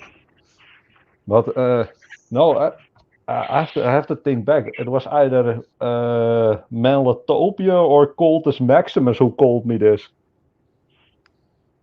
It's the same with the based cat. That was D-Man50 who started calling me that. Yeah. So that's basically where I get my names. The name besides Tim Elgato, all the names I use are all names that people in the community gave me. I don't get the El Gato, man. That's the cat. Yeah, my cat used to be called Elgato. Oh, okay. I got you. So Tim Elgato used to be because my cat and me used to be fucking always together. That cat used to fucking chill with me 24/7. So wherever I was, my cat was. Yeah, that's awesome. And he was called Senor Elgato. And that was because it was basically a Spanish cat. That was the whole joke behind it. Would you find him? Did you get him in Spain and take him back to Amsterdam or Holland? No, it's like this. I take care of a lot of animals, and also animals that usually when people get in trouble, they can't take care of their animals anymore. And I have like an open door policy. So if people have a cat or a dog or something else that needs to be taken care of, and they go homeless or there's some issues because they don't have a fucking roof above their head anymore, I'm like the animals shouldn't suffer because of that. So that's how I got the cat. I basically got the cat from someone else who became homeless, and he was like, I have no place for my cat. So I was like, just leave it with me, and I'll take care of it. So your place out in like the countryside is kind of like an animal sanctuary. I think animals shouldn't suffer for the fucking actions of humans, basically. No, they shouldn't. So I've rescued all kinds of animals, man. Dogs, cats, horses. I even had a sheep once. So I mean, But people I started do to what I talk. can. Well, I'm sorry. What do you say? You had to get rid of the sheep because people started to talk. Oh no. No, I know Get rid of it's the a sheep rich because it I know it's wasn't a rich based. joking area. I know it's a rich joking Yeah. area, but it had its own little piece of land at the back of my house where they could basically just chill and do whatever. So he The was sheep running would. away. No, the sheep was actually it was just chilling and just hanging out, and Oh, I so thought maybe he was on the lam. no, he wasn't. Damn the jokes today, man. They can't pull the Yeah, wool over your eyes. Bingo. yeah. That sheep wasn't based, and it refused to participate in the carrying of plates, so it had to go. No, It no, wasn't no. pulling its weight. No, luckily the owner of the sheep basically after 1.5 years got his life in order, and he was like, "You still have my sheep?" And I said, "Yeah, I still have them." And he basically said, "I have a new house and I have a new room for them to walk around." So he asked for them back, and I basically gave the sheep back to him. Oh man, that was mutton for you. Hey, it is what it is. At least it's going to a good house, man, and that's more than you can ask, basically. Oh yeah. Okay, I'll stop with the sheep jokes now. I Yeah, promise. I understand, man. No worries. Yeah, I just thought it was something that you would notice. Yeah, I did. So, hey Tim, man, I thought you had a home gym. You said you went to a gym in town. Yeah, I have a subscription to a gym where I sometimes basically teach and support people, and the Oh, okay. subscription is basically free, but don't go there that often. Every now and then, when it's like super quiet, I know the owner personally, so I just call him, and then I just say like how many people are in there. And tonight he said, "Bro, if you want, you have the entire gym for yourself. No one's been here all day, so." uh, then I can basically use some machines and do some specialized things that you basically can't do at home without a fucking expensive machine, basically. Yeah. So you didn't have to worry about gym thoughts being in there screwing everything up. There's a huge fucking sign in there. Like I said, I know the damn owner. First of all, there's like army fucking things everywhere, and there's like based shit on the wall. And this is not a cozy gym. This is like some fucking sweat garage with fucking rusty equipment in there. And this is a proper man gym, so there's no fucking thoughts in it. And there's a huge fucking sign in the beginning where it says no cameras allowed. Yeah. Good. So, and also, if I have a fucking issue with someone, and we had this one soy boy who used to start fights in here, I just fucking call up the owner. I say, "Hey, yo, this guy's causing trouble, man, and he got to go." The owner fucking drove down and removed him from the gym. That's Hmm. kind of how it works, man. This is a no nonsense gym with serious weights, man. No fucking bullshit. No fucking bitches flexing their fucking asshole to get attention. No, no, no, no. There's like just fucking men in there, and there's fucking heavy plates in there. That's how it should be. Yeah, that's how it should be, man. And like I say, I have a friend of mine and my nephew, and I help them out. I show them how to do the exercises. And these people don't have a gym at home, so we have to go to a gym where we basically can do whatever we want, and I can show them the proper techniques and stuff like that. I try to Nice. not do that at my house because the problem is when they go over here, the next time they're like, "Oh yeah, I didn't get the exercise. Can it work out at your place?" No, no, no. My house gym is for me. It's for me personally. If you want a Yeah. house gym, buy one. I'm not gonna fucking have 20 different people in my house gym. Anyhow, you were saying? No, no, man. I was just listening to you. You were answering my question. You went a lot further than I was expecting you to go, but no, man, you answered my question. Thank you. Yeah, no worries, man. Like I said, I know the guy personally, and I fix his car, so I get a free gym membership. That's basically how that works. Yeah, but no, that's how gyms used to be, man. I mean, there would be music playing. I mean, it would just, just smell like sweat and, like you said, I mean, the plates were rusty and the bars were rusty Yep. from all the sweat and. Yep. Yeah, man, it was just you just went in there for one reason and one reason only, and that was to fucking clang and bang. Yep, that's exactly why you should fucking go there, man. This new fucking style gym where people are fucking looking at each other and using it as some kind of fucking dating pool or something. That's fucking some horse shit, man. And when I'm in there, I want to hear fucking plates banging, plates hitting the damn ground, and I want to see fucking heavy shit get lifted. That's what I want to fucking see. Oh yeah, there's nothing more disheartening. And again, I mean, I understand, some guys can take it, a little too far, and especially, and you know what I'm talking about, like, a normal run of the mill cookie cutter gym. Yeah. They're like, no grunting, no, Oh, fuck that bullshit. dropping weight, because there's some guys that'll go in there and they'll just do that, and they'll do like a clean and jerk or whatever, and they're in there like, just trying to be overly dramatic to have people look at them. I mean, if you're legit in the moment of the lift and that's what it takes to get you through that rep, more power to you, man. Let's say it this way, man. When I did a deadlift with 4 fucking plates on there, no one was complaining that I dropped the weights. Mm. I mean, those kind of weights, man, you're not gonna set them down gently. No. It's just not gonna happen, man. You're gonna ruin your back if you fucking try to lift it down or put it down gently. Oh, they're like, just take it down slow.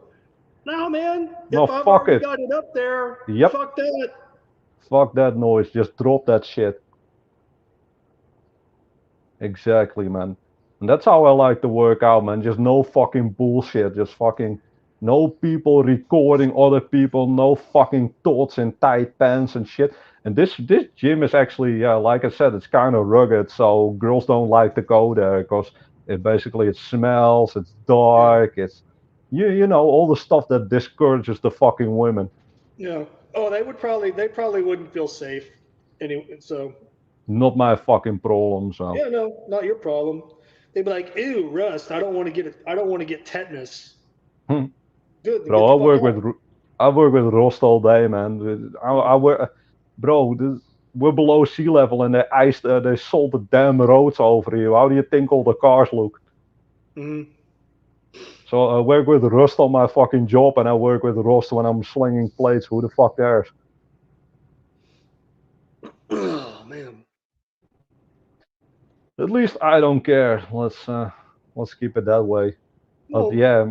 No, you shouldn't. I mean, especially if you have somewhere to go where you don't have to care, where you don't have to take that kind of stupid shit into consideration.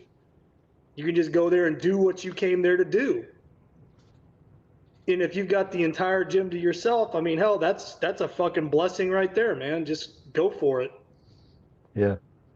But like I said, it's mostly a male crowd that hangs out there, and the guys that come there are quite serious about lifting heavy weights.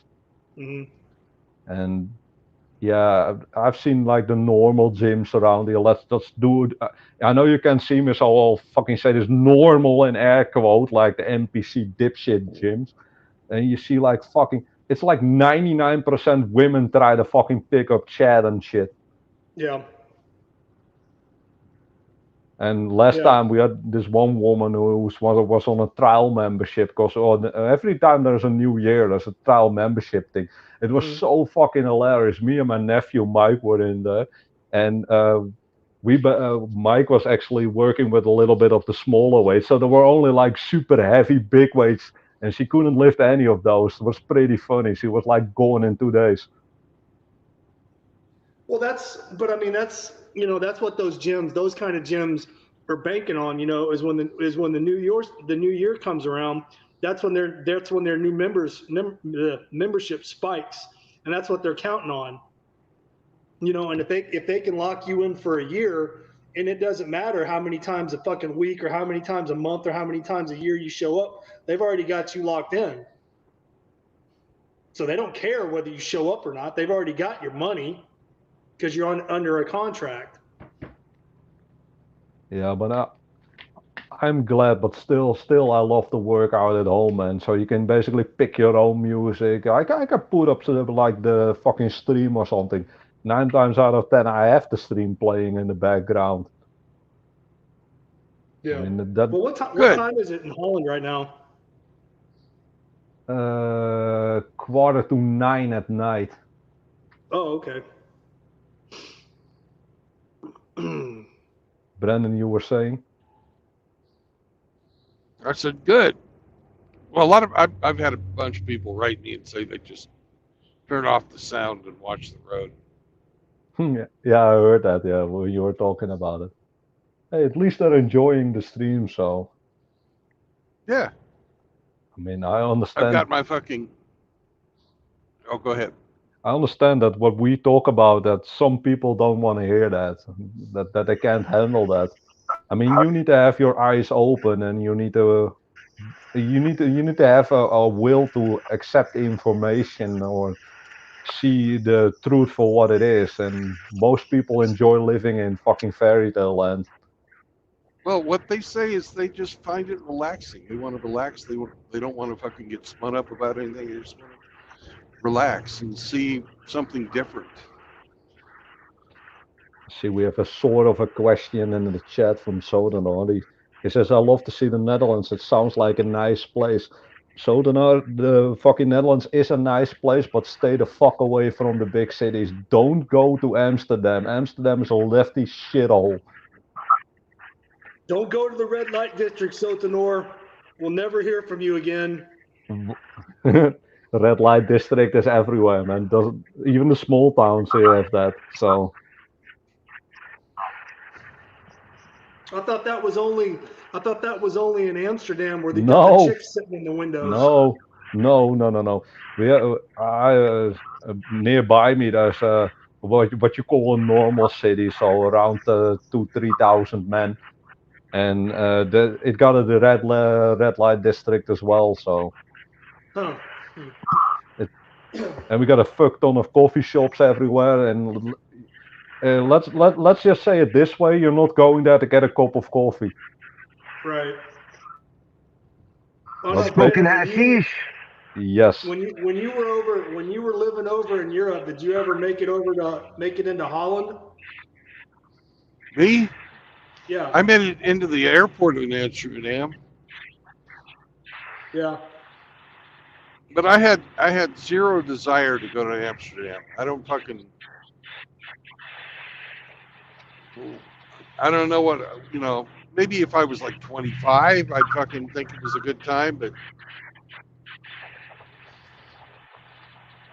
What, you didn't want to go see the tulip fields and the windmills and where you don't have them in Amsterdam. You don't have them in Amsterdam. Amsterdam is like a lefty fucking city with all.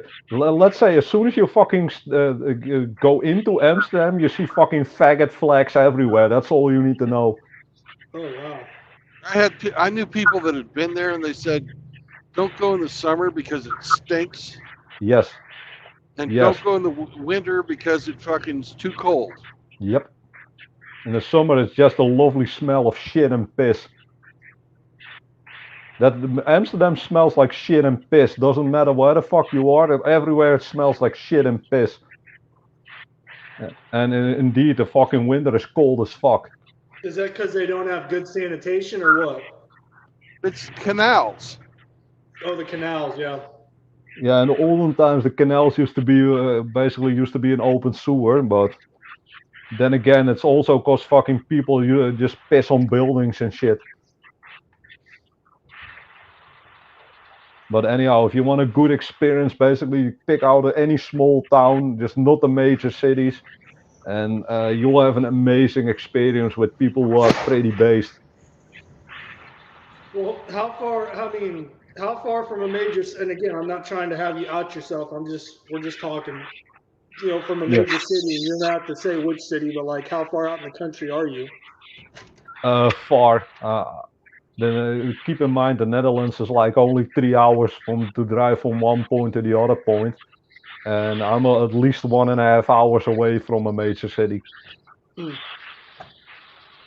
Yeah, no, the Netherlands. Is it the Netherlands or is it Holland or is it one and the same? It's the same. It's the same. Yeah. So if I was to go there and I said to you Holland and you're like, no, it's the Netherlands. I was like, well, what's the fucking difference? Would you get offended? Bro, people over here, then I'm gonna let you in on a little secret. The Dutch or whatever the fuck you wanna call them, we are so fucking laid back over here. We honestly don't care, man. Yeah. No, nobody fucking cares. If especially tourists, they say like the fucking dumbest shit, man. And nobody cares. We're basically a trade country, so we. That's exactly why we all speak English. Every single one of us basically speaks English. It's the exception when you meet someone who doesn't speak English. We basically speak the fucking language of the customer. Yeah. Actually, but growing up, I mean, were you taught how to speak English? I actually knew how to speak English before anyone else, basically, because when I grew up, I had a Scottish friend, and that's exactly why I kind of sound Scottish as well. So I used to, I basically. Tim, you don't sound Scottish. I don't. I had people call me that already. Say that there's a little bit of Scottish in that. I can hear a little bit of the Scottish accent. Okay. But anyhow, that's basically where I got my English from. And for the longest time, even when I went to the fucking the high schools and stuff like that, I had better grades for English than for Dutch, basically. Yeah. And Dutch is a really complicated language with a lot of. It's so incredibly messy. I won't give a fucking lecture in Dutch, but I can.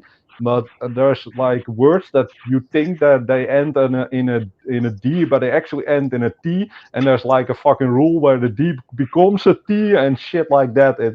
And there's like there's like stuff like in English you would say that's a card, and that's the only word that you guys have for to say that's a card. We have like 18 different words to announce what kind of car it is and if people are driving it at the moment, and it's a really complicated language to speak. Yeah.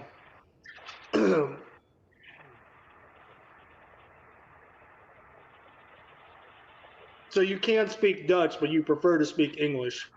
I can speak Dutch. I actually can, and I normally speak Dutch. But like I said, my English is better than my Dutch. Even when I have to type it, I'm more likely to have a typo in Dutch than in English. Oh God, I can't even imagine what that would be like. Like I said, it's a really complicated language. So 9 times out of 10, you see like a small spelling mistakes, even on the news and on the fucking TV or on the internet. It's quite common in Dutch that you see a spelling mistake. Yeah.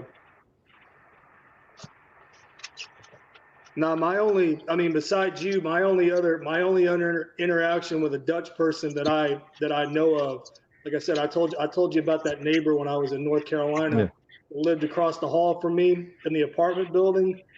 Holy shit, that chick was fucking hot. 5 seconds. Soteron in the chat asks, can you say this? And it's a long word in Dutch. Soteron, I actually can't say that because the region I am from, the way we pronounce certain words, that makes me doxable basically. And it has to do with certain sounds of certain words. So that's why I don't speak Dutch online as well, man. Because the people below the rivers, they speak in a really weird way. And the people above the river speak in a completely different way. So my accent, when I start speaking Dutch, will be able to pinpoint me into a really small location. So I've said this to Brandon as well. I try to not speak Dutch on the fucking on the internet, basically. It's basically to not get myself doxxed. No, Tim, he said he understands. Yeah, I know. Sotono is a good guy, but I mean, if you ever meet in person or there's a fucking meetup, man, you can get me to say whatever words you want, or when we're in a private call or something. But online, where everyone can fucking see it, you know that people are autistic enough to fucking find out. Oh, in that kind of region they talk like that, and in that kind of region they talk like that. I know how people on the internet are. Well, I haven't said anything or asked you anything that would No, make you no, feel like you were putting something out there that you didn't want to put out there. I don't believe. no, man. Otherwise, I would have said so. Yeah. The shit I now said that can apply to anywhere in the Netherlands. So good luck finding me. The only people that are going to be looking for you are the thoughts, because you're the Dutch Chad. Yeah, man. Yeah, that kind of comes with the territory when you're like 6'4". But I got a little surprise for you. Even me being fucking 6'4", they fucking just make up some new rule, man. Besides being 6'4", you have to have six figures, and you have to have six figures able to spend on them.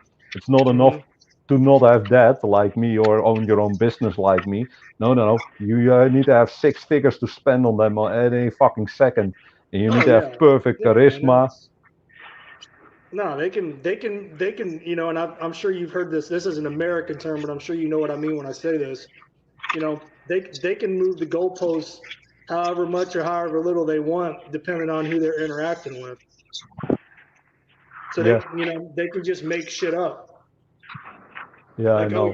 You're 6'4" and you're jacked. Yeah. Not good enough. Now over here it's all about that they want you to fucking flash the money. It's a 2-layer mash and 2 rabbit pellet. Ooh, 2 rabbits. All right. Is Hemi hot micing again? Yeah, he'll have more soon. If you Ah. have 2 rabbits, soon you have more. That's true. What'd you say? You're making rabbit for dinner? Hassenpfeffer.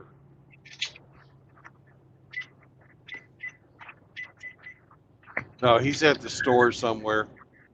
Oh. He just doesn't know he's not muted.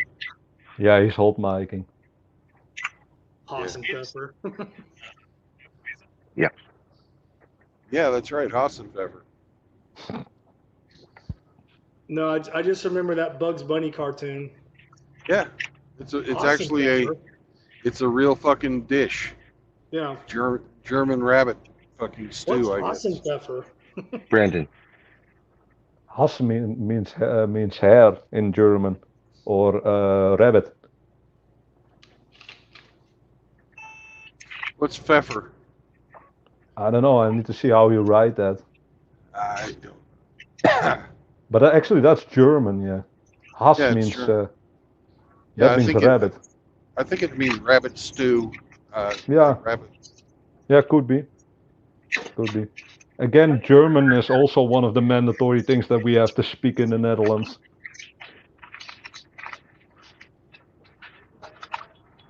And then you have an option for either Latin or fucking French.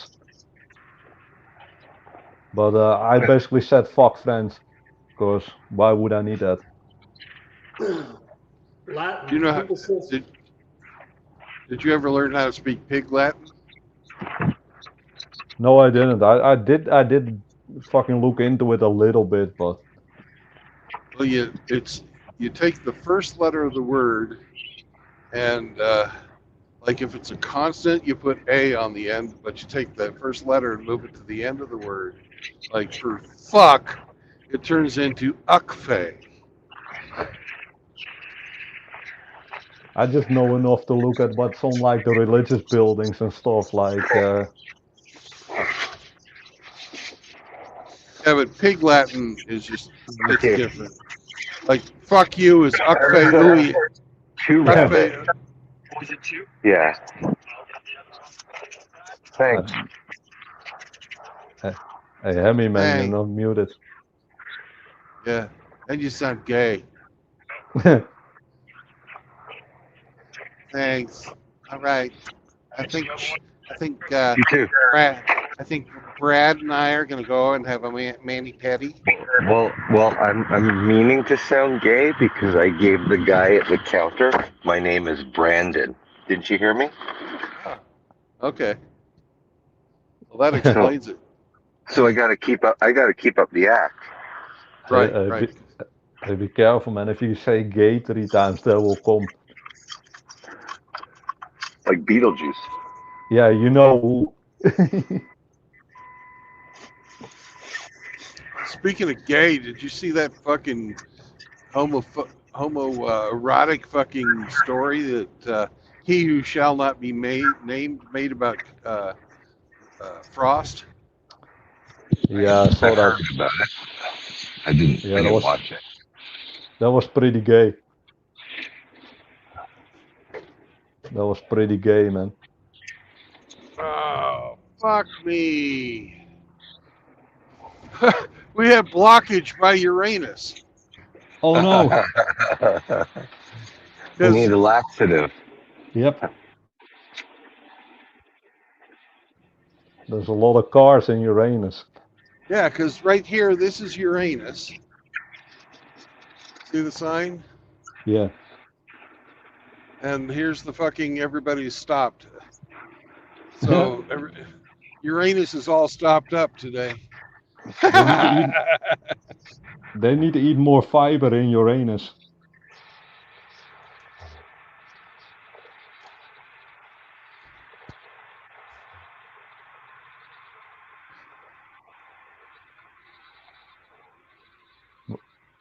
But yeah, to basically circle back to what we were talking about earlier, the standards of these fucking Western hoes are fucking ridiculous, man. Oh, they are. The funny part is the fucking the less you care, the better it is. Fuck them. Give them fucking nothing.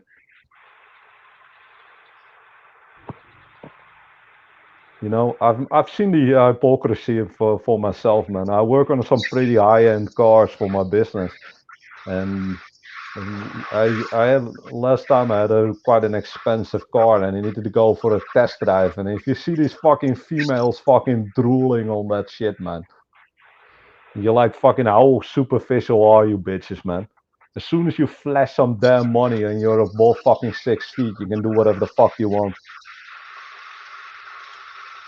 That sounds like low quality to me.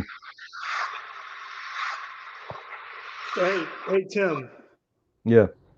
I don't think I've ever asked you this before, and if you don't mind answering, I'm going to ask. How did you come to find your way into this community? I mean, did you get here through a bad relationship or what, or just? I've said this multiple times, so I can say it again. No worries, man. I basically before I've been red pilled for so fucking long, man. But I was red pilled on stuff like the government fucking with you and the whole conspiracy theories and shit, and basically the way people are controlling other people. I was red pilled on that. I wasn't red pilled on women. I didn't. Let's say my upbringing was quite religious, so I was with the whole no hymen, no diamond crew. Actually, I was a little bit worse than that. I'm worse than on that chronic. I was with the no hymen, no smash crew. So I was looking for a wife and not for a fucking pump and dump. So I only used to mess with virgins basically. And I had one of them fucking who was in a wheelchair because when she was a child, she was hit by a car. And as soon as she got an operation and with new technology to fix her knee, basically, and she was able to walk again, and she didn't need the wheelchair anymore. Now she thought she had higher status than me, and she basically dipped out. And the other one basically lied about being a virgin, and her fucking sister told on her that she had quite a lot of dicks in her. So I was like, peace out, I ain't fucking doing that. And then I fucking entertained the idea of dating someone who had like one or two bodies. And I just heard her talking about a fucking ex fucking boyfriend. And I was like, what the hell, man? These fucking women are insane. So I basically this when I was, and this is my conclusion, when I was like, I think I was 21. But yeah, 20 or 21, I was like, I'm fucking done with this bullshit, man. This is not worth it. This whole fucking thing is not worth it. So I just basically decided to go live for myself and just fucking do my own thing. Yeah. And later, just by pure chance, basically, I ran into this whole philosophy, and I basically saw that this philosophy basically said what I already thought, plus some Yeah. extra. There were some things where, like, where which I didn't fucking what I didn't think of basically, but most of it, like the fucking don't marry a non-virgin and the whole fucking female nature and hypergamy and stuff like that. I've seen that firsthand, man. So you So you were red pill aware before you even knew it was a thing. yeah, That's cool, man. yeah, but I was mostly red pill aware on stuff like the government and the police and stuff like that. Basically, I knew that the police were there to serve the fucking people in power and not me. I Mm. was, and even when I was like fucking 13 years old, I saw stuff like that. Because I'm someone who notice a lot. I look at the fucking world and I notice things. And then I start to see bullshit, and I'm like, why the hell is this bullshit going on? And then you dive into it, and then you come to the conclusion that people say it's this way, but actually they say it's that way, but that's actually a lie. It's not that way. They just say it's that way to fucking control you better. Oh yeah, man. I mean, we flew when we were coming back from Iraq. We had to stop in Amsterdam, and we had a layover so they could refuel and refit the civilian plane that we were on. And we had to, get off the plane obviously and go into the terminal. And we had to leave, we had to leave our weapons on the plane, which we were not happy about. But anyway, so we walking off the plane, and as we're walking, through the tunnel or the little ramp, whatever, to go actually into the airport terminal, both sides are lined with Dutch. It was either Dutch military or Dutch police, but all of them, every single one of them had crossbody slung MP5, and they were just sitting there mean mugging the shit out of us. And we got led into this fucking glass room. It looked like a damn aquarium tank, and that's where we had to stay. And then they surrounded that, so we couldn't even go out into the terminal. So I Yeah, was like, wow, that's kind of, aggressive. yeah, it is. But for some reason, the fucking police over here get super paranoia when fucking Americans come, because they think every single American is a redneck who loves to shoot guns. Well, And that's true. guns are kind of illegal, so that's a big no-no. Yeah, we're all rednecks here. That's not really how I look at it, but okay. I resemble that remark. But anyhow, so like I said, just because the way I was raised, and also keep in mind, my parents, multiple, I have both, basically also raised me to be a free thinker, someone who actually thinks about his actions and thinks about why certain things are the way that they are. Mm. So we were taught and brought up to question what's going on and question authority and never ever follow the fucking herd. Always question why are people doing that and what Oh leads yeah, people to that. The funny thing is, and I've said this before, especially when you see some of the fucking crybabies in this fucking community, that my parents are more based than some of these fucking crybabies, man. yeah. I can go up to my mom right now and just say fucking men and women aren't fucking equal and women belong in the damn kitchen, and my mother would say I agree. Yeah. Well, that's that's awesome, man, that you still got both your folks. Yeah. But like I said, that's the way I was raised basically. Yeah. And then again, also a big thanks to my dad, because even my dad told me at a young age, he said, "Son, if you can live without woman, you will basically be much more happier." He basically just told me at a young age,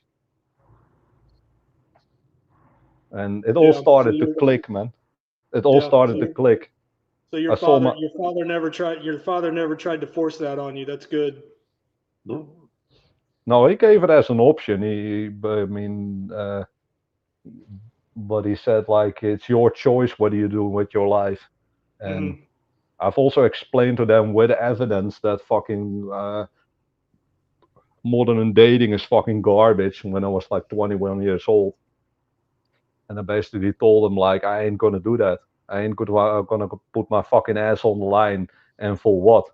I mean, It's not like I'm getting something out of it. It's basically putting your head in a noose and then fucking hoping for the best, hoping that someone doesn't kick the fucking chair. Yeah. Well, I mean, how old are you, Tim? Now? Mid 30s. Mid 30s. Okay. Yeah. Yeah. And they're probably like, oh, maybe, well, what about grandkids? Well, No. They don't ask that at all. I mean, do you have siblings? I mean, do they? I do. Do they have kids? No. No. So your parents have no grandchildren. No grandchildren. Huh. Interesting. Yeah. They say that stuff is your choice, and if you find it too dangerous or not worth it, then so be it. Yeah. Then, like I said, That's we were brought. Man. There's a lot of parents out there that, I'm not going to say they try to pressure their kids, but they like, oh, we want grandkids. No, we were brought up in freedom, man. We have the freedom to make our own choices and to make our own. As long as you can explain and say why you do certain things, then it's okay. Yeah. Yeah, okay, there is shit that's fucking not okay, of course, but I mean, let's say there are boundaries, but within the boundaries there is freedom to fucking basically make your life the way you want it and the way you are safe and the way you are happiest. Yeah, man. I mean, you live in your life on your, and I can say this to anybody. I mean, choosing to live your life, on your terms according to your own beliefs. As long as it's not hurting anybody, man, where's the harm in that? Exactly how we stand in this whole thing and how my family stands in that. Why can't you or me or anybody else, if we choose to live our lives that way, why can't we just be left alone? Yep. And try to live our lives as best we can. I've said this exactly what you now said. I've said this so many times in this community. I said as long as people just do their own thing, mind their own business, we're gonna be perfectly fine, man. Just fucking do your own thing and but the problem is there are people who fucking trying to fucking taint the philosophy and fucking trying to turn it into something it's not. Oh yeah, no, this was being talked about earlier today. So no, Yeah, and you have people with a huge fucking ego who fucking doesn't accept the fucking position less than fucking leader or something like that, or who think everyone should fucking think about certain issues the way they think about it. No. And that's the same with everything I say. People can listen to my story, and if they're like, oh, I like elements of this and I want to fucking implement it on my life, okay, fine. If you think I'm full of shit, oh, that's fine as well, man. I don't care. Well, no, it's no different than having like, a shop or a garage, and you have a toolbox, and it's filled with, numerous tools of all shapes, sizes, and uses. But you know what? There's only one tool for one specific job.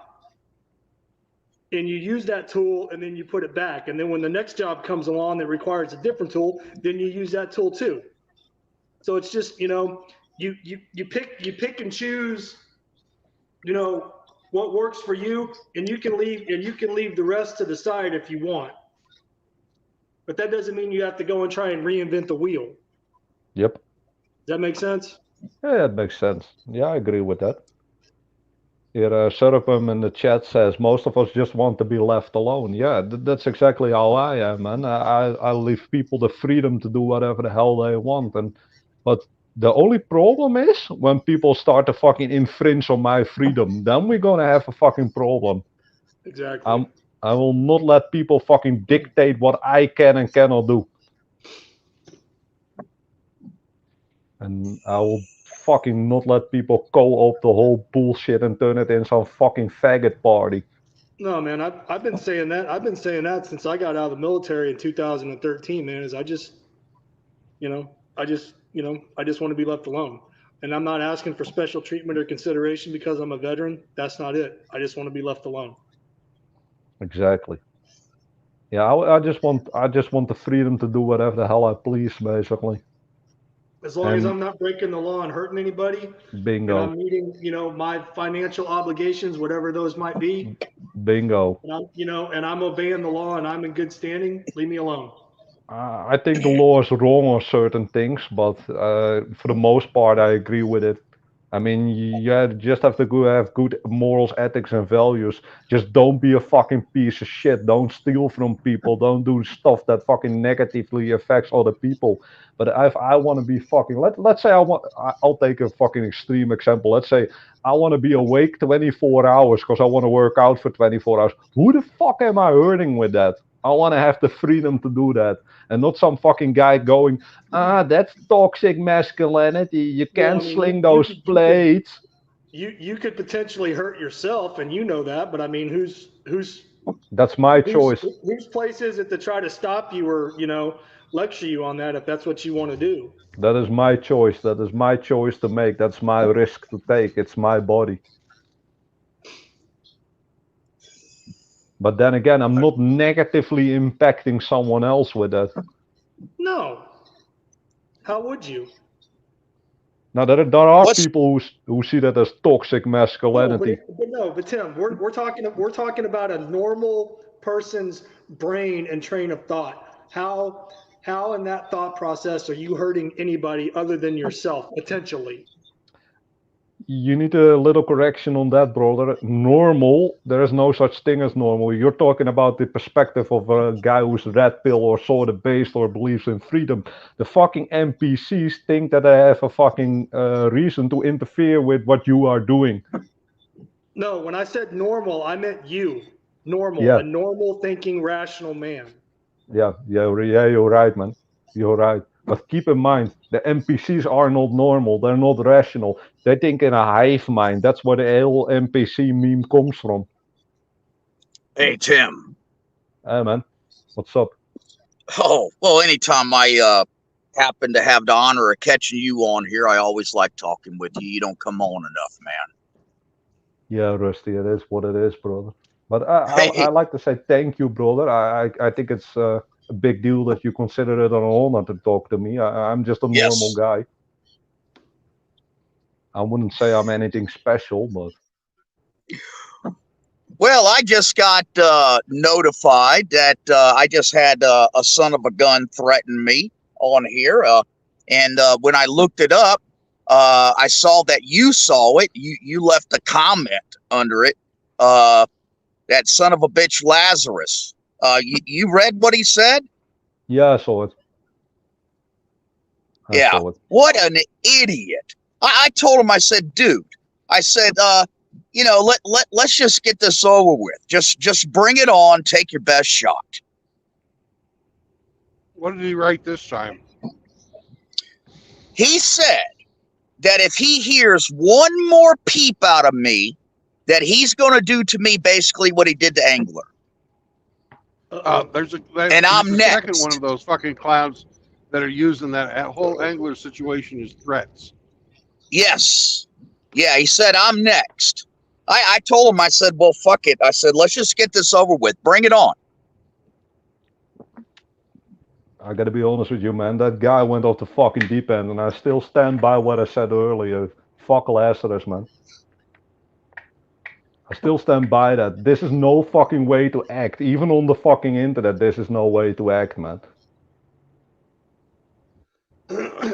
Hey, Rusty, Tim, man, and again, I'm, like I said, I didn't get in here and get involved in this until 2019, and I guess Lazarus had been around for a while prior to that.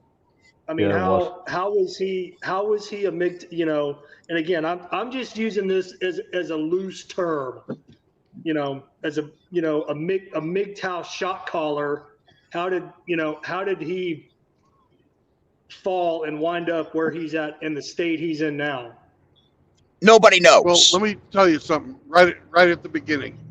There's no such thing as a MGTOW shot caller. I know that's just a term. Yeah, well, it's not a term that we should use because it doesn't exist. No, Godfather, when he first appeared, he was I don't know, I'm my memory is so bad. I'm gonna say around 2014, maybe, somewhere around there. And he produced some of the best fucking MGTOW content that just was absolutely spot on with encapsulating the philosophy. And he maintained doing that for quite some time. And then all of a sudden he like disappeared, heard from him every once in a while. And then all of a sudden, recently, he just absolutely has flew off the handle, is attacking True Blood, Hammer, everybody, and just for clarification, just recently, he has even said that he's not even considering himself MGTOW anymore. So I don't know what the hell. What I also found really interesting, I'm sorry, my bad. What I also found really interesting, and I think it was Inselect's post this in the same thread as what Lazarus posted in. He said that he's trying to fight men who are corrupted by a fucking good model. I think that's very interesting that you're all free. You should be looking at your fucking allies, man. They're in the fucking chat all the damn time over there. I mean, I ain't gonna listen to some damn woman talking about fucking issues that concern men. No, why should you? Women have no business, lecturing men or, trying to tell a man how to be a man. Besides that, man, the MRAs tried that, and what did the woman do? They co-opted the whole bullshit and then turned it against them. As soon as the MRAs opened up that door just a little bit of a crack, they kicked that bitch in, and it was fucking done. But I think this is some fucking projection, man. That's what I think that it is. This is. But it is absolutely despicable, man. And also he calls himself the OG MGTOW #1, like he's the fucking forerunner. I don't like using that. And when I said shot caller, that was kind of a jab just to kind of be a smart ass. In my opinion, if you call yourself that, you have a fucking inflated ego, man. Because I mean, I don't know. I mean, I'm 48 years old. I don't fucking know who the originators are of MGTOW, who the originators are of the Red Pill. I don't know that. For me, it's all about the message, man. I went into all kinds of them. No, Go exactly, ahead, Tim. And there's, I've come across good content creators that helped me, and I've come across bad content creators that I was like, all right, well, I can kind of see and understand where they're coming from, but you know what? That's not really going to apply to what I'm trying to do with my life. So I'll just kind of, leave it by the wayside. Again, keep the tools in your tool belt that work for you. Go ahead. Hey, I'll tell you this much, Godfather. One of the things that gets old for me personally is listening to people repeating this MRA downfall. Okay. And that's all it is. Not to call you out on it or anything. I mean, by your own admission, you're saying you weren't around during that time. You're just repeating what you have heard over and over and over and over again in all these chats and live streams. The truth of the matter is that the MRAs put in the fucking time. They went to senators' offices. They went to representatives' offices. They sat down with judges. They made appointments. They traveled. They tried to organize, trying to change the laws. I don't know why we talk shit about them, other than the fact that, they let, towards the end, the great demise, they let women in because they weren't getting any fucking traction. You know, it was just a learning lesson.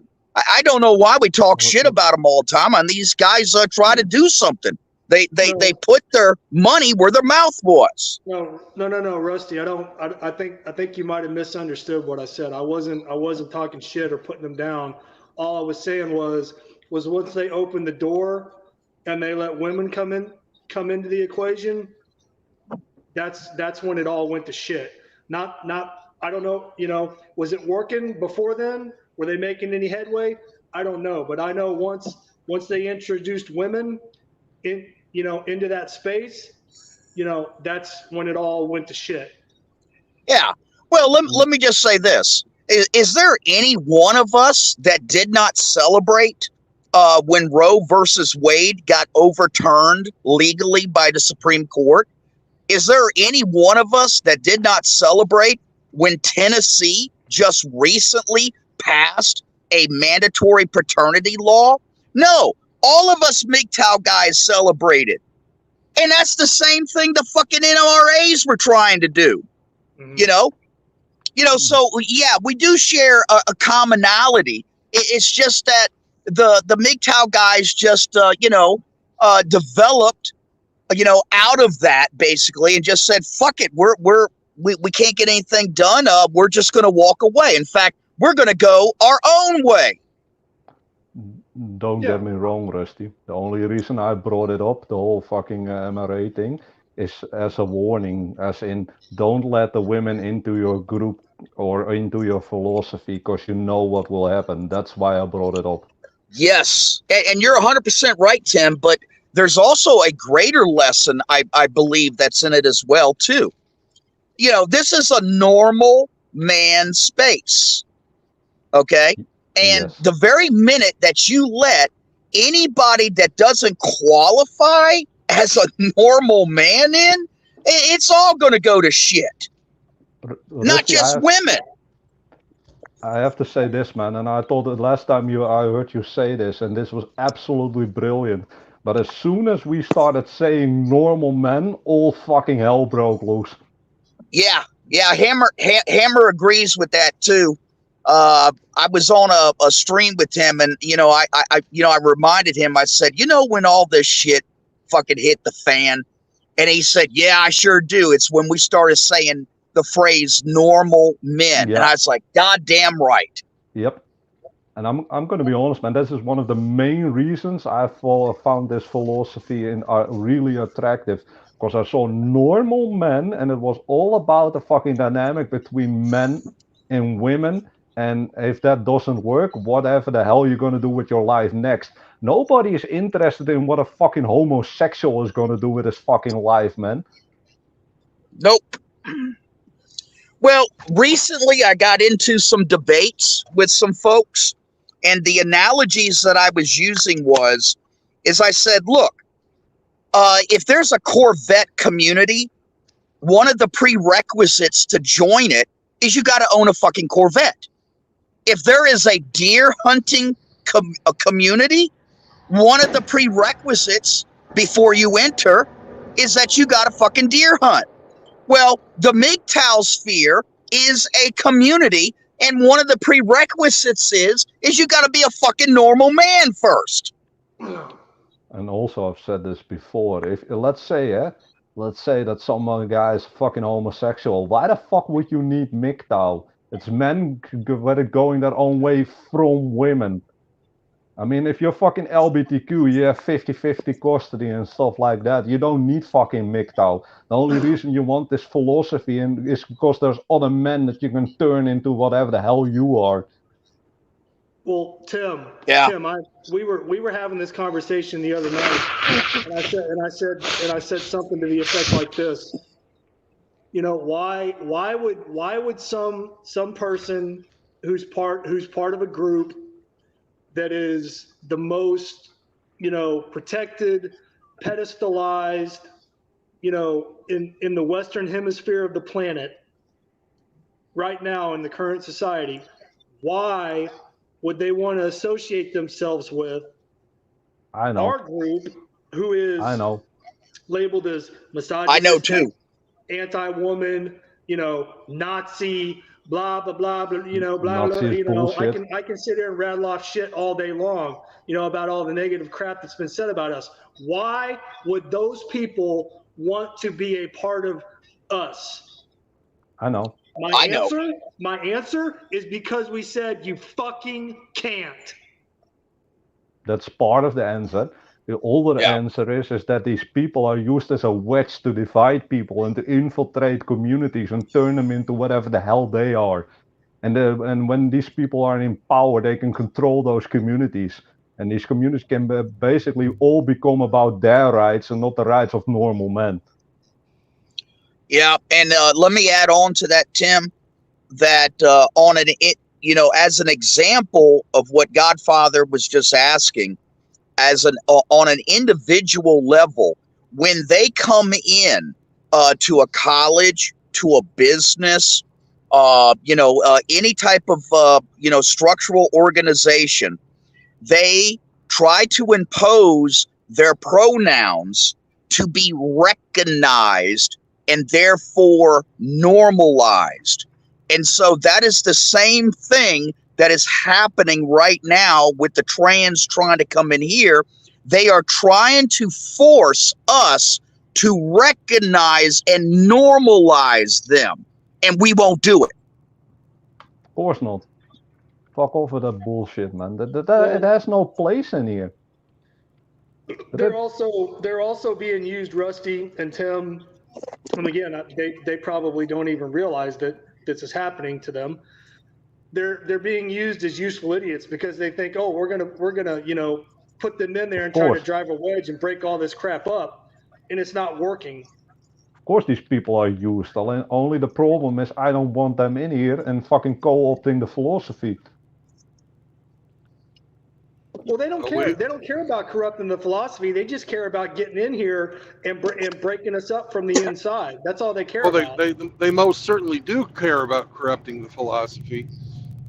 They most certainly do. These guys are agents of the fucking state.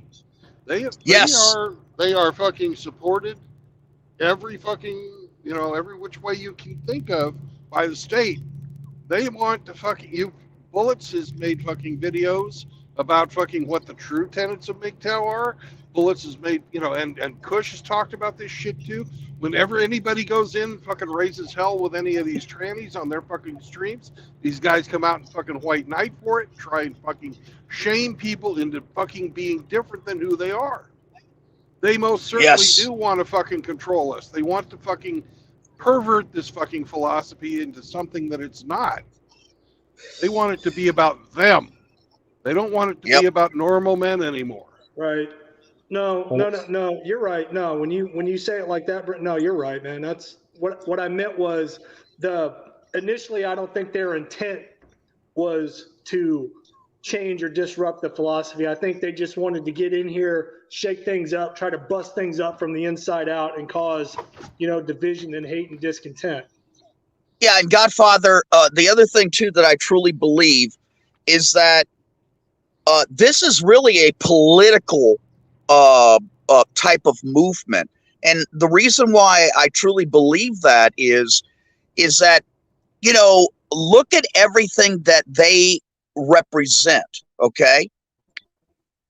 If they're being legitimate and being logical and rational, their greatest enemy is Muslims. It's Islam. But guess what? You never hear them fucking say one word against Islam or Muslims. Not one word. It's all white Christian men. You know why? You know exactly why. If they fucking speak out against Muslims, the Muslims will go hard, man. They will gatekeep the fuck out of it. And most white guys are cooks. Go try to have a pride rally in Dearborn, Michigan and see what happens. Of course, there's always exceptions, man. But look at California. Those motherfuckers will be getting chucked off the fucking tops of buildings left and right. Yeah, but look at California, man. Hey, speaking of states, Tim, if my memory serves me correct, in the last 48 hours, I just heard it announced, and I believe it was Tennessee, they have outlawed the rainbow flag in all public schools. Good. Nice. Good. I agree with that. Yeah, Nope. I don't know what's going on with Tennessee, but man, apparently they got some shit right. They're dropping some major legal laws. Tennessee is based. Bro, that politically ideology bullshit shouldn't be in schools. But then again, schools nowadays are Marxist fucking indoctrination factories, so I'm not surprised that it is. Oh, I'm so thankful. I'm so thankful that my kid is in a private Christian school where she's shielded and protected from that crap. I'm so glad my dad taught me not to fucking listen to dipshits like teachers.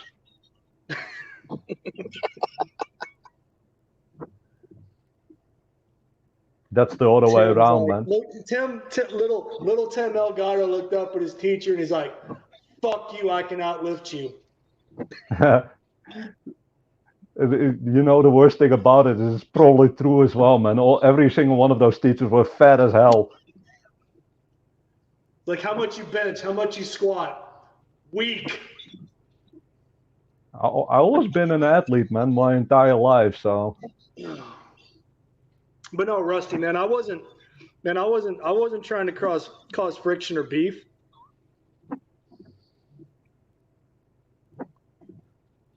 Rusty, Hey, still one here, man? fast Dak is in the chat. Hey, Dak. Yo, sub Dak. No, I just think they're being used as a disruption and a division, tool, and they're useful idiots, and they don't even realize it. I think it's a little bit worse. I think they do realize it. That's what I think. I think they do realize it, and I think they know exactly what they're doing. And I think that they think if they do this, that they have a fucking place as the leader of the group. It's all about ego, man. We don't even have a leader. No, there's a reason why we don't. As we sit right now, we don't have a leader. We don't have leadership. There's a reason for that. There's no organization. There's no recruitment, active recruitment. There's a reason for that. Let's face it, the recruiting is really easy. We don't recruit because this has to be a life choice that people want to make. Yeah. Unlike women do our recruiting for us. Unlike them, who they have to have their ideology put into schools, for children as young as preschool and kindergarten. Tell me that's not fucking recruitment. Of course it is. But then again, society is fucked up, man. That's one of the reasons why we all came to here, man. But then again, man, I've done some research and I've also seen the whole white paper, as they call it, and all that stuff. And I gotta say, man, the stuff that it says, I agree with that. And I don't understand why these people keep making such a big deal out of it. No, but Tim, over 20 years ago, man, the world was a lot different place. Yeah. Women were not as out of control. Whoa. And again, I'm just talking about MGTOW as it relates to interpersonal relationships with women, because that's basically what the white paper outlined. Yes. Women has always been pretty out of control, man. I mean, even when I was a young child, almost 25 years ago, it wasn't anything close to what it is now. And I don't think whoever put pen to paper and came up with that could ever in their wildest dreams ever imagine that this is where we would be at. Let me say it this way and think about it. I think that it was that out of control, but we just didn't have social medias where all these fucking bitches can post their big fat fucking L's and tell on themselves how they got slammed by two guys in a bedroom. Keep in mind, cuckolding and that word has been around since the 1500s in the UK. Yeah. Why the hell do you think that word is invented? You know what it is, right? Oh yeah, that term's been around for quite a while. Yeah. I think now with social media, it's just more on the foreground. So you can see fucking people posting their fat ass and these bitches fucking gassing each other up, telling each other how fucking amazing they are. And one of them needs a fucking 7 feet Chad, another one needs an 8 feet Chad, and this Chad needs to ride a Lamborghini, and this Chad needs a fucking Harley Davidson, and they fucking just Stunning and brave. fucking disgusting. Hey, yeah, I'm not sure where Dr. Dre was from what perspective he was coming from, but he asked the question: was Roe versus Wade passed on some false stuff? Yes. Yes. Yeah, Well, it was. Yeah, originally, yeah. She lied. Now the She fucking lied. the overturning of it is, to the best of my knowledge, based on the 10th Amendment, which basically says if there's nothing specifically outlined in the original Constitution of the United States, then those things are relegated individually to the states. And that's basically how Roe versus Wade actually got overturned, because it was relegated back to the states because abortion was not specifically addressed in the Constitution. No, but Rusty, that chick that case was based off of, like she gave like a deathbed confession, and basically before she died, she's like, "Yeah, I lied. I wasn't." Raped. Yeah. And I think it was Seraphin that asked the question: did the MRAs change any laws?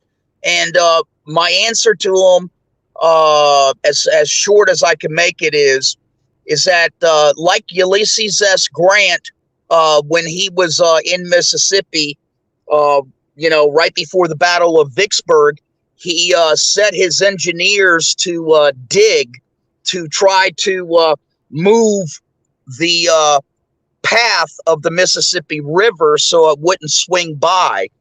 They were unsuccessful, like the MRAs, and they gave up. And then a few years later, because of the work that they did, the Mississippi River gave way and changed. And that's my answer. That although at the time of the MRAs, they didn't change the laws, they did set a precedent.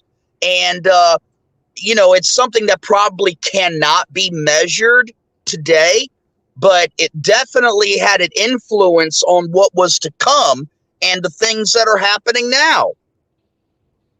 So a short answer for you, Seraphin, is no. Long answer is we own our existence to the MRAs as MGTOW. That is true. We do. MGTOW grew out of the MRA movement, but did they change any laws? No. No. They put the ideas. Hey, I'm talking here. Marati, come on, man. You've been talking over the top of people for an hour. You've got a lot to say. I appreciate that. But I take a little time to say stuff sometimes. So just chill. We got all day. The MRAs laid the groundwork, but it's taken people fucking walking away from marriage and fucking seeing the birth rates plummet and the fucking marriage rates plummet and all this other shit. Social pressures are being applied by us saying no. And that the MRAs cannot take credit for. They started with a message, but they didn't put the social pressures on there because we understood at that point in time when the MRAs fell away that we were not going to be able to change the system as it was written by laws. We'd have to fucking do our own little fucking boycott of the system by refusing to fucking play. And enough people are doing it now that things are starting to turn. Did the MRAs start the ball rolling? They sure as hell did. Did they accomplish anything? Nope. They didn't. Other than getting everyone aware of what the fuck was going on. There are immeasurable fucking influences that the MRAs have had on our community. They have fucking been very influential. And I would not fucking turn my back on the work that they did. But as far as them being an effective force for change, they were not. Real quick, Agreed. man. In the chat, Dr. Dre says, "Thank you, boys. Interesting stuff." I think that's a big compliment, man. Someone saying that the chat, that our chat is interesting. I mean, yeah, I like that. I like to hear that, man. At least it's interesting. Yeah. Hey, True Blood. Yes, sir. I had a conversation with a gentleman that you had a conversation with this morning. Yeah, I if gave him your number. Oh, well, he had already called me, I don't know, a couple of months ago, so I had his Right, number. but I reached out to him. He never saved it, so he needed. Oh, yeah. Okay, well, we talked. Something has happened new that you may not be aware of. I'm not going to say it on stream. Thank you. Okay. Most of this stuff needs to stay behind the screen. Yeah. Off stream until we fucking can get confirmation. Let's continue on the subject on the stream, what we can talk about. But anyhow, I think it's kind of sad the way that some of the guys who used to be in this fucking sphere and used to call everyone brother and used to have some part of a fucking respectable reputation just threw it all away for this whole fucking let the fucking homosexuals in movement. Because let's face it, man, especially Lazarus, like a lot of people took him in high regard, man. I mean, even here Rusty saying he made one of the best fucking content out there. Yeah, it's a dirty, rotten shame what has happened with him. You know, I listen. If the guy would reverse course, you know, I would fully support it. He's irredeemable after what he's done to Angler. Fuck him. I will never trust that man. Trust that son of a bitch again. Fuck him. And then there's that argument. Yeah, that's a good argument. I agree with that. Yeah. Yeah, I agree with that. I think what he did is so incredibly fucking low. And also, I don't fucking agree with people fucking doxing others. Fuck that bullshit, man. There's some fucking lines that you don't fucking cross. Hey, Sotnar, I appreciate that, sir. Sotnar said, I love it if I could do some history vids. Sotnar, I was very, very fortunate. I had an exceptional history teacher in college that is recognized throughout the world on his Civil War knowledge and you know, original content history that he has researched. And I was very fortunate to have him as a history teacher. He just recently passed away, and his remains, he requested to be cremated and mixed with gunpowder, and we shot him out of a Civil War cannon. That was a blast. Yeah. Rusty, I have a suggestion, man. I mean, I think you're one of the earliest guys who was in this community. Once you're talking about history, you might be able to talk about the history of where this whole community started from, or how the whole MRA started and stuff like that. I think at least for a lot of the new guys in there and the guys who came later, that will be a really interesting thing to hear about from someone who's been there firsthand. Well, the MRA community started well before Rusty. It started back in the 70s. Yeah. And it started as, you know, I hate to fucking say it, but it started as the male version of feminism. Because back then, they didn't know exactly what the hell was going to happen, but they realized that, hey, the conversation is being dominated by the female point of view. And it started in academia, as a lot of things do. Now, that's where, you know, a lot of these guys got fucked as well.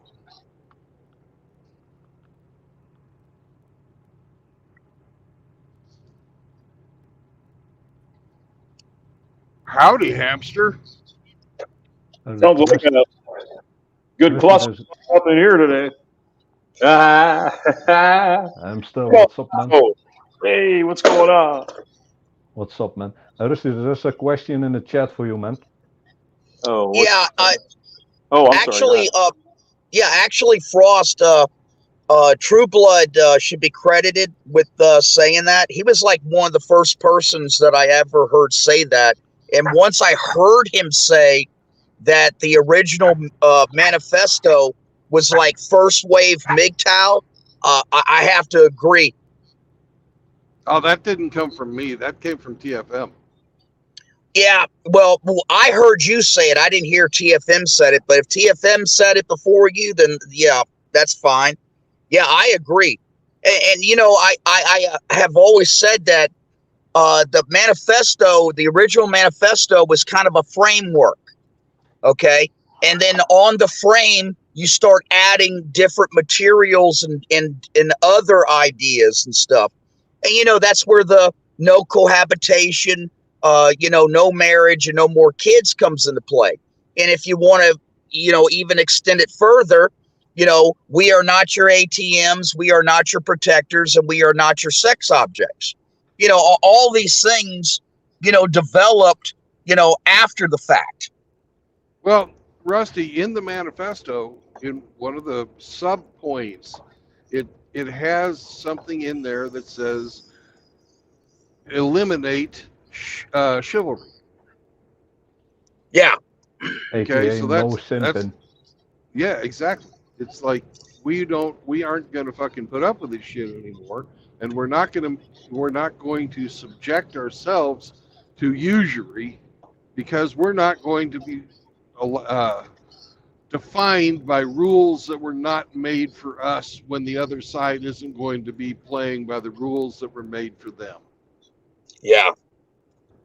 Yeah, and so, somehow the, you know, two of the tenets of the original manifesto really get under the skin of those that shall not be named. You know, and that's, you know, working towards a limited government and trying to instill femininity into women. I don't know which one they hate more.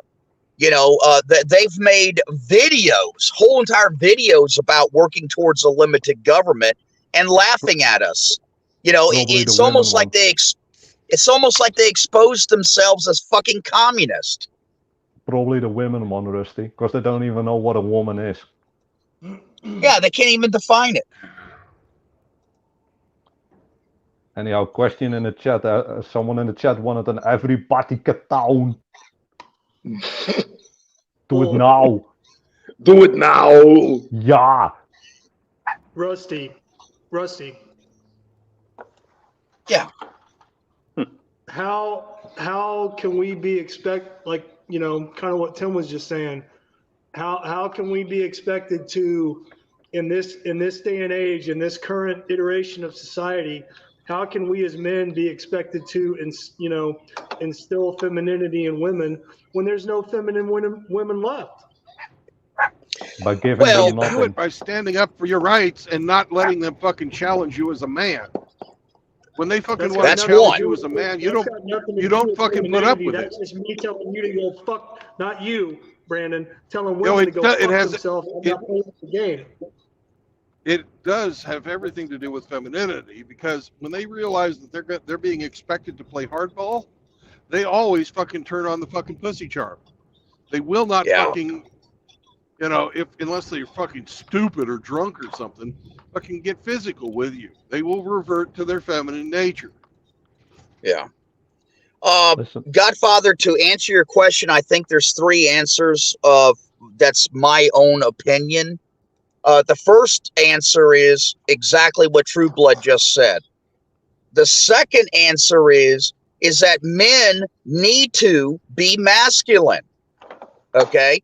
If you are in your masculinity and you are acting as a man and you're around women, that is a trigger that triggers the, you know, 10,000 years of evolutionary biology. Okay. The third way is the example that I have given a few different times. My twin daughters, I sat them down, right before they turned 18. I told them how all this was going to go down. I wound up choosing both of their husbands, and I, paid for the wedding and everything. And I told them, you're not going to college. You're not doing this. You're going to find a good man. I'm going to sign off on it. And this is the way it's going to be. And, I wound up, doing that. Hey, I got an important phone call, guys. I'll be back. Okay, peace out, Rusty. Yep. And there's Hey, a fourth way. Godfather, this is This is also the an fourth important way. one. Just a second, Tim. Go ahead, Like, man. Go You ahead. don't give your attention or your industry or your time to women who are not acting in the way that you deem to be feminine. If they're acting like a man, you just fucking ignore them, and they hate that. No, And that's another way to do it. That's number 4. So there's all kinds of different ways. no. I already do that because I don't care to interact with women. Godfather, also keep in mind, man, these women, if they make mistakes, man, usually they fucking immediately run to a man. Oh, I've ruined this machine. Or, oh, I crashed my car. Can you fix it? And you simply say, no, you are fucking... They call themselves strong and empowered. They can fucking clean up their own mess. No, Tim, no. I don't have a problem checking a chick or calling her out on her bullshit. I didn't say that, man. But as far as trying to twist her and conform her to how I want her to act or how I think she should act so it would benefit me, I don't care about that. Because it's not going to benefit me because I have no interest in that.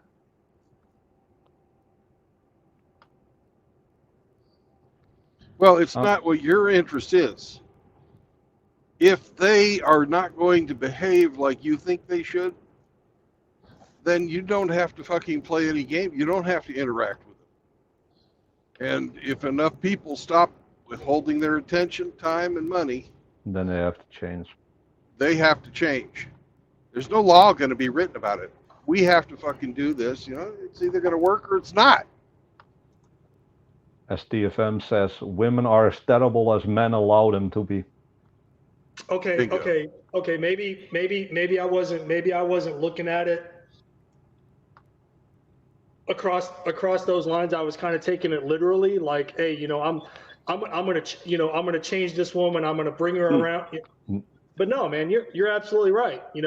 When you shut the faucet off as far as attention goes, because that's the most expensive currency that a woman has. Yep. Or that she requires. If you shut off that supply, it's ugly when they start going through the withdrawals. I know exactly what you're talking about. Hey, I'm back. Yeah. Hey guys, I'm gonna go and do my last sets at the gym, and I'm gonna dip. All right, Tim. Later, Good Tim. talking with you, Bye, brother. Tim. Coming on. Hey, peace out, guys. It's been fun, and everybody got to the chopper. Do it now. Do it to the chopper now. Yeah, everybody get down. Hey, peace out, guys. Stay based. All right. Peace, bro. Yeah, see you later. Hey, sorry I had to jump out, True Blood. That was the one of the gas companies. Apparently they got a new driver, and he was asking for directions to the rental house. Oh, okay.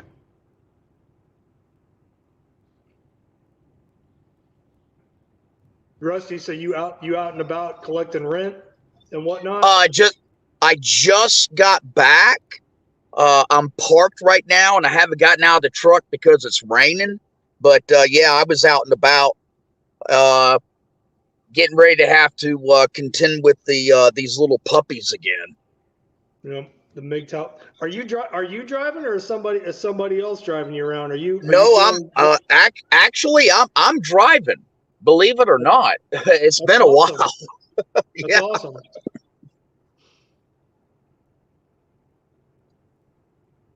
I mean, so are you done with the running around for today? So maybe it's time to crack a twisted tea. Oh, well, I already got my twisted tea. I got them sitting all around me right now. No, man, I was in such a good mood.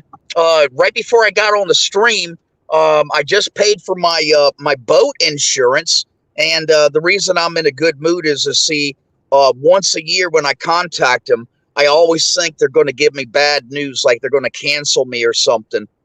When you get over, I think it's probably about 45 foot. Once you start getting into the 50, 60, and 70 foot class, there's not too many insurance companies that will give you a rider on your boat. And there's two major Probably pretty ones. cheap if it's not in the water. Well, it doesn't matter. You see, whether it's in the yacht yard or if it's in the marina, you have to maintain insurance. And it's like, for example, when it's in the yacht yard, you have to have the yacht yard's name down as an additional liable situation. And then when you move it back to the marina, you then have to have new insurance drawn up that names the marina as an additionally insured as far as the liability. And on my boat, I maintain, almost $1 million, in liability insurance. And that's really the standard. On smaller boats, it's about $500,000. But anyways, I was so happy. Everything went through. They're renewing me. And then all of a sudden I find out fucking Lazarus is making goddamn threats against me again. I'm like, Jesus Christ, I'm just trying to mind my own damn business, like Tim says.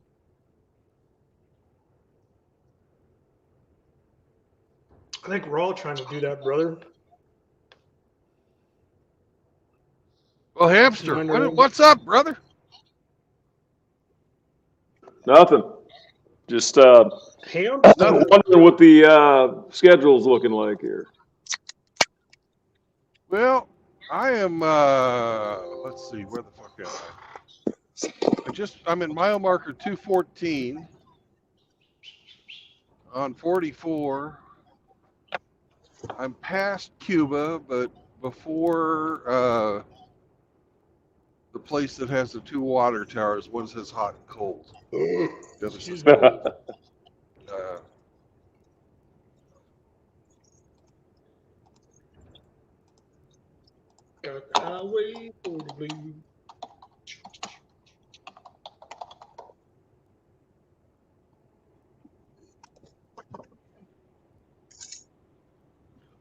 Hamster, did you not have to put in a full day at the office? No, I'm still working. Oh, you're still working. Shit, you got 2 hours to go, maybe 3? It all depends really on when they get me unloaded. I'm going to get there to their warehouse at about 4:30 or so. Mm-hmm. But God only knows, when they'll fucking get me unloaded.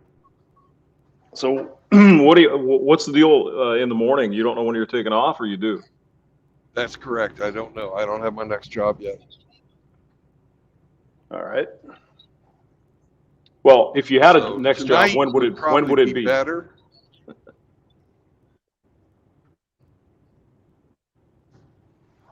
Yeah, I know. But if you had a job, what time would you be taking off? Done. I don't know. I think probably the latest I'll be done is around 7.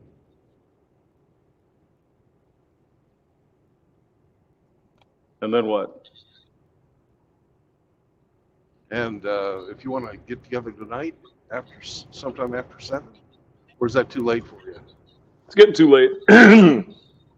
The problem is I can't see well at night, so especially with the traffic is going. Okay. Well then, yeah. Because my left eye is going blind. It's tomorrow morning. Tomorrow morning we could probably do something. At least the roads will be freer. And then I don't have to worry about running into people that I can't see. Oh my God, a blind hamster. Well, not totally, just half. Half blind in one eye, Yeah, that's right. and half in the bag. Hey, can like I a send thimble. James? I need to send you a Pirates patch. Yeah, there you go. Well, I'm going to have that surgery where they put in a new lens. Oh So shit! that sounds exciting. Yeah. I just had a friend who had that done. They said it's fucking easy. Yeah, Is it the LASIK? No. Okay. No. They actually remove your lens and give you a new one. No shit. Damn. No shit.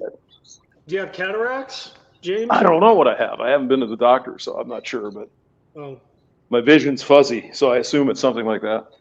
you need to start smoking the wacky tobacco if it's cataracts. That's right. I could get the Hemi medical pass. Yeah. I'm in where I am, I'm sorry, Brandon. What was that? Bourbon, Missouri.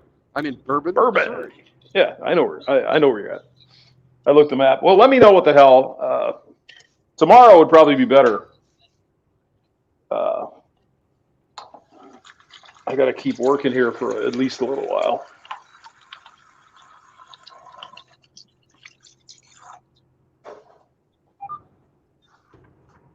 Well, no, Hamster, I kind of feel you. I mean, I don't have cataracts or anything, but I mean, I can't see for shit at night anymore. My night vision is 7 different shades of fucked, man. I can't probably see crap, when the sun goes down if I'm outside.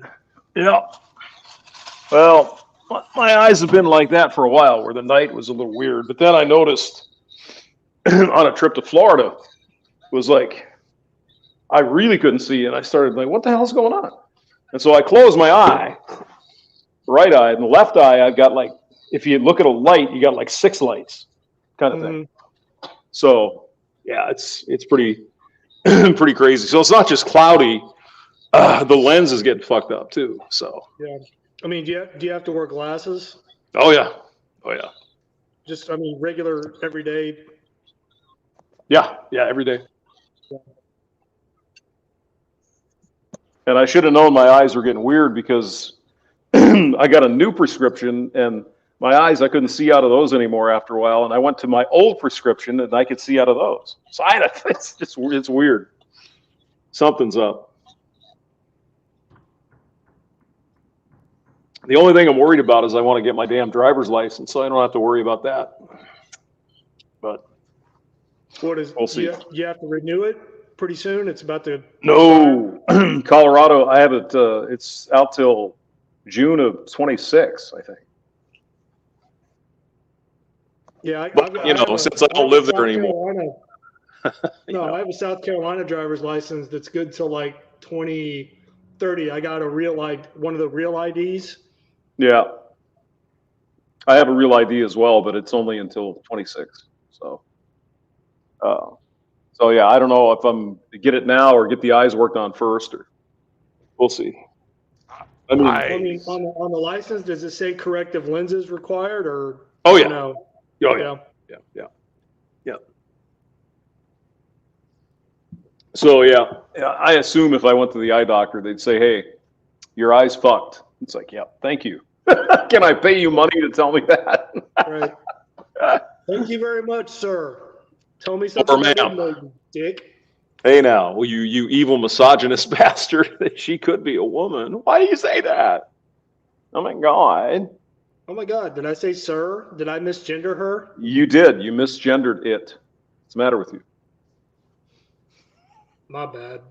So why the hell was everybody getting all fired up here? What did I miss? I'll let Rusty and Brandon fucking clue you in on that, bro. Yeah. I was thinking about you today, Rusty. How the hell are you, man? Is he still here or did he just leave? Bastard. I guess he left. Rusty is about ready to go do puppy things. That's right. Go take care of the MGTOW pups. MGTOW puppies. Puppies going their own way. Pigtow.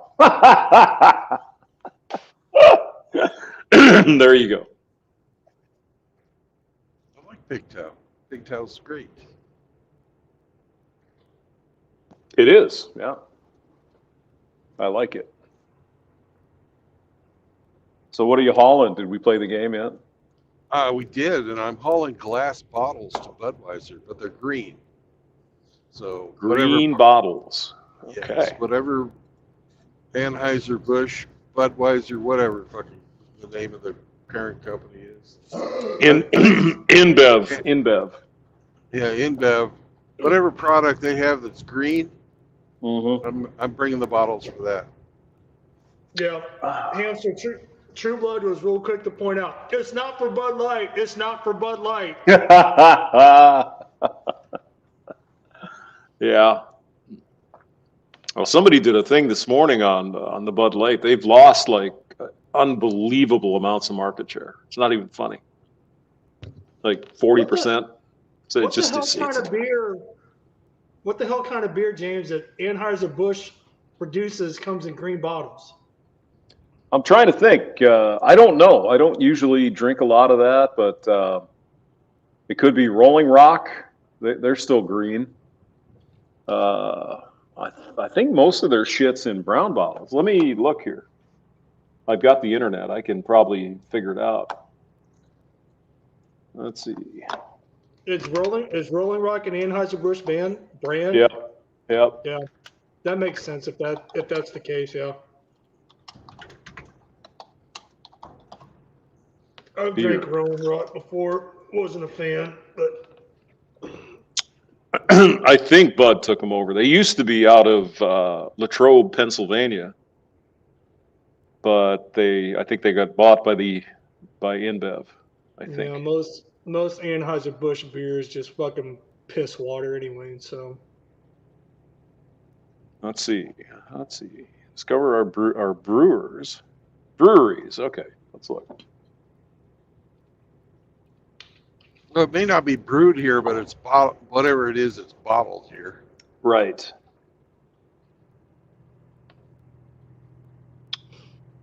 Yep, back in the old stomping grounds, there's a Budweiser stadium thing outside of where is it? It's north of Denver. There's like a big Budweiser. They have concerts and shit there. And they make beer. Apparently, they make beer up there too.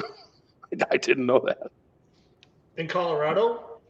Yeah, they have a plant in near. Jesus, I can't think of the name of the city. Hold on.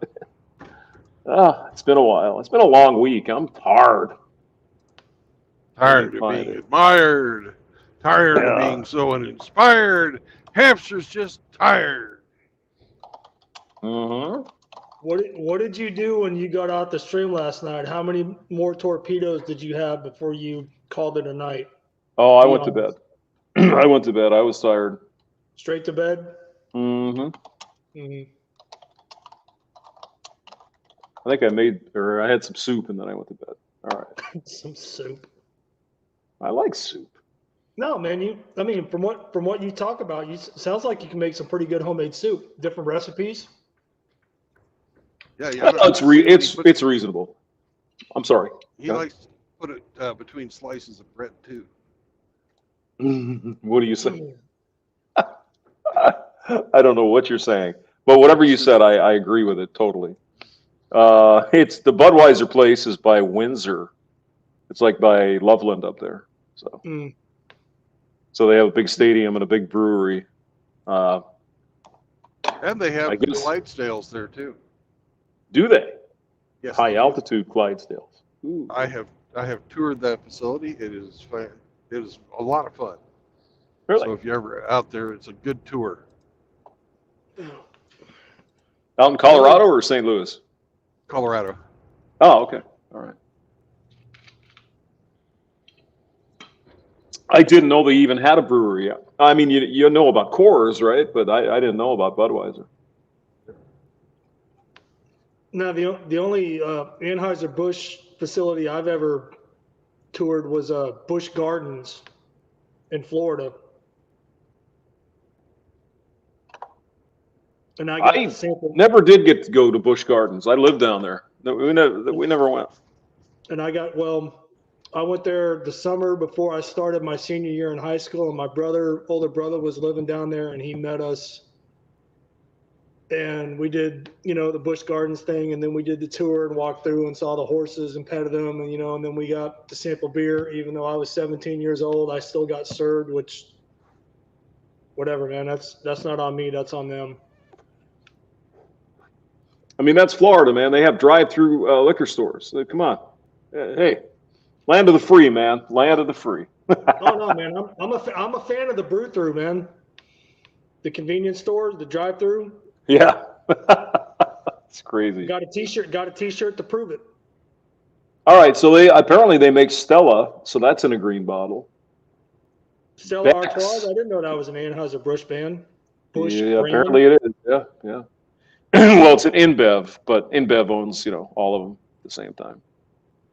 Yeah, so, but it's brewed and bottled in Belgium and then imported, right? Beck's isn't. Not anymore. Beck's is brewed in St. Louis. Beck's used to be a German beer. Now it's not. Yeah. Liars. Well, it says on the bottle, it says something like the German way or some shit, but it's brewed in St. Louis. I know that for sure. What about St. Pauli Girl? I assume it's the same, but let me look. Beck's Brewery. They used to have really good fucking commercials. Then they got rid of the hot German chick. Man, I dated the chick back in the early 2000s before I got married the first time. She looked like the chick on the St. Pauli Girl label. God, she was. Indeed, guys, it is Beck's and St. Pauli Girl, both brewed in St. Louis. Motherfucker. So that's probably where the green bottles are going, I would assume.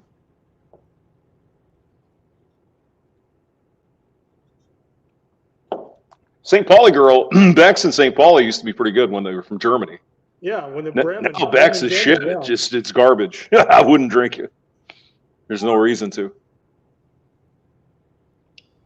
I haven't had a St. Pauli Girl in years, but the last time I do recall drinking one, it was I had to buy it at a liquor store, and it was at room temperature, and it said imported from like Bremen, Germany, or Bremen, Germany. Yep, correct though. Yeah, the new one says the bottles say like inspired by Germany or something, or brewed in the German way or some shit. But yeah, it's the German purity law. Right. Not anymore. Yeah. InBev fucking brews all these beers, but some of them are brewed overseas still. Like St. Pauli, they still brew it overseas for the European market. Yeah. But for us, we get yeah. St. Louis. We get the bastardized American version. Mm-hmm. Yes, sir. So yeah, so it's probably Stella or Beck's. Those are green bottles, yeah. So that's what you're hauling there, Brandon. Yee-hee! Yeehaw! No, I've heard the tour of the brewery in St. Louis is pretty cool. I've not done it, but well, the buildings are really cool from the outside, anyways. Yeah. They're right over the river in Illinois, or they're in Missouri? No, they're in Missouri. I'm delivering down on 2nd Street. Oh, in St. Louis? Yeah. I'm sorry. I know. I've been down there before. It's not some place that I would willingly go over at nighttime. Well, I mean, I'm not saying because it's nasty with crime. It's just it's big. There's people. Ew. There's traffic. The streets are really fucking narrow. It's hard to make corners. You say 2nd Street in St. Louis? I'll have to look it up here. 2nd Street, yeah. It's down there by the brewery. Right there where fucking 55 and 44 come together. It's right down there in that neighborhood. Oh, okay, I see it. Yeah. Oh, the Soulard area. Okay. Apparently, they have a pretty good farmers market they do all year there, or not all year, but most of the year. So I still have not gone. You know why, Brandon? Because I'm an asshole. But there is an oyster bar right there, Brandon. You could get some oysters. Yay. Yeah, just what I need before our meetup. Yeah. Right.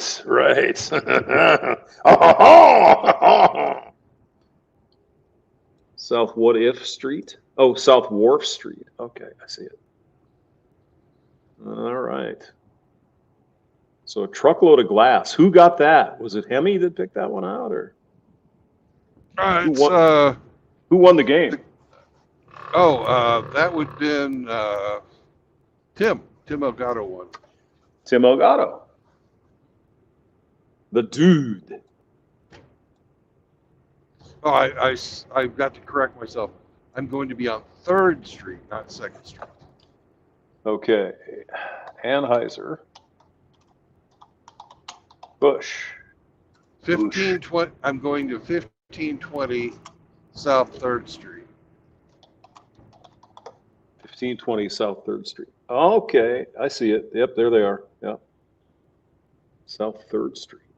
Oh boy, yeah. You're right down in the heart of the city. Yeah, right in the heart of it. Mm-hmm. I will not be staying there. Let's see.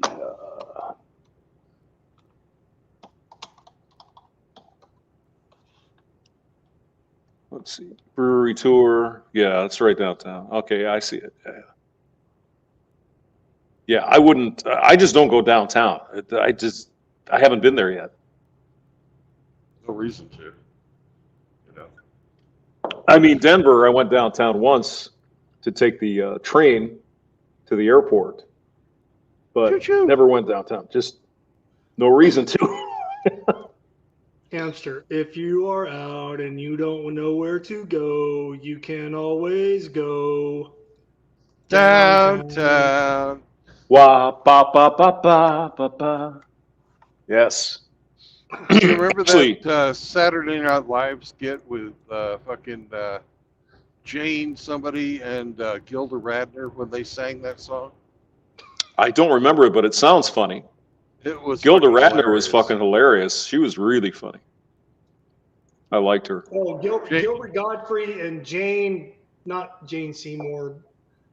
Was it Curtis? Jane Curtis? Something like that. Yeah. I mean, I do have Dr. Google here, so I could look it up. Saturday Night Live, when it was actually funny, is that? Yeah, that would be it. That would have been back in the 70s and the early 80s.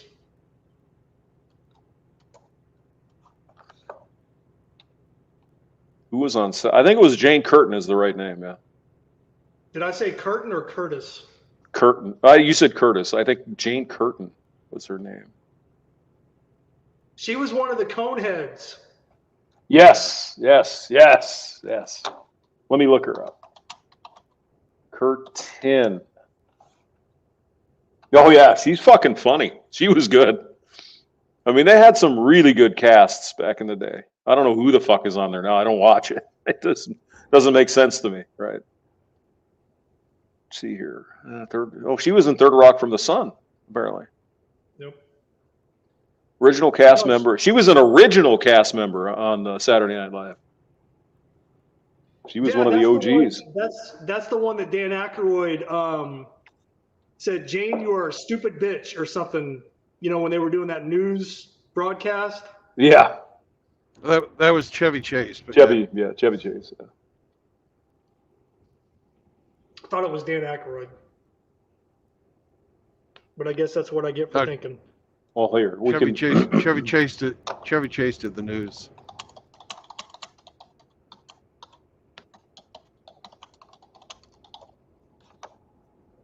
Oh, it says here, Jane, you ignorant slut. It was Dan Aykroyd. It was Dan Aykroyd. Oh, Jane, it was Dan. Slut. My Dan mistake. Aykroyd. I apologize. As you should, Well, mister. I got the wording totally wrong. I mean, I got the comedians right, but I got the wording all screwed up. Jane, you ignorant slut. I mean, Aykroyd's still doing shit. I mean, he's still active, so that's cool. Yeah, they got a new Ghostbusters movie coming out that he's going to be in. They got a new Ghostbusters movie coming out. Really? Another one? Something. God. I think it's called Frozen Empire. Ghostbusters Frozen Empire. You guys heard they're doing another Willy Wonka. I mean, for what the fuck? Why? What's the point?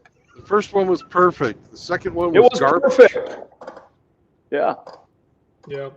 Gene Wilder. There could be no other Willy Wonka other than Gene Wilder. That's it. You get nothing. You get lose. nothing. That was a fun movie. That was like what, early 70s probably? Early 70s, yeah. Yeah, early 70s. 71, 72. That guy I think he passed away recently, but No, Gene Wilder's been gone for a while. He was married to Gilda Radner. I know, yeah. She went before he did. I think she went from cancer. Yeah, he passed away in 2016. So he lived that's a pretty long life, 1933 to 2016. But yeah, man, he was great. He was fantastic. Young Frankenstein, get the fuck out of here, right? Come on. Yeah. That was beautiful. Well, Blazing Saddles. I mean, Young Frankenstein, Blazing Saddles. Was he in Blazing Saddles? Is that right? Yeah, he was the Waco Kid. Okay. Oh yeah, it says here, yeah. Blazing Saddles, Willy Wonka was 1971. Young Frankenstein, Frankenstein. Frankenstein,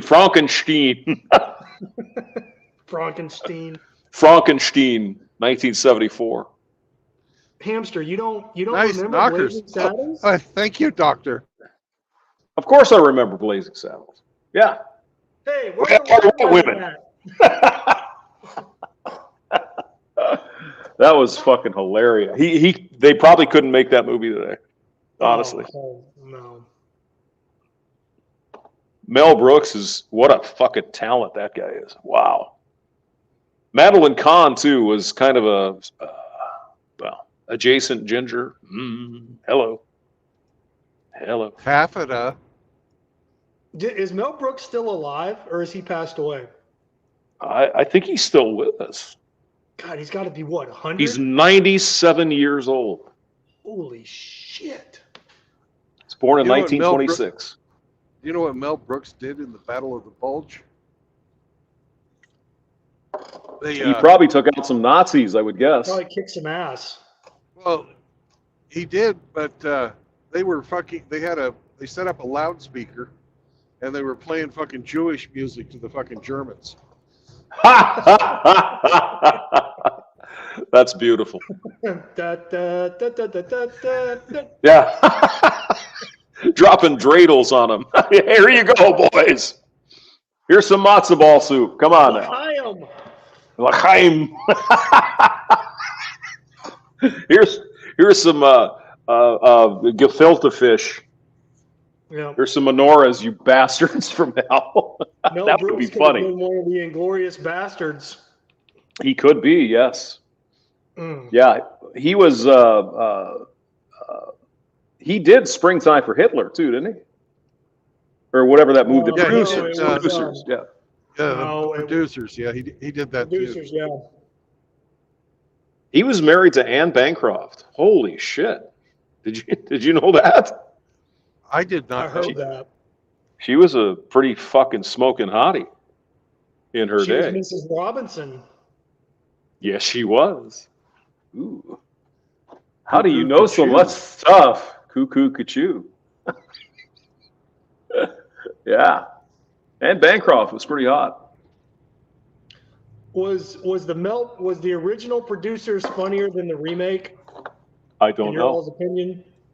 I don't know. I don't think I've ever seen it.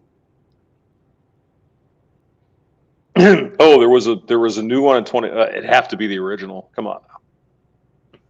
Yeah, they did. They did a remake with Matthew Broderick, Nathan Lane. Oh well, I mean that might be all right, but I mean, how can you? I think Will Ferrell and Uma Thurman. I mean, it's producers 1967. Someone called Zero Mostel, Gene Wilder, and some other people that I don't know. I bet it's really fucking good. I'm gonna have to maybe look that up one of these days. Yeah. It is good, Hamster. And of course, I mean, Mel started that too. Yeah. Oh yeah, of course. Did he? Yeah. Yeah. He was. Yeah. And I love fucking Spaceballs. Oh yeah. Yeah. They've gone to plaid. They've gone plaid. Keep firing, assholes. Who made that man a gunner? I did, sir. He's my cousin. I'm surrounded by assholes. And then Dark Helmet pulls the face thing down. He's like, keep firing, assholes.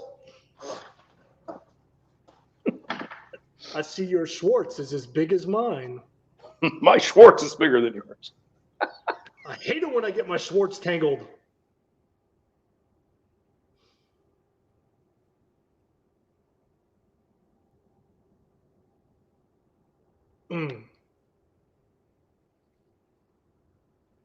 Nah, man, you couldn't remake any Mel Brooks. I mean, even the stuff he did, into the 80s, I think the last movie I remember. No, let's see, it was Robin Hood. What was it? Robin Hood, Men in Tights. Men in Tights, and then he did Dracula, Dead and Loving It. Like you couldn't do that today. You know what movie he also made that he never gets credit for? What's that? He didn't want to have his name on it when it was in the theaters because he didn't want people to think it was a comedy. Is he made Schindler's List? Really? Yeah. Wow, I didn't know that. He was a producer? I think he wrote the script. Huh.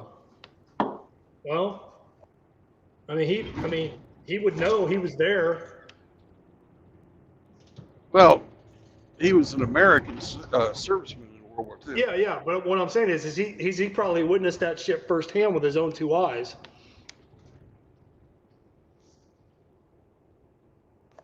It says early 1944, after his senior year in high school, he went to take the test, Army Specialized Program. So, yeah, reporter, participated in the Battle of the Bulge. Yep. Is Brooks really his last name, or was that a stage name? Well, Kaminsky, obviously Jewish. Come on now. Yeah. He's about as Jewish as Jesus. Come on. He's seriously Jewish. That's what makes the producers funny, right? Yeah.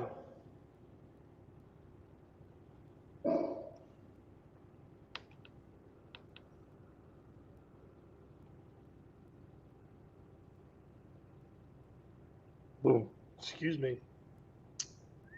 It says here he started working in the Borscht Belt. Do you guys know what that is? Yep, that is the fucking clubs out in the Adirondacks? Catskills. Catskills, okay. And the Poconos. Pocono Mountains in Pennsylvania, Catskills in New York. Yeah. So a lot of the Jewish folks like to go on their weekends or whatever, and they had comedy and dancing, singing, all that. Nobody puts baby in a corner. Yeah, exactly. Yeah, that kind of thing, right? Which was also a really good movie. I thought it was, fucking Dirty Dancing. That's going to be bullshit. I liked it. I thought it was pretty good. You were crazy for Swayze. Don't even try to act like you weren't. Stop it. You know I was. Oh my God. And also, well, they were all in Red Dawn in 84, 85, and then Dirty Dancing came out in 87. And I think the one chick is Richard Marx's wife. the one that got pregnant or whatever. I think so. Let me look it up. Dirty Dancing. Talking about Jennifer Grey? No, Cynthia Rhodes. Oh, no, the one that got pregnant and had the abortion? Mm-hmm. Her name was... I think she died, didn't she? Did she die from the abortion? I can't remember. Yeah, in the movie. She got fucked up, but she didn't die. Yeah. Okay. I just remember that scene. He's like, the guy had a folding table and a dirty knife. That was a good fucking movie. I liked it. I mean, it was cheesy, but it was cute. The plot. The Borscht Belt owned by Jake's sarcastic best friend Max. There you go. Jerry Orbach reminds me so much of my uncle. It's kind of amazing. It's almost like they're the same people. It's kind of crazy. But I think it was Cynthia Rhodes is married to Richard Marx, but I might be wrong. No, he was the dad, right? Yeah, he was the dad. Yeah, she's married to Richard. Well, she was until they got divorced in 2014. Yeah, nobody puts baby in the corner. Yeah, Jerry Orbach's the father, right? The tall father guy. Yeah. Like, I always do the last dance of the season, and nobody puts baby in a corner. So fuck you, sir. I mean, you could only imagine how much tail Patrick Swayze got. Before he got married. He eventually got married, and he was faithful and all that. But man, I bet the chicks were just dying to get a hold of him, right? Yeah. Especially after Roadhouse, because come on, it's Roadhouse. Everyone loves Roadhouse, right? The double douche. It's un-American. It's un-American not to like Roadhouse. That's almost what I would equate to communism if you don't like Roadhouse. I mean, you have to. Jeff Healey band. You got that blonde chick who never showed up in anything else. Whatever her name was, Kelly Lynch, I think her name was. That chick's got entirely too many brains to have an ass like that. Oh God, let's look it up. It's a guilty pleasure of all of us. Roadhouse. Yeah. Oh fuck! They remade it. Oh no. Yeah. They're remade. It's They been did. remade. They just haven't released it yet. That's supposed to come out on Amazon Prime with Jake Gyllenhaal. He takes the job as a bouncer to Florida Keys Roadhouse, only to discover that the paradise is not. Oh come on! You can't remake Roadhouse. No. Sorry. He's not working at the Double Douche, so The no, Double it's not gonna be Douche. the same. Down in Oklahoma or wherever the hell it was supposed to be. No, I think it was in Kansas City, Missouri. Was it? I think that's where it was supposed to take place, was somewhere in Missouri.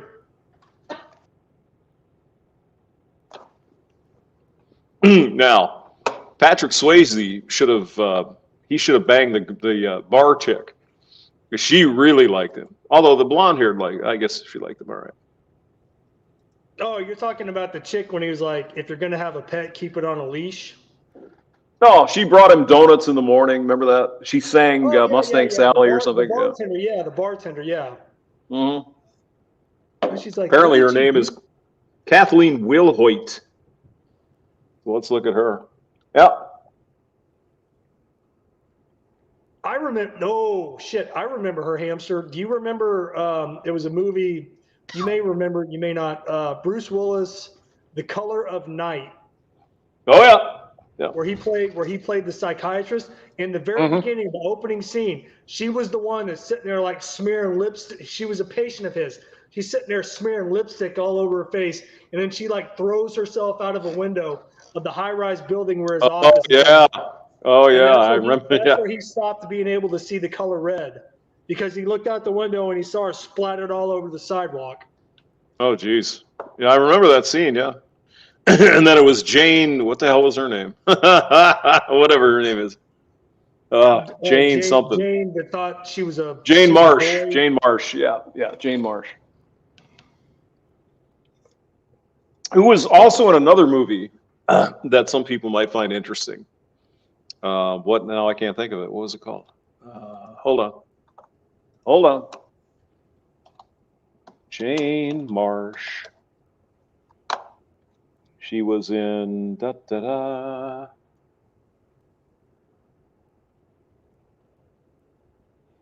shit. There's a lot of Jane Marshes out there. I wonder.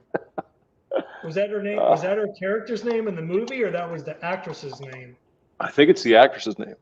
Oh, no. Jane March, March.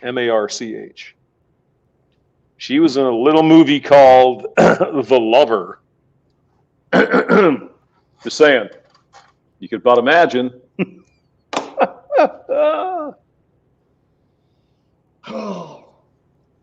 She played apparently a true story. She played a young girl who was living in, I think it was French Indonesia, Vietnam. And this was back in the 20s. And let's just say she, well, you know. Mm-hmm. Like I said, I remember I was still in high school when I first saw that movie, and I remember watching it, obviously without my parents, and there was the pool scene where they both jump in and they're butt ass naked, and you can see her tits and you can see Bush, and then Bruce Willis jumps in and you can see his dick, and I was just like, man, I didn't need to see that. He pulled out his Schwartz. We didn't want to see his Schwartz. His Schwartz may have been bigger than mine, but he's Bruce Willis, so I cut him some slack. No.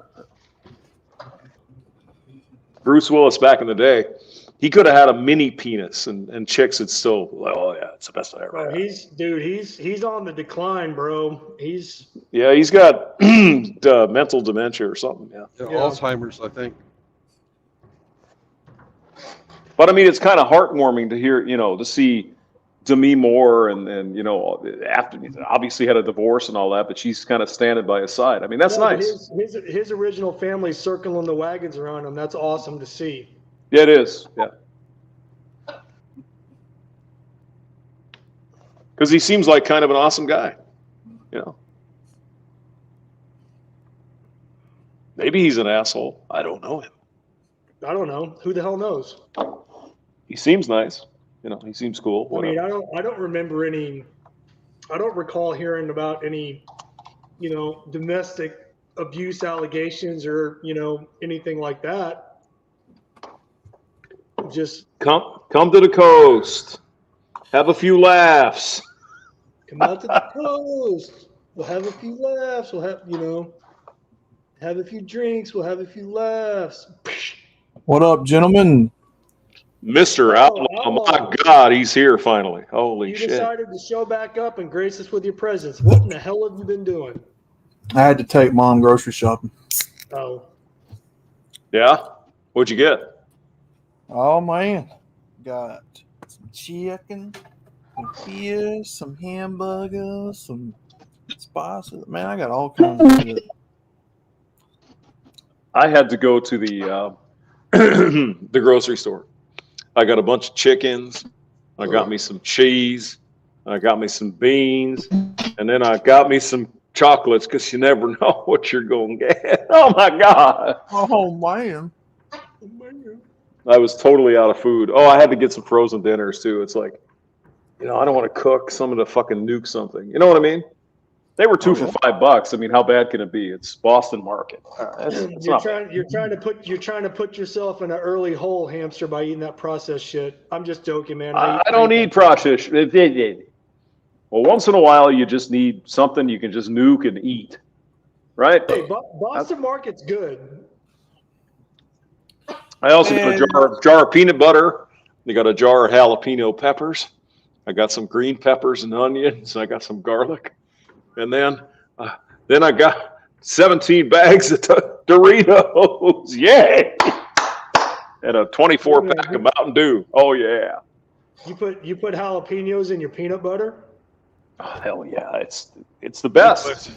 He puts jalapenos in his suppository. That actually sounds like a good snack. Hamster lives on the edge. You want a jalapeno suppository, Outlaw? No. Jalapenos and peanut butter. Is that good? I have no idea. No, Probably isn't Well, I was terrible. being I mean, you know. smart ass. I wasn't being serious. I know he doesn't do that shit. If you have the creamy peanut butter, it makes the depository go in easier.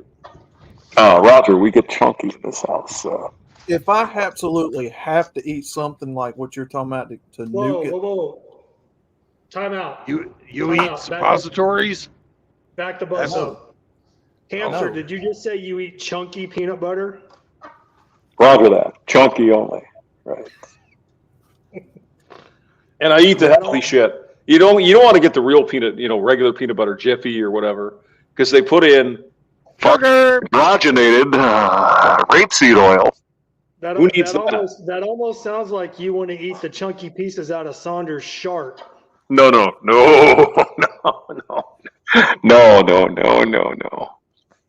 I just want to make fun of it because it's funny.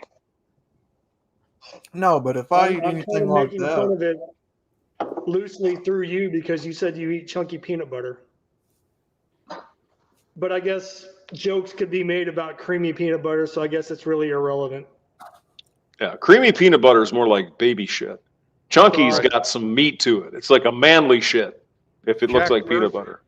Jack Murphy Oh. likes the creamy peanut butter. Oh, God. Oh, why'd you got to bring Jack Murphy into this, damn it? but no, if I eat anything like that, I usually like those TV dinners. Who is it? Hungry Man. Hungry Man. Isn't that sexist, though, really? I mean, aren't Or the- hungry women out there? Aren't you paying attention? Yeah, you misogynist. How come it's not hungry woman or hungry him, they, their, his, her, me, my, is, was, you know what I'm saying? It's a hungry rainbow dinner. Oh, my God. If it was a hungry woman, she'd just steal the food off your plate. Mm.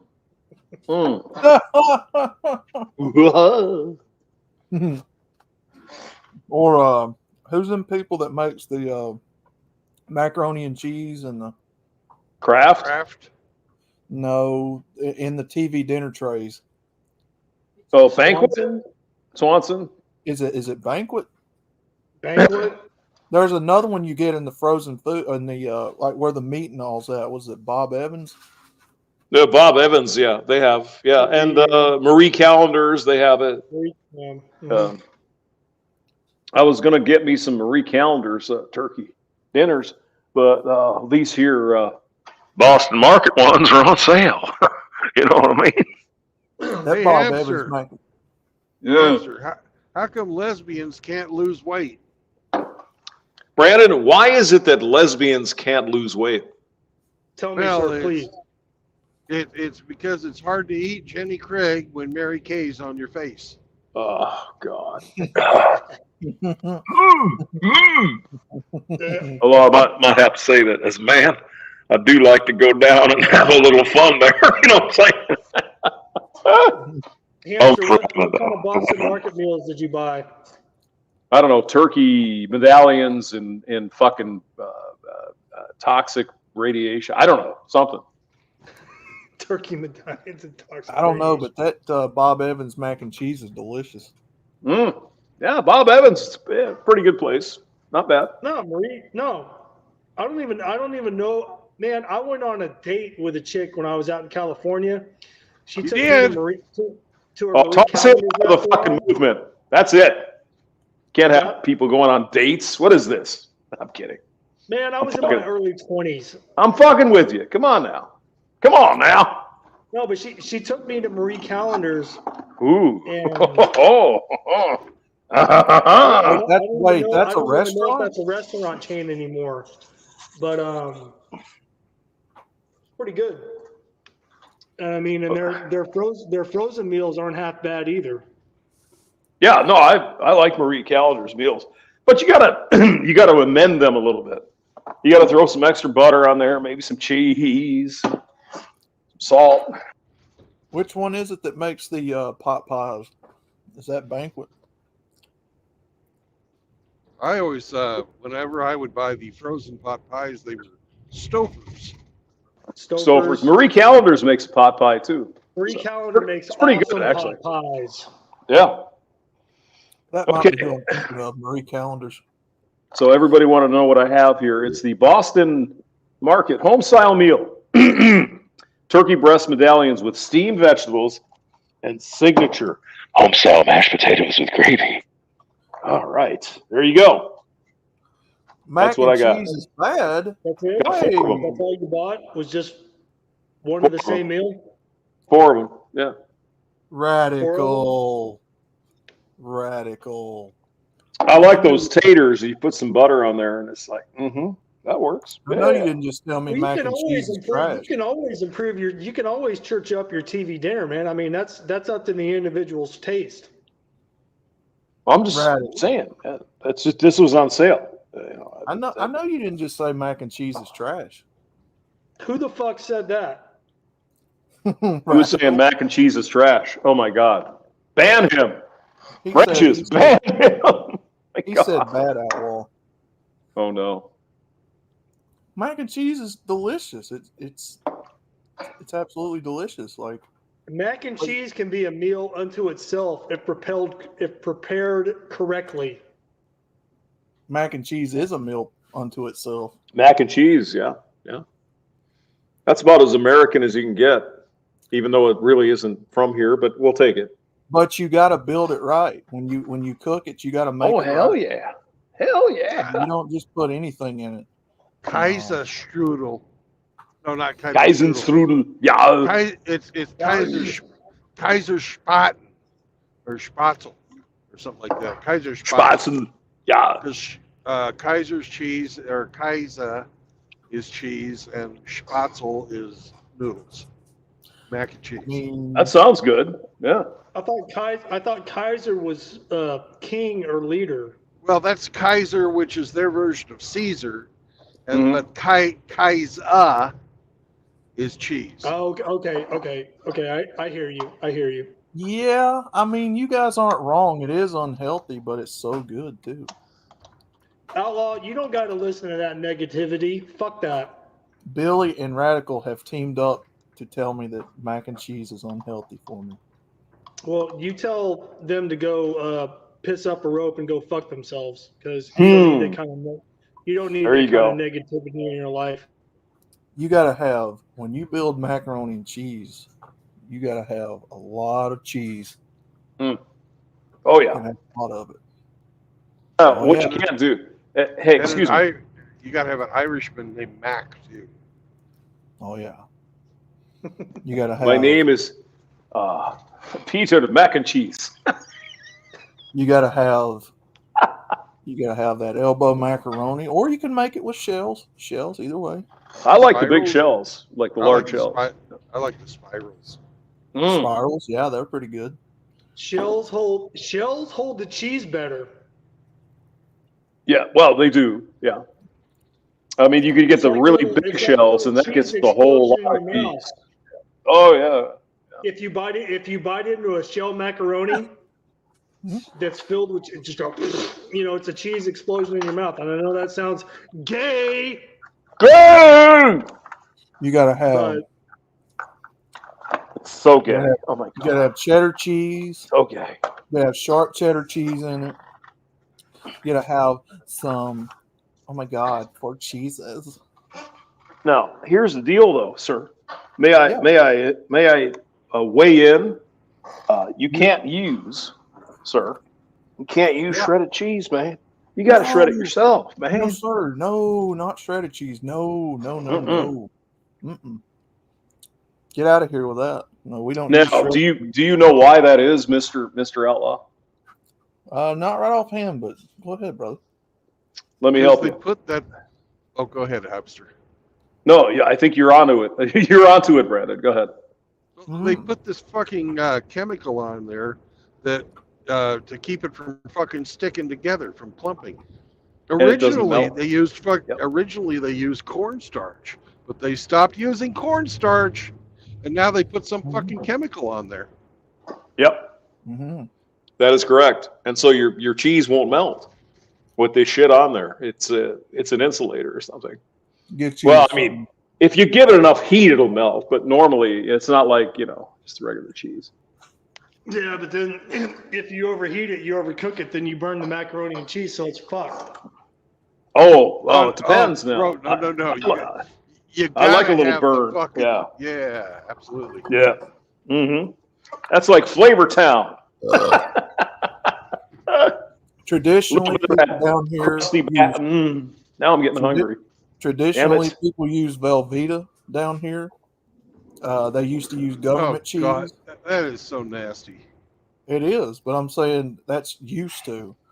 Now, let's see, what do they use? It's if they're not single mothers using Kraft singles, you use what is that cheese sauce you get in the store? Cheese sauce? What? Oh, there's a name for it, and I can't think of what it's called. Cheese sauce? Everything that is just wrong about that. That ain't the way me mom used to make it.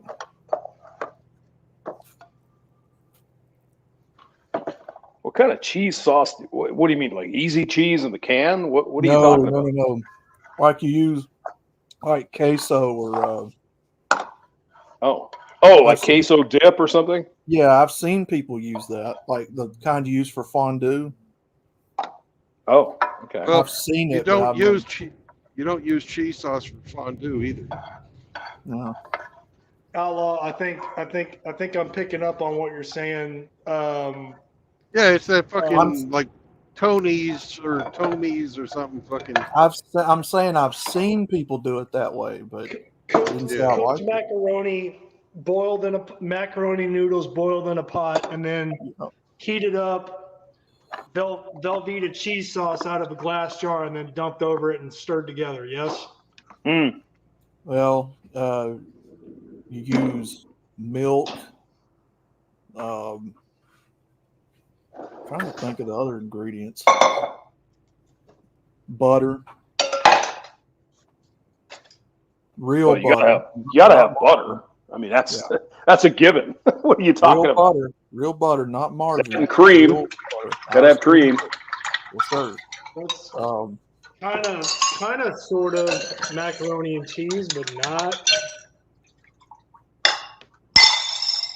But again, I like multiple kinds of cheeses in mine. I like sharp cheddar, American, queso. Well, not queso. What's it? Gouda. Johnny Midnight likes the queso. Queso. Then you put it in the oven and bake it. One way.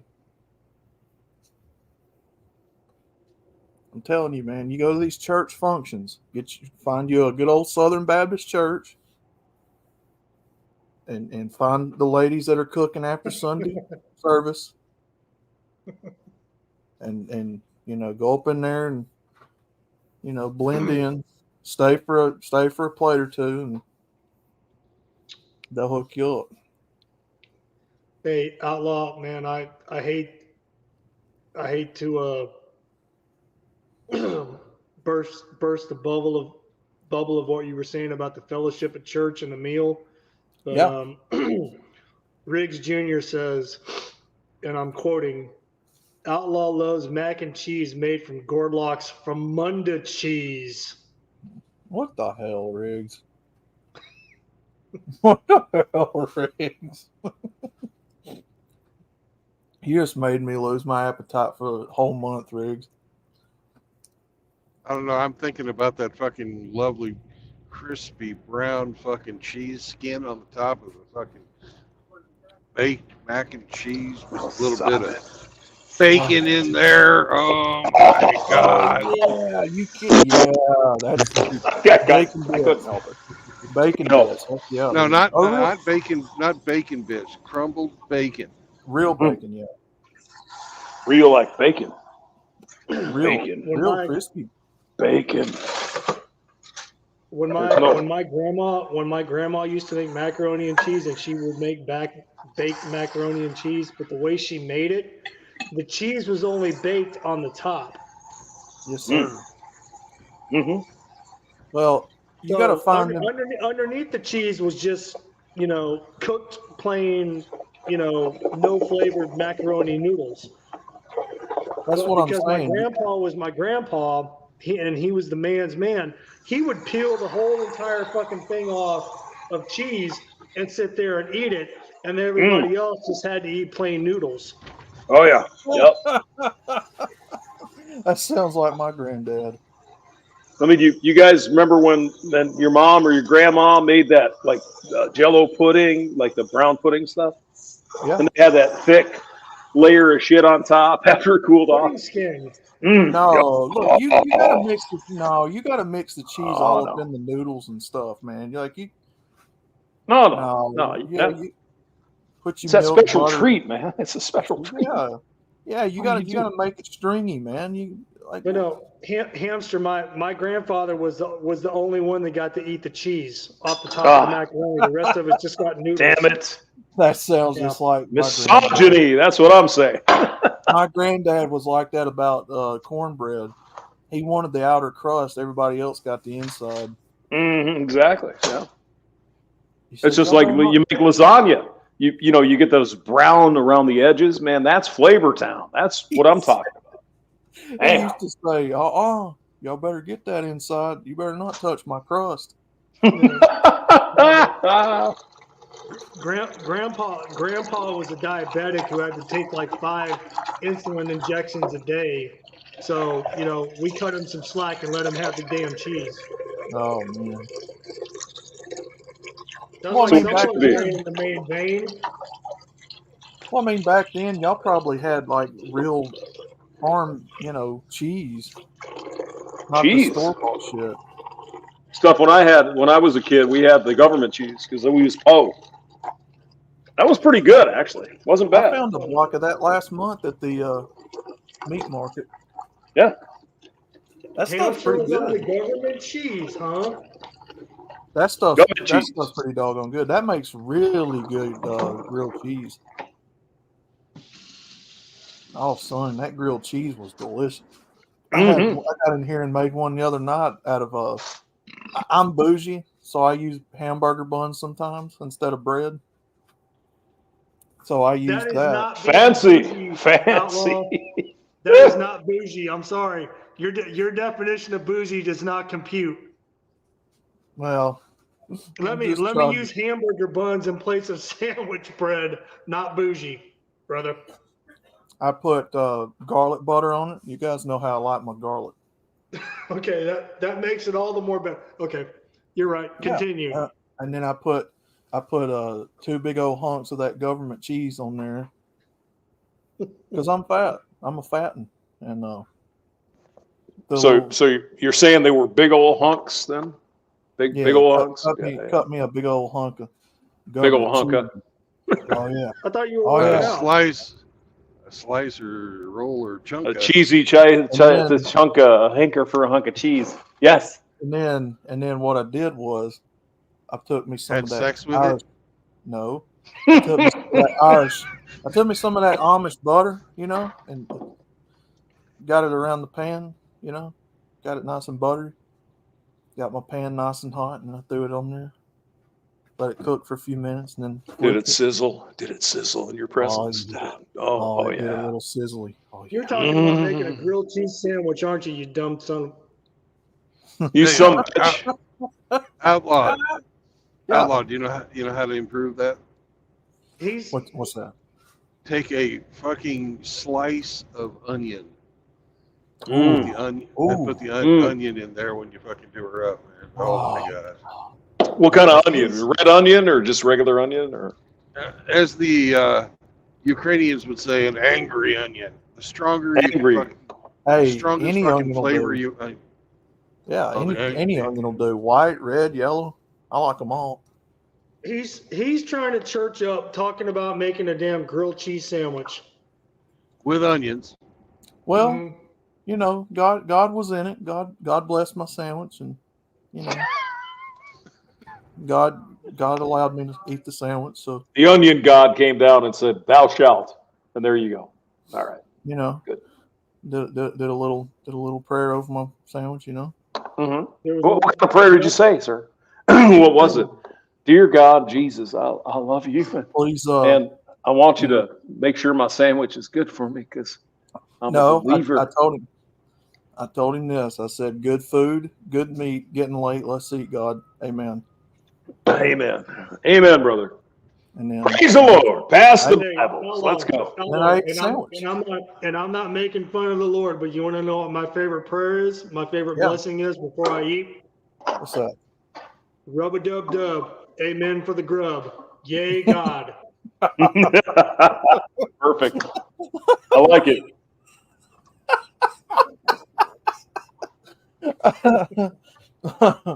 That's pretty good.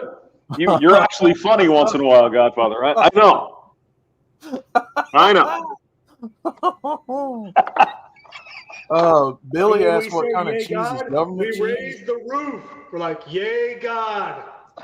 Billy, honestly, I don't know what kind of cheese government cheese is. It tastes like just plain American. Tastes It's like not even Velveeta, cheese. really, doesn't it?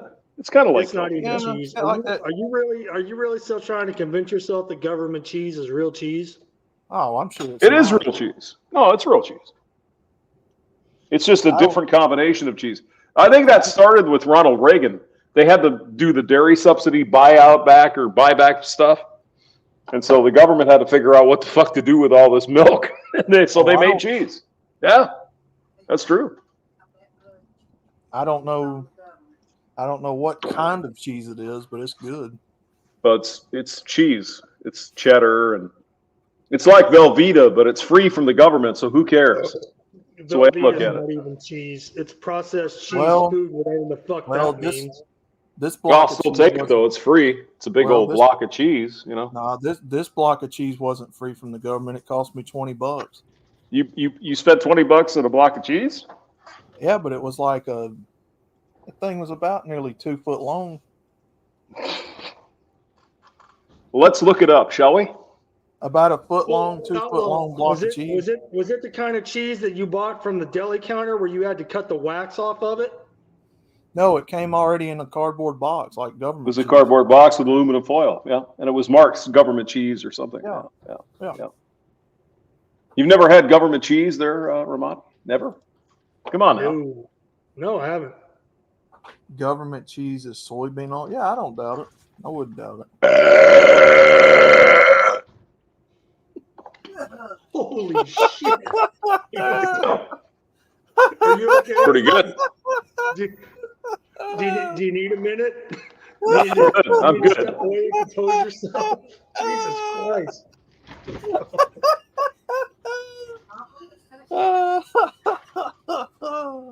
I'm the love doctor.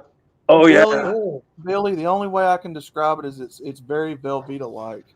Everything was about awesome, it's very man. Velveeta-like. It's Now, got it that says here. texture. It's That got was a impressive. similar taste. Respect. Says government cheese was created to maintain the price of dairy when dairy industry subsidies artificially increased the supply of milk and created a surplus of milk that was converted into cheese, butter, and powdered milk. The cheese, along with butter and dehydrated milk powder, was stored in over 150 warehouses in 35 states. Yeah, I remember like that. $70 billion worth of friggin' cheese they didn't know what to do with. So they said, hey, let's give it away. Great. Give it away. Ingredients. Government cheese is pasteurized, processed American cheese. I It's remember produced from. Yeah, go ahead. I remember my granddad eating it. So apparently we've had that in this country for a long time. Well, I was a kid when yeah.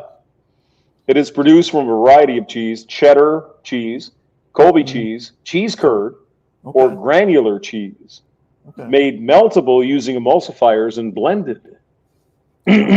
Other ingredients specified in the standard of identity. Blah, blah, blah, blah. It's Velveeta, basically. Yeah. Well, Billy, this is only one thing of cheese that I've got, and I can't find it anywhere else, so I probably won't be buying it for a long time after that. So,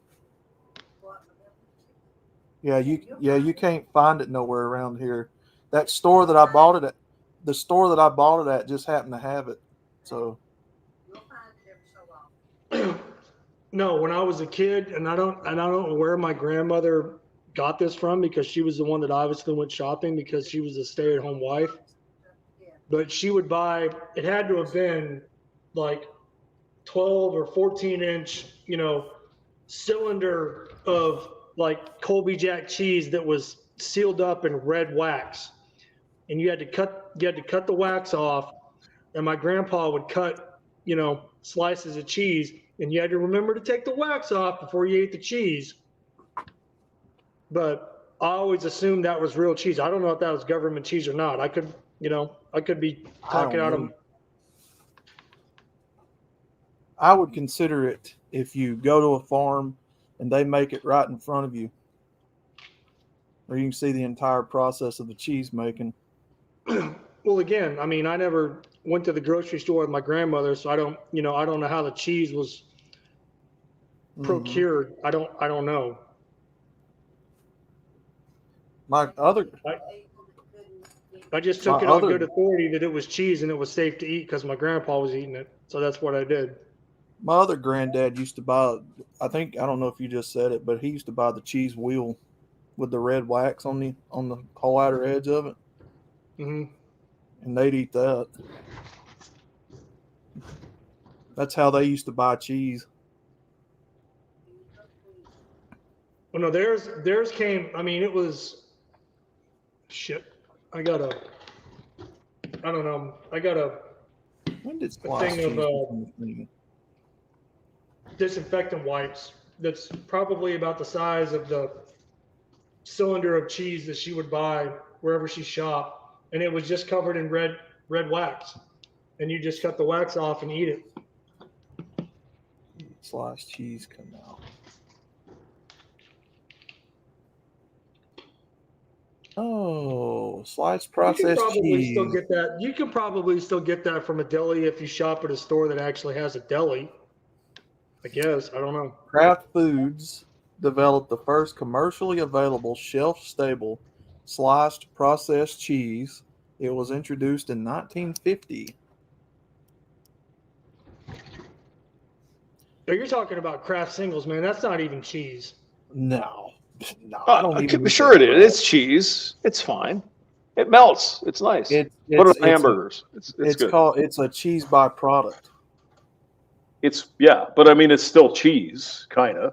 They can't call it cheese because there's some FDA limitation on what you can actually call cheese. But it's still good. I like American cheese on a burger, whatever. It's good. I like it. I like it, Captain. I like it. I love it. I want some more of it. Yeah.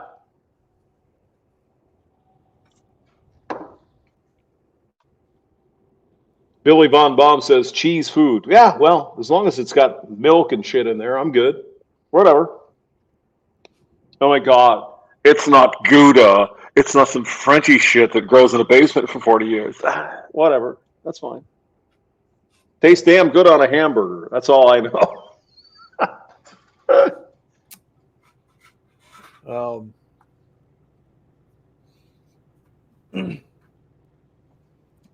Sarah Lee used to sell. No, but when it says on the packaging, processed cheese food product, how much trust and faith can you really put in that?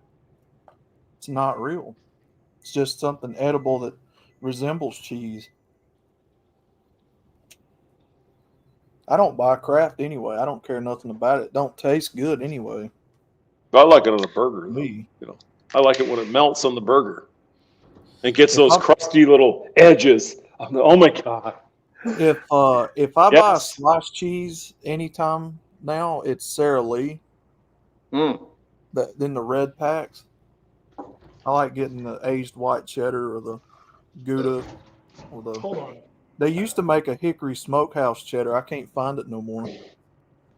Yeah, what did it taste like? Hickory smoked cheddar? Oh yeah. Tastes like chemicals. Brandon, I flew through here on my little airplane once. It tastes like chemicals. I saw you crashing right here. Yeah, about around those churches over there. Yeah. It tastes like chemicals. Oh, stop it! It does not on a burger. It tastes good. I mean, you lot are like, oh yes, I put ketchup on my hot dog. You don't put ketchup on a hot dog. That's not the way it works. No. Get out of here now.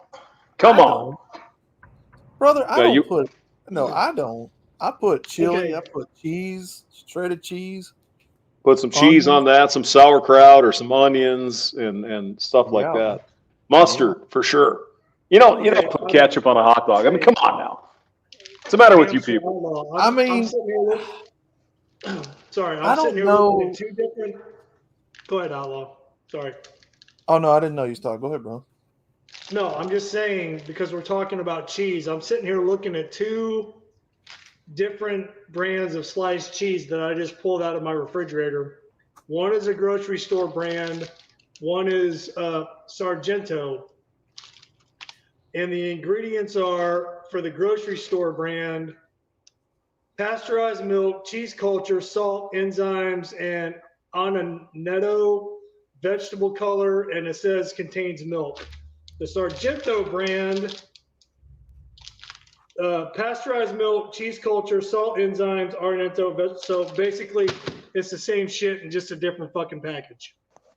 I mean, Sargento is made up in Wisconsin. So are you putting down the Wisconsin people? I mean, I don't get it. What are you saying?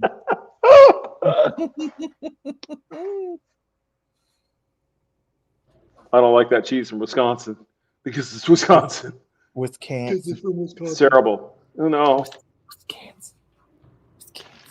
Wisconsin Inbreeding Clinic. Wisconsin. Wisconsin is a really nice place. If you guys down south get a chance, Wisconsin's cool. It's nice. I've never been up that far north. That's what I heard. No, it's nice. People are nice. They have beers on every corner and cheese and brats and shit. And shit. So yeah. Lots of shit because of the cheese. Yeah.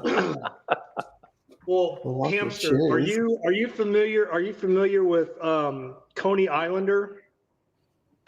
Well, I've been to Coney Island, but it's been a million years. But Zombro would probably know better about Coney Island. But I've heard of it. No, it's a hot dog place, Coney Islander. Where is it? Well, the only one I've ever seen is in Tulsa. So I mean, have you ever you've been to Tulsa, yeah? Yes, once for a job interview with MCI. They used to be a telephone company. Yeah. Mm-hmm. And we went to the spaghetti factory for the lunch. I fucking hated it. Coney Islander is a take on the obviously, the Coney Islander New York style hot dog.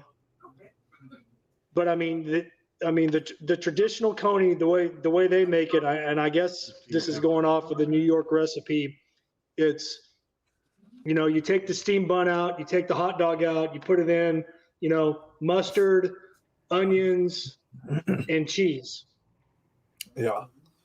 Now, if you want to, adjust on that, you can.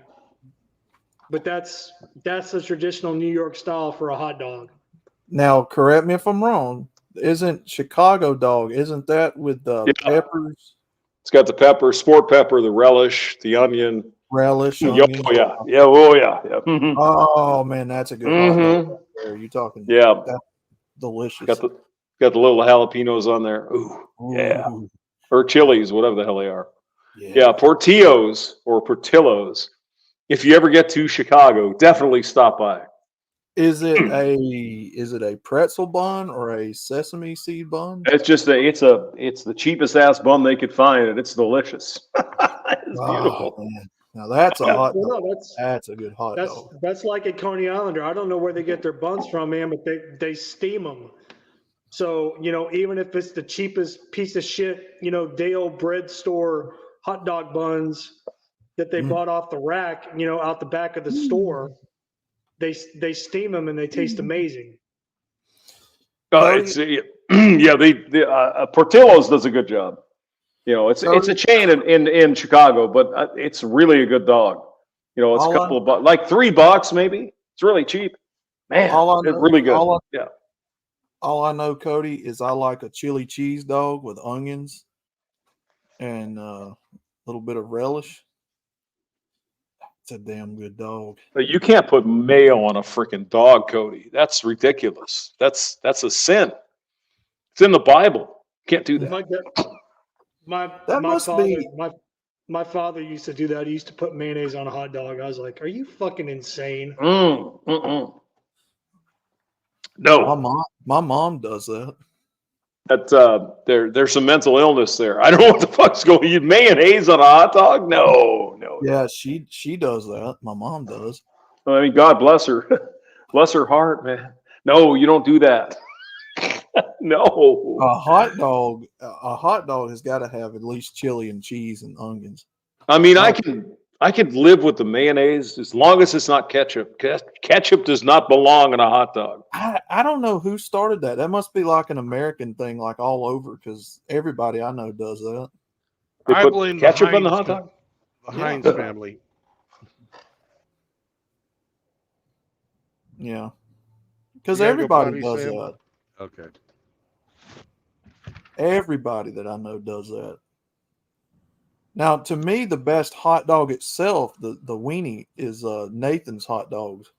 Hands down. To me, that's all time the best. It's good. Yeah, it's good. Maybe good ballpark. dog. Maybe ballpark in a second. But Nathan's hot dogs are Johnny Midnight says, "Did someone say queso?" Yes. Yes, we did. Por favor. We're talking food here. You never know what kind of quality entertainment you're going to run into here on the branded channel. But we're talking shit about hot dogs. So come on in, Johnny Midnight. Hey, Do it. Circling back around to what Outlaw was just talking about, if I'm going to buy store-bought hot dogs, it's going to be Nathan's hot dogs because those are the fucking bomb. Oh God. Yeah, Bro, my Nathan's Walmart dogs are good. Yeah. And I don't know if it's. I don't buy Oscar Mayer hot dogs. I don't buy Banquet hot dogs. No, fuck all that shit. Nathan's hot dogs. Period. The end. That's it. And look, I don't know if it's every Walmart, but I know my Walmart has like a little kiosk that sells like fried chicken and little jalapeno poppers and stuff. They've got Nathan's hot dogs that they put out on the trays that you can buy for like $1.25 and eat. Comes in like a little wrapper. Oh my God, them hot dogs are so good, dude. What, just a hot dog in a bun, nothing on it? Yeah, it's Nathan's hot dogs they use, and they just put it on a bun and then wrap it in like the Nathan's brand tinfoil. Sure. Mm-hmm. Oh man, that's so. Well, I walk around in the store and open like condiments. I'm gonna buy it anyway. I open up condiments and dump like different shit on my hot dog. But yeah. Radical Rafter says Johnsonville hot dogs. Johnsonville brats are good. I'll give brats are good. Yeah. Not the same as hot dogs. Not the same as hot dogs. Different. We've got. I prefer a brat if I'm gonna put a big piece of meat in my mouth. It's gonna be a brat. We've got hot dog. I don't know if you guys up there get Ziegler, but we've got Ziegler hot dogs. We've got the Hebrew National dogs. Yeah, those are pretty good too. Yeah, I like those. Yeah, they're not bad. Eckridge, well, no, Eckridge makes a pretty good Eckridge, brat. Smith. I can tell you this: Schnucks over here in St. Louis, they make a hell of a freaking sausage. They do good. It's pretty good. Smithville sells hot dogs too, don't they? Johnny Midnight, ¿Qué pasa? Hola! Yeah, I heard you. Yes, Costco does have some good food. Yes, Radical. Costco has some really good food, like the pizzas and what Costco? Yeah, that stuff's good. Yeah, Costco. I never joined Costco hot dog combo, man. That's better than a poke with a sharp stick, man. You can't beat that. Yeah, I never joined Costco or Sam's Club or anything like that. Oh, Costco. No. Johnny, you got to try Costco hot dog. I don't even know if I've ever seen a Costco except on TV. I'm not kidding. I just never lived around one. look, you gotta do what I do. I go in there just to sample the food and then I walk out. Wait a minute. So they Yeah, actually I'll have do that. prepared meals there that you can eat, like a They've got buffet or something. so No, Costco. just samples. That's how Outlaw Costco. gets his sustenance, man. If not, he'd No. starve to death. He's got to So go in there and walk Costco. around and Okay. So Costco has got like a little bar. What is it? Like a bar and grill or a little deli or something in there. Like a Okay. walk up. We got like a deli thing with their pizza and stuff. Yeah.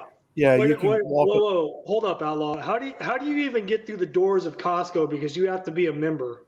Yeah, Yeah, you you have buy like a membership. Yeah, you buy a okay. membership, like a $50 Oh, you have a card. membership. Okay.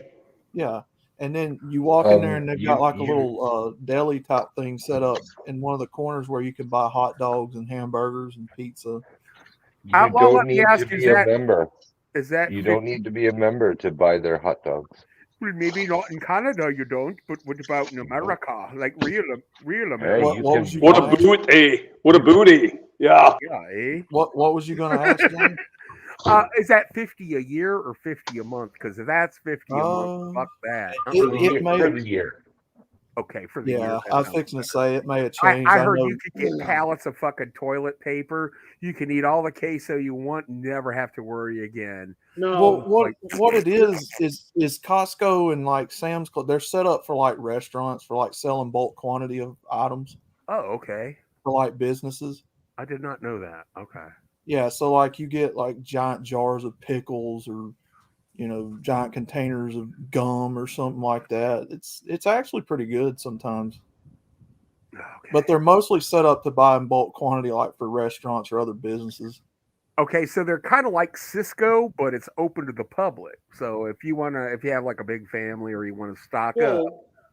No, Johnny, it's open if you buy a membership to come in there and shop. Yeah, you buy a membership and then you can just go in there and buy whatever you got to have. Okay, I don't have to prove that I'm a restaurant owner or have a Class B license or anything. No, like we that. didn't. Okay. Yeah. I think it was $50 last time I went. I don't know. It may have changed, but it was $50 like 5 or 10 years ago. Oh, Jesus Christ, Outlaw. Come on, man. Think about the cost of living now and inflation and all that shit. Man, you know a Costco membership is probably over $100.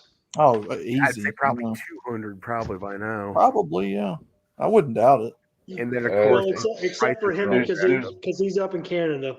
I'm there every weekend. There's multiple levels. There's an executive membership which costs you more, but the basic one's only $50 a month. So what can I a not year. do with a basic membership? What am I allowed to do with anything? Anything. Everything. The thing is, with the executive one, there's some special offers every month that you just won't get with the basic one, but you're really not missing out on much. You know what, Hemi? I know what you get with the executive. In the back, they have chicks giving out blowjobs. Costco's really a whorehouse. I mean, Johnny, you ever wanted a 5-gallon bucket of like gumballs or Snicker bars or something like that? You can buy. I'd like a 5-gallon can of queso. Johnny wants a 5-gallon bucket of queso that he can dip his fucking ding dong in and then swing it around, and tell all the fucking mamas, like, come and suck on this queso. They had a 55-gallon drum of maple syrup for like $1,500. But you can also buy clothes in there, Johnny. You can buy books. Okay. You can buy. I think there's furniture in there. Electronics, furniture. There's everything in Costco, man. Yeah, it's basically like Walmart, just in bulk quantity. Okay. It's like in Idiocracy when they go into that giant Costco that goes on for miles. She's like, welcome to Costco. I love you. And he goes, yeah, I got my loud gray hair. One thing about that place is they'll have something that you really like and then stop carrying it. It's like, oh, fuck, I can't get those there anymore. Okay, so it only depends on what they have. So Yeah, they're like an overstock store, and if once they're out of a little bit, yeah. There's some things that are always there, but there have been some items that I used to get, and now they're not there anymore, and I miss them. Okay. Mm-hmm. Can you get giant hogsheads of Guinness? They don't serve any. They don't sell any alcohol. They used to sell cigarettes too, but they don't do that anymore either. And you get to walk around and sample stuff all the time you're in there. Yeah. Families go there. Feed the youngins. It's the greatest thing ever. It's the greatest thing ever if you're hungry. You go in there and act like you're going to bring like 2 or 3 to somebody else. It's awesome. Okay, I got you. And maybe disguise yourself and make the rounds and come back. Oh, didn't I give you something before? No. You come back with a big bushy mustache. Yeah. I'm having a hard time believing that you're just, slobbing around the Costco, just hitting up all the sample kiosks, and be like, "Oh no, I haven't been here before." I'll make the rounds. Because if you're wearing Crocs and shorts or jeans with Crocs with no, I find it hard to believe that you don't stick out. What he does is he wears a cowboy hat the first time, and then he comes back around with the cowboy hat off, and they just totally forget about him, and he gets. Well, no, I always have to tell them a story like, "Hey, I come back because I forgot that my mom and my, makeup stuff like my little sister wants one." Yeah, let me tell you my story so I can get this free sample. Hey, I've done it. Let me tell you, you go in there hungry, but you'll leave full. I'm telling you. Let me give you my testimony. I'm not making fun of church or anything. I'm just being a smartass. Okay. Yeah. Give him your red pill MGTOW testimony and be like, "Give me a goddamn wiener on a stick, bitch." Hey, you 304 with a 1500 body count. Give me a fucking hot dog. Hamster, you made me a little homesick there because you were talking about Portillo's. Oh, that's how I pronounce it. Yes, sir. And, yes, sir. I can back him up on that. It is fantastic. They have. I've never had their hot dogs, but I have had like bratwurst, Polish sausage, HEB. Yeah, they have like pepper sandwiches and things like that. I don't know if they have gyros. Pepper sandwich. I'm not totally. Yeah, you basically get like a sausage and it's just smothered in pepper. Kind of sits in the yeah. Oh, and Ronnie Midnight, you're a beaner from the cheese state, so you're on about the queso. Yeah, I am. I don't think I've had anything at Portillo's with cheese on it. He's probably enjoyed the the Wisconsin chicks. They're horny. I like it. A lot of them but they like to have a little fun. You know what I'm saying? Oh yeah. I've heard of him. Man, you're not taking advantage of that because most of them don't like the fucking white boys. So you might as well play the race card, man, and get what you can get. Is Heb like a regional store up there to where y'all are at? HEB in Texas, baby. Oh yeah. HEB. I've never heard of it. That's kind of like Kroger's. Come on now. I don't have any Kroger's near me. We have Piggly Wiggly and Hy-Vee. I don't have Albertsons. I don't have any of that. Albertsons. You've got Piggly Wiggly all the way up in Wisconsin. Yeah, we do have the pig up here. Oh, yeah. You got Piggly Wiggly? Oh hell yeah! And Hy-Vee, Hy-Vee, absolutely. You got the little pig. Up here. We got, and then of course Walmart. These places are about like a half hour to an hour from me. I go to the local market or I buy from the Amish. I mean, that's how you got to do it.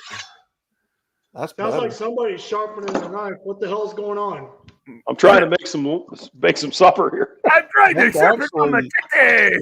Johnny, you're actually doing it the way I wish I could do it. I wish I had local farming. Yeah, I mean, we have this great little country market, and the Amish do sell their product out of there.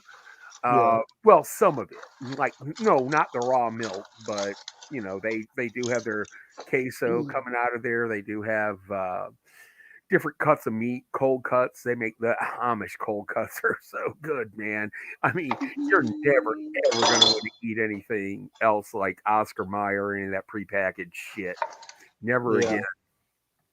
I mean, if you ever had roast beef from any of those prepackaged places, there's always gristle and shit you got to spit out. Not this. So this stuff will like a toothless person could eat it. It's that tender. Nice. This will change your world. It That's will. right. It will. Yep. Johnny. If I eat any kind of lunch meat, I like turkey. Yeah, we have turkey there too, and I think that shit's caught wild. Like the turkey that they serve there. Oh, wild turkey's a whole lot different than the regular turkey. It's a lot gamier. Like the cold cut is you're tasting fucking meat. It's not Johnny. It's meat. Yeah. Johnny. Yeah. Did they know? Did they know who you are at the Amish market? Do they know that I'm the queso bandito? I don't think they're on to me yet. So I only try to steal the queso in small amounts. So hey, where did our stock go? So you haven't tried to exercise your authority. Be like, you don't know who you're messing with, vatos. You know, that's funny that you mentioned that, Ramadi, because there are many Amish colonies down in Mexico. There are actually quite a few of them. And I don't know if these ones up in Wisconsin have any connection with them, but yeah, there's quite a few of them. I mean, yeah, Radical, I'm not going to lie. I do that sometimes in the store to just walk around, and if I want a drink, I just pop one open, but I'm going to pay for it, right? Hey, I've done it before. You don't think they're communicating about you south of the border? You don't think you're a known man? Oh yeah, that's why I had to leave. I had to hightail it across the border up north because I got too infamous down in Mexico. JR, we don't have Wawas here. I think I've heard of Wawas, but we don't have them up in Wisconsin. Wawas? Yeah, never. That's an awesome convenience store, man. Oh, okay. They've got some awesome sandwiches at their deli. I don't think I've never been to one. I don't think we have them here. The last one I was in Virginia. Yeah. Okay, so it's like a 7-Eleven, Circle K kind of thing. We have Quick Trip. We don't have 7-Eleven. No, man. Johnny, I'm from Oklahoma. I grew up with Quick Trip. I know exactly where it's Quick Trip 7-Eleven. Well, there's different Quick Trips. Ours is the one spelled KWIK. We've got those, I think. Okay. KWIK. That's not a Quick Trip. Yeah, KWIKTRIP is how we spell it up here. And it was started in Wisconsin. But there might be like a QUICK trip that's actually spelled properly. No, we just call it a QT. Ours is not. Yeah, it's QT. Yeah. You Wisconsin people. Too much fucking snow up there, I guess. It rots your brain. That's why. And we also are inbred with the Wisconsin inbreeding. Wisconsin inbreeding clinic. Yes, we covered that. Radical wants to know, Johnny, if you guys have Super One Foods up there. Not that I'm aware of. Maybe in Milwaukee, but I don't live over by there. Super One, never heard of it. Never heard of it. Our big fast food joint that you find everywhere is Culver's Butterburgers. Culver's? Culver's. Yep. I've heard of Culver's. Whataburgers. Yep. Whataburger used to be good until they moved out of the state. I haven't seen Whataburger in years down here. I used to live in Dallas. I do remember Whataburger very, very well. Mel Tillis did all the commercials. He's like, Whataburger. It wasn't that good though, really. Was it? They actually weren't that bad. The hamburger I remember them selling was really huge. No. I mean, they're okay, but I mean, it's not like whatever. What are those burger places? Five Guys? Yeah, no. That place is Nothing overrated. like that. I'm sorry, but that place is overrated for the price. In-N-Out Burger? Overrated? I've That's never West been Coast. there. No, That's Five Guys. California. No, In-N-Out Burger is not overrated if you've been to it in California. No, he was talking about Five Guys. Five Guys is overrated. They built one when I was living in Round Rock, a long time ago, Texas. They built one, and I went there all the time. I'm like, holy shit, this is pretty good. Everybody Now, always talks about frickin' Shake Shack. I've never been there, but like the Shake mainstream Shack, media yeah. will not Steak shut and up Shake? about it. Yeah, Shake Shack. I Shake think it's Shack, only yeah. on the East Coast. I've never been to it either. We've got what's called a Steak and Shake. Oh yeah, I've heard of that's Steak actually pretty and Shake. good. Yeah, we had Steak that and in Shake, yeah. Indiana. Yeah. Yeah, That's actually pretty good. I've had that several and they times. have them little tiny French fries. They're like really shoestring size. They've got some really good hamburgers. They They've got got like great a garlic steaks, butter man. burger. They've got like a onion burger, a steak burger. Anybody ever heard of Freddy's steak burgers? Yeah, Freddy's Yeah. Steak Burgers. Yeah, I got one Freddy's, here. Yeah, yep. No, I have I've not. heard of It's them. not bad. Not bad. They do a pretty good job.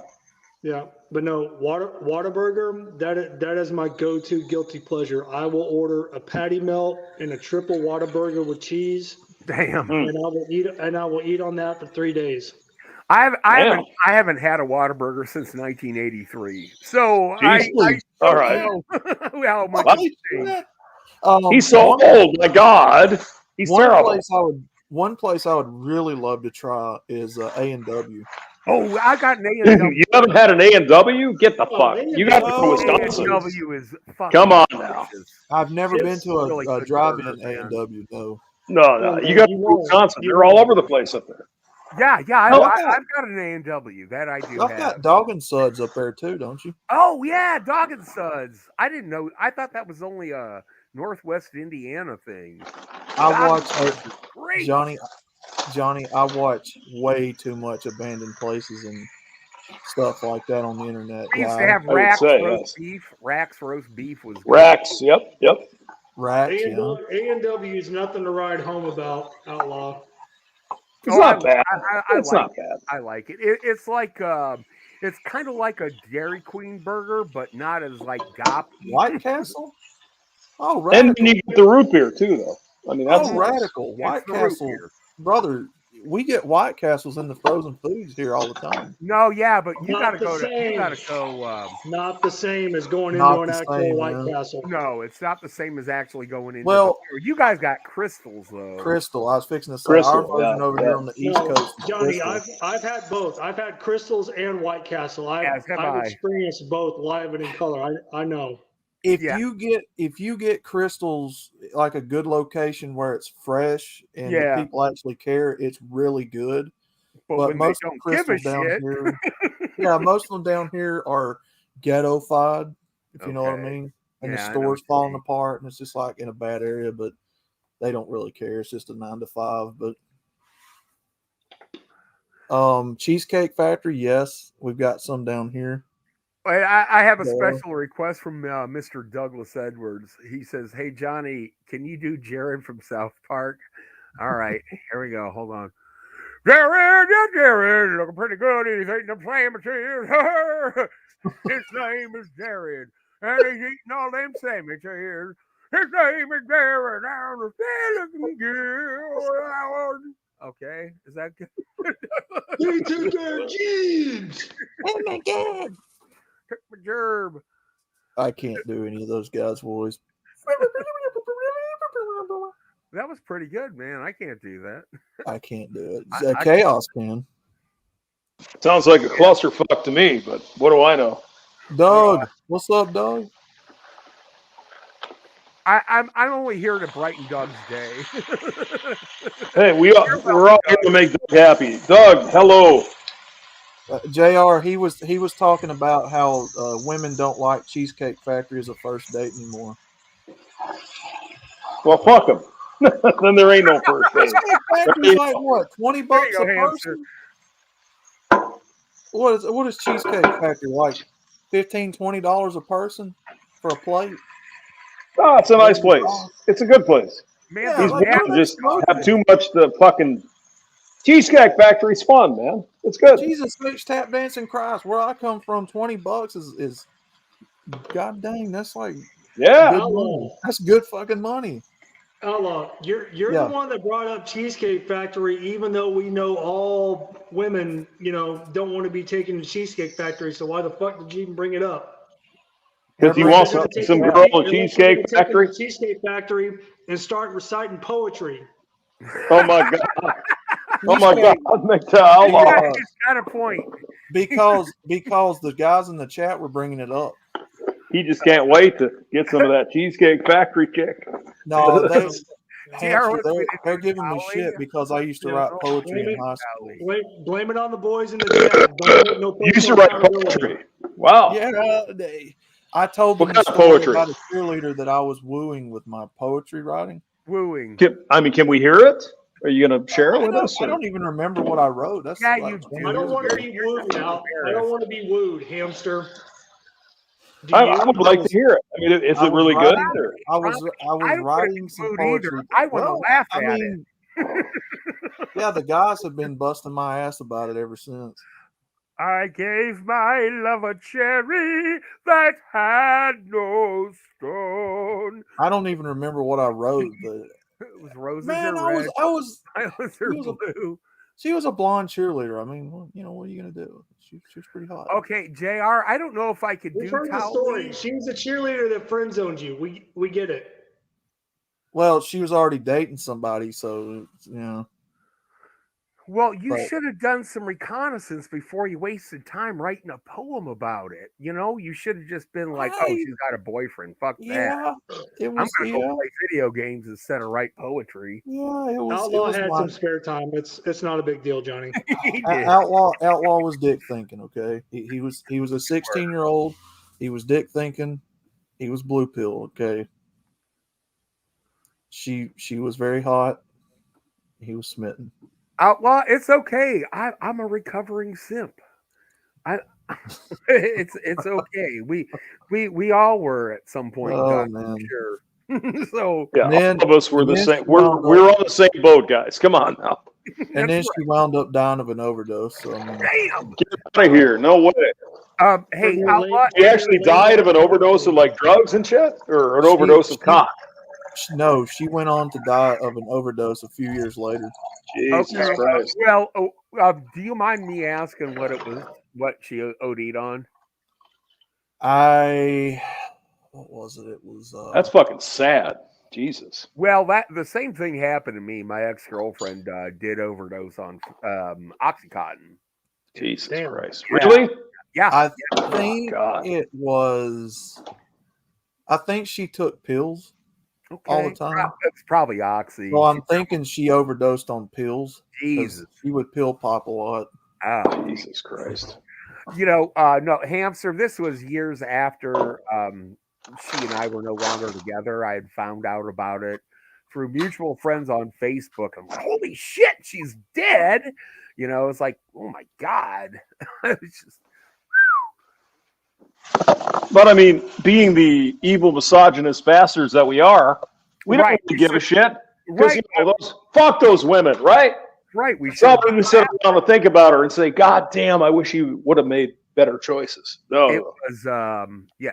Fucking hey. This girl was always kind of wild, even way back in the day when I was dating her. So it didn't surprise me too much that she would have gone down a darker path. And yeah, she did. And she did not survive her 30s.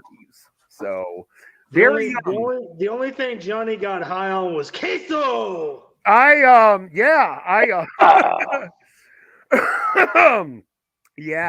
So Yeah. I mean, when you run into somebody who is addicted like that, yeah. it's really hard to convince them to not do that. Right? Right. Well, I was a drug counselor for 3 years, so I know how tough it is. Oh, you know the whole thing. Yeah. It's I mean, like if somebody's trying to wallpaper hell. No, hey, Johnny. Yeah, Hamster. buddy. Yeah. No, man. My mom, when she got thrown off of a horse and fucked her back up when I was like 5 or 6 years old. Uh-huh. She again prescribed from a doctor. Yeah. She ate, pain pills for years and years. Yeah. And she wound up having a stroke, and that's how she wound up passing away. But I believe She did. that Okay. My condolences. the amount of prescription pills that she took that were prescribed to her, Yeah. helped to facilitate that. Yeah, she got to a level of tolerance that even though her mind was like, this is nothing, her body's like, nope, fuck this. So And that's exactly what happened to Andrea. That's why her son, Godfather, who Mhm. Yep. I've been prescribed, OxyContin. And, Yeah. I was like, nope. I was like, I'll take the prescription. That don't mean I got to fucking swallow it. Yeah. Right. And good on you for not doing it, because that stuff, I don't even know if it's for sale. I don't even know if it's legal to prescribe anymore. I think that it was, or at least doctors have to. No, I'm pretty sure the pharmaceutical people that introduced that into the pharmaceutical Sackler family. Their name is the pretty sure they Sackler got sued. Yeah, I'm pretty sure they got sued. Okay, Robert, their name is the Sackler family of Purdue Pharmaceuticals. So yes, I mean, did it. I have a jar of this shit, the Oxy stuff. I didn't fucking take it. I don't want any of that stuff. No, thank you. Oxycontin, oxycodone. Whatever, something like that. Yeah. Oxycodone. It's all toxic shit to get you hooked on something. That's all I can say. I couldn't tell you the difference between one or the other. I just know that that's what my mother took.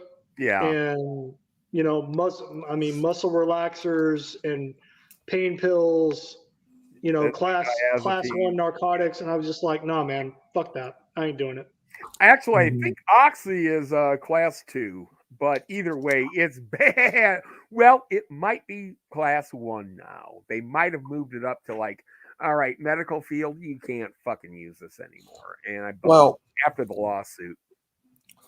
All I remember was in school she used to smoke weed all the time, and then she'd pill pop. So, jeez, and she was real bad about that.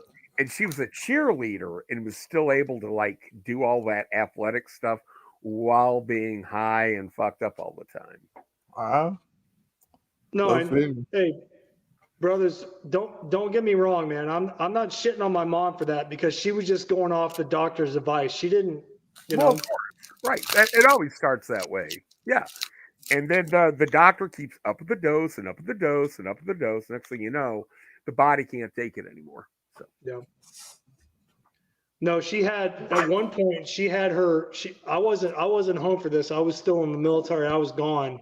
Mm-hmm. But she had back surgery where she had her back surgically broken, and they implanted, or they did a surgery to where they put a pain pump that was directly tied into her spinal cord, and she was in traction for like 6 months. Holy shit.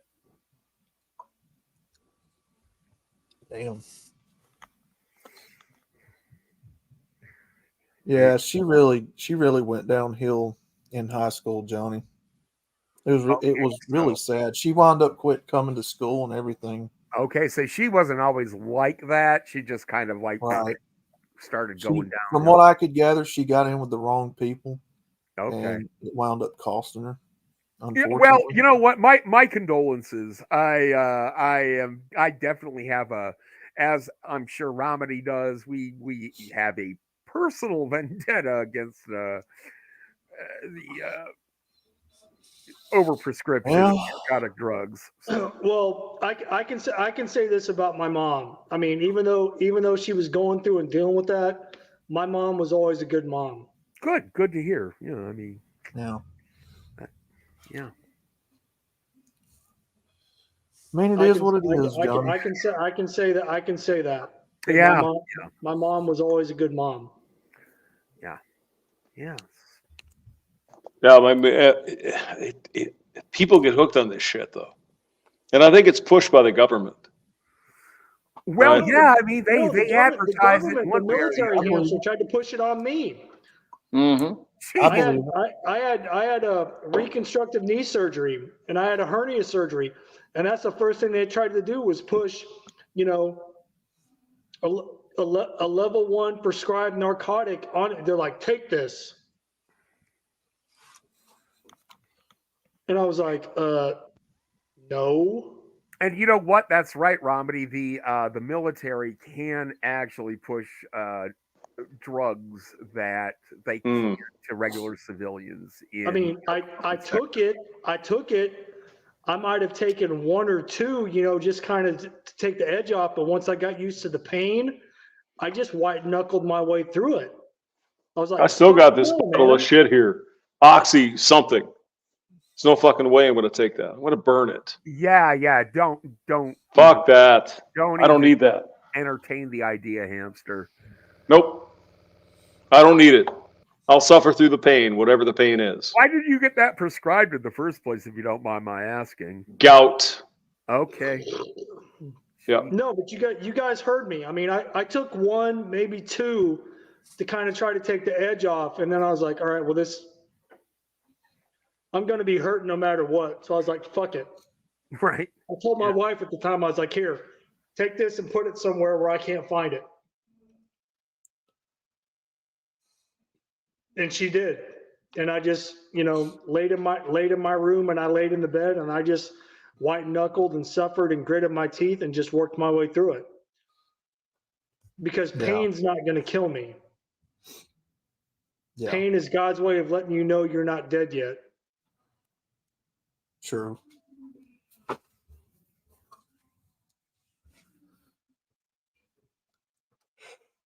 I see Olaf Holgerson has a cheese plate from Wisconsin. That's beautiful. Yes, I do. Yeah, and I also have a 1983 Purple Lowrider. Mm. And Rider. I have an army of ginger women behind me. They're my fan club. He kind of looks like Ben Stiller. That looks like It Ben does look Stiller. like Ben Stiller, yeah. He With looks like like a cocaine stash on there. Yeah. the Ben Stiller avatar from Starsky and Hutch remake. It does.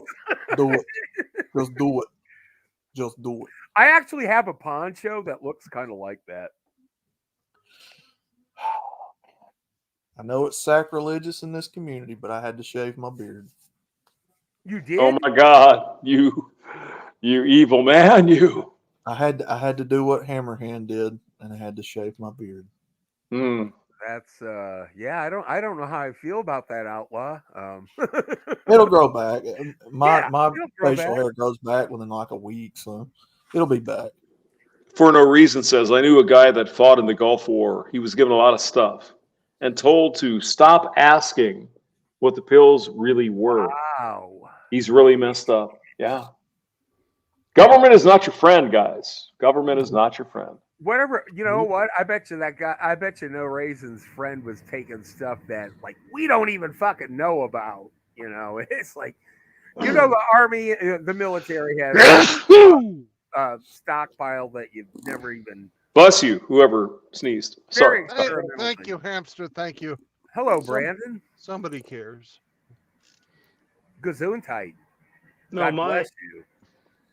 My defiance on the prescribed drugs was not distrust of the government. It was just I saw what happened to my mother, and I was like, I'm not doing that. Yeah, exactly. Yeah, and Ape's here Yeah. to tell us all about that monkey business. Yeah. Out the gate. What's going on, fellas? This monk. Not a whole lot. Oh my God. Yeah. I seen one of your brothers trying to pull somebody into a cage. They grabbed his leg and he tried to bite him. It's a orangutan. Sometimes you just gotta choke a bitch. Oh. Now and again, you do. The misogyny has arrived. Oh man, that orangutan was grabbing him by the shirt. I love through the women. cage. I just have to choke them sometimes. He was grabbing that guy by the shirt in the cage, and then eventually grabbed him by the leg and was almost fixing to bite him. Then he Wait, pulled so back. there's a video out there of a gorilla taking advantage of a man. Oh my God. Well, you heard the story about Frost had where the orangutan raped that ginger guy down in Yeah. I don't know, man. That's not funny. It's not, but it is. It's like Frost is getting all serious, like it's a PSA. He's like, so look, everyone, next time you go down to Borneo, and if you're a ginger, stay the fuck away from the orangutan. It's like that's ever gonna happen. You know what the ironic thing about that is that the company that he booked that tour through, after he told him he got raped by an orangutan, they gave him a free tour for next time. Oh my God. Hey, have you heard that song Monkey Business by Skid Row? Oh yeah. Yeah. I sent Brandon a video, and I sent it to Hemi too. I don't know if Brandon's got to see it yet, but it just came up in my feed at some random music video, and it's called "The Rubber Dolls" and it's Truck Stop Boner Pills. That sounds like fucking Steel Panther or something. Like, but if you look it up, the lead singer is a man with long blonde hair dressed up as a woman and looks like a blonde Alice Cooper. It looks like the president's wife, if the president's wife was Alice Cooper in drag. What's the name of the band? I think it's called Rubber Dolls. Rubber Dolls. Wait a minute, let me see here. Yeah, and it's called the song's Rubber balls, man. Rubber balls of liquor. Somebody asked me last night to add Saunders's Gumby wall in that picture. I don't even know why. I don't think I should be Googling this. Rubber Dolls band. I don't see anything like that. Well, it should be. Oh, wait. No, that's the New York Dolls. Yeah. They're from a long time ago. The Rubber Dolls. Johnny Midnight, the rubber ducky, you're the one. Hey, hamster. Yes. I have gotten my next job, and I will be able to meet you anytime tomorrow morning you'd like. Sounds good. Yeah, let's do breakfast. All right. Yay. I want to buy you breakfast, man. I want to see you eat those pancakes and that syrup. You know, last time we had trouble. Yeah, where are we going to eat? Well, I'm going to go park over there in Granite City again. I will do some research and find it. You need to run to Walmart to get some stuff or not? Yeah, I could, but don't really need to. So you can have a nice early breakfast with Hamster, like 11 o'clock, 11:30? I don't know. It depends on what time he gets there. That's great. He's the pop like a bitch. That's wonderful. That's good. Yes, sir. Hamster's All right. gonna fly. Probably might as well. early, though, so I can drive on the fucking highway. So maybe 7:30. Okay. All right. Hamster, you ain't gonna get up that early. Here you fucking bullshitting. Oh, I'm going to go to bed soon. So yes, I'll be up that early. Don't worry about that. Hamster has a good daily schedule.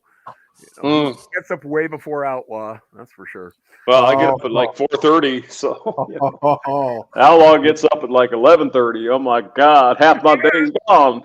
Everybody. No, Hamster, he gets up at 10:30, takes a fucking half-hour shit, and then gets online. Yeah. Nothing like a good shit. Yeah. I got your back. I got your back, Outlaw. See, I stood up for you. Hamster, did you clean off the chunks off your microphone from that big belch you let a little earlier? But I'm working up another belch, so I hope you guys like it because it's working. That was me, Abe. That was pretty good, actually. Yeah. That was from the heart. That was from the heart right there. Yeah, that's just great. That's Straight great. from the heart. And he's Straight from the heart or Yeah, something or other. I forgot to add the Hamster one. gives love a bad name. Bad Bad name. name. I forgot to add the one wall for Saunders Green Gumby wall. Hold on. I'm making Saunders. Oh have God, a- it's Saunders here. Is Saunders in Oh the God, chat? Jesus. That's a Rugrat Saunders. I see the chair. Now I get it. Saunders is going to do a video called "One Cup and No Girls." That's Yeah, Frost called him Tommy Pickles last night from Rugrats because he was shitting himself like a baby. No. Well, he kind of does look like Saunders. Tommy Saunders Pickles. I mean, geez, one, yeah. one. What do we got to one- do here? one pair of pants and no girls. I put my Saunders. 3 in the chat.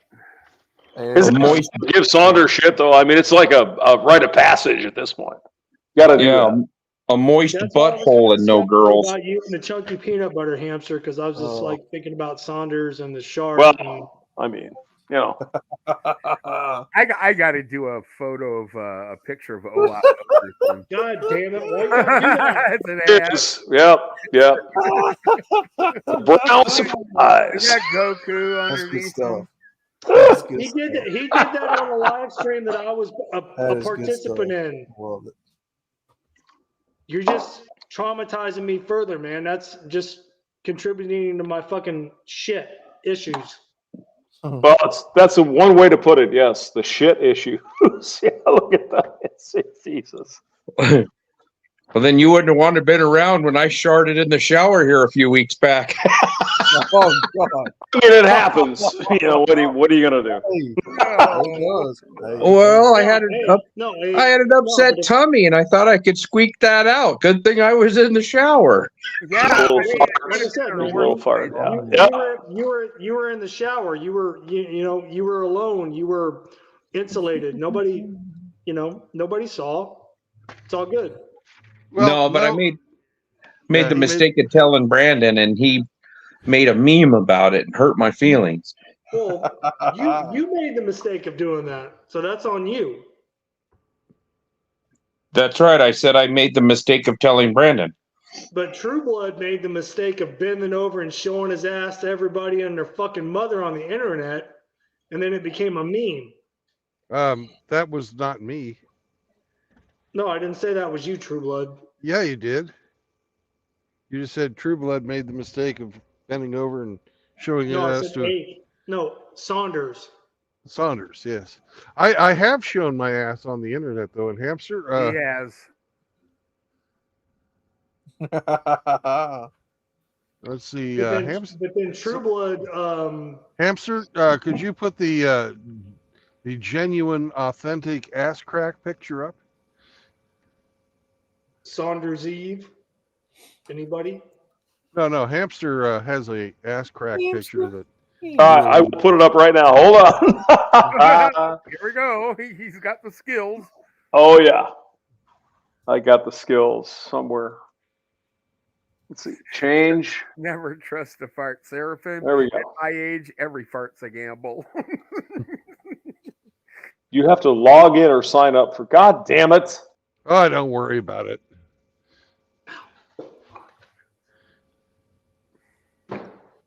How much more time you got? You gonna keep going a full 12 or 14 today? Oh no. As soon as I get unloaded, but I haven't even got to the dock yet. This guy in front of me, he's got to go, and then they've only got one person in there fucking working. Oh, nice. But I'm next after him,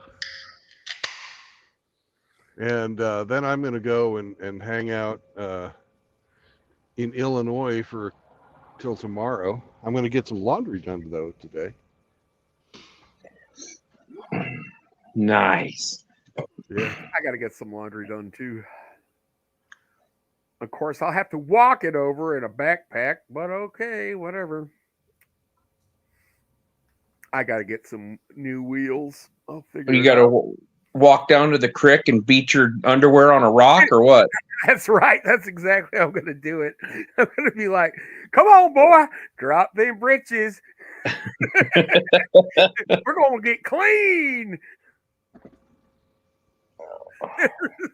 No, there's a laundromat down the street from me, but still, I my truck went to truck heaven last month, so I've got to go ahead and find some.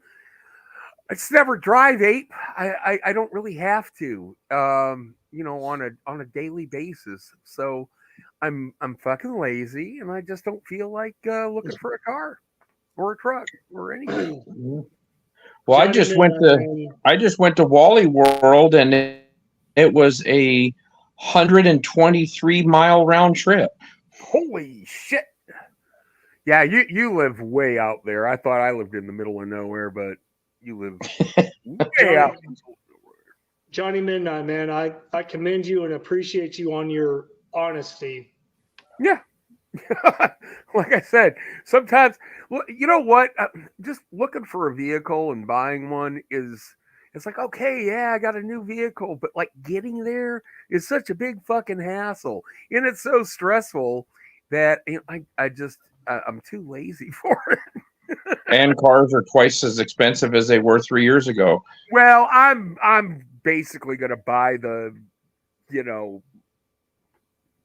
whatever somebody has lying on the side of the road. So, but yeah, they are more expensive now. Well, even Johnny, even trying to buy the base model or whatever, you know where I'm going with this conversation. Yeah. I mean, Jesus Christ, even we were talking about this earlier, man, before you came on the panel.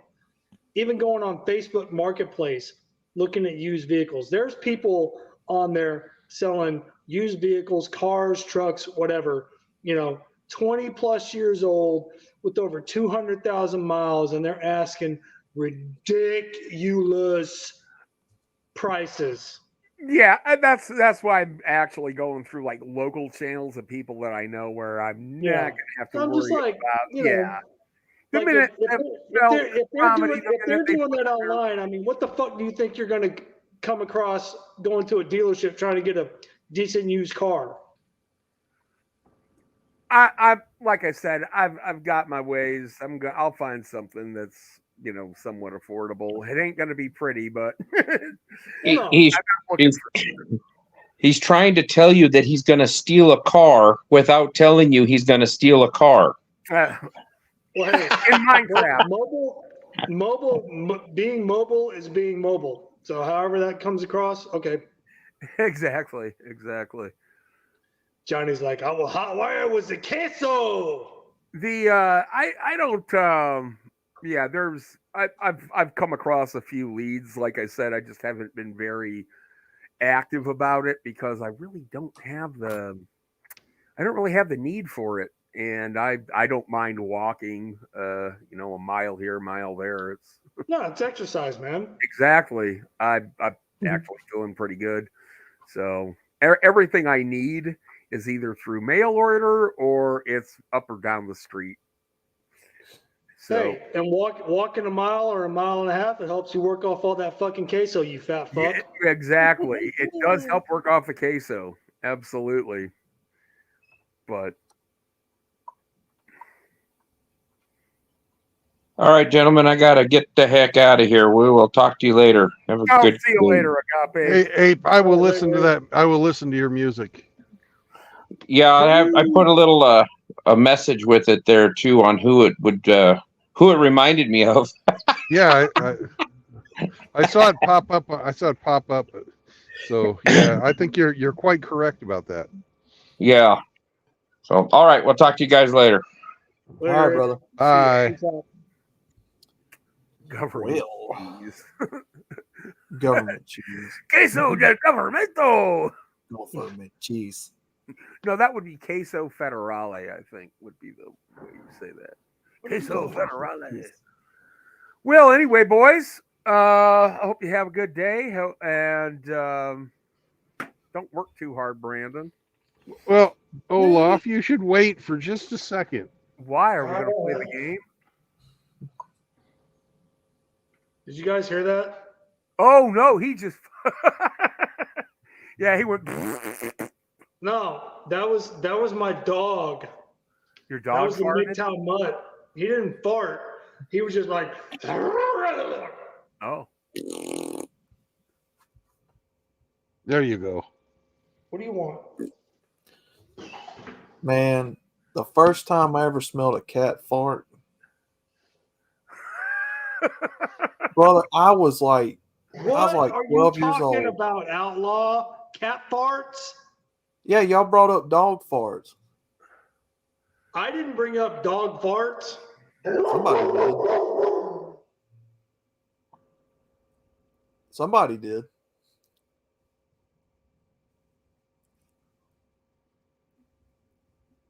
No, I was just gonna say probably the worst thing I ever smelled was a cat fart. Did it smell like tuna? Bro, I didn't even hear him fart. Cat farts are silent though. Yeah, like you know how cats come up to you and they start rubbing on your legs and wanting you to pet them and all that. Yeah, he started rubbing on my leg, wanting me to pet him, and so I picked him up and put him on the couch and started petting his head. And then next thing I smell was that fart, and I'm like, "What the fuck is that?" Yeah, The cat just gets off the couch and runs away. I'm like, "Oh, you son of a bitch!" Cats love to fuck with people. I think they really hate us. we're just useful idiots that open the cans for them. If they were man sized, which with a mountain lion they are, they'll fucking kill you. Oh, for fuck's sake, dude! I see people all the time on the internet with these pet pumas and panthers, and they're fucking insane. I'm like, who the fuck keeps a pet puma? Then this chick comes out of nowhere. Oh, this is my pet kitty. And that bitch sitting there hissing at her like he's gonna put her. Connoisseur. Check out your name out, Love. Cat fart connoisseur. This cat fart smells a little bit like the tuna and a little bit of queso. That bitch sitting there hissing at her, and she's just like, "Oh, I want to pet the kitty," and that cat's like ready to eat her leg off her body. It's like that episode in South Park where they get high off of cheesing, where a cat farts in their fucking face. Remember that? Yeah. Snooty Canadian. Oh my god. Vive la Quebec. Ugh. They always got to stick their ass on you when you're petting them. Yeah, they do. Yeah, they do. They're like I said, cats are they're ornery little bastards. They love to fuck with people. Believe me, they're ingrateful. Oh man, they're not like dogs who are with you through thick and thin. If you start, a dog could tell when you're sad or having a bad day. So can a cat, but a cat enjoys it. A cat, yeah. Cat don't give a shit. No, it doesn't. Oh man. All right, boys, I'm out of here. The sausage connection. What the fuck? All right, True Blood, you've had it. Did you see your name? Did you see your name? Yeah, Queso Blanco. That means Queso Blanco. Queso Blanco. That is white cheese. That's correct. That's you. Pretty much. All right. I will see you guys later, and take it easy, okay? Bye. Bye-bye.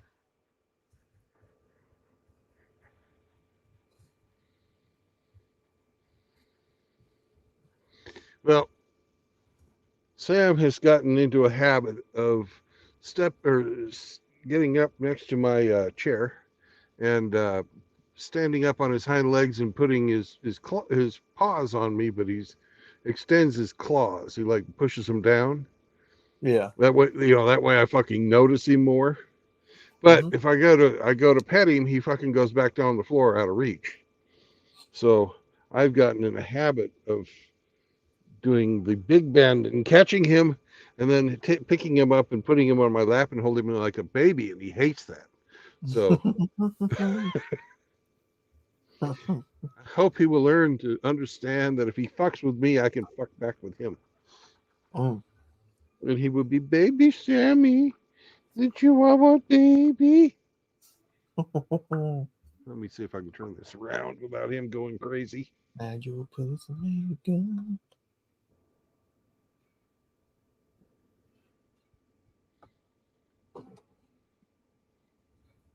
Okay.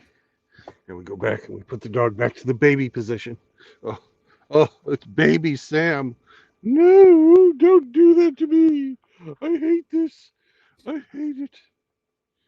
Don't fuck with me, and I will not treat you like a baby. I will not treat you like a baby if you don't fuck with me. Oh yeah, I can tell he don't like that. His pride's on the line. He did not like it, but he likes this. Oh yeah. Oh, all is forgiven with a back scratch.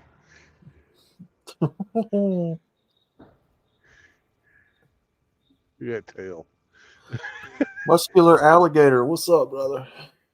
I don't know. I don't think I've ever seen him here. What's up, brother?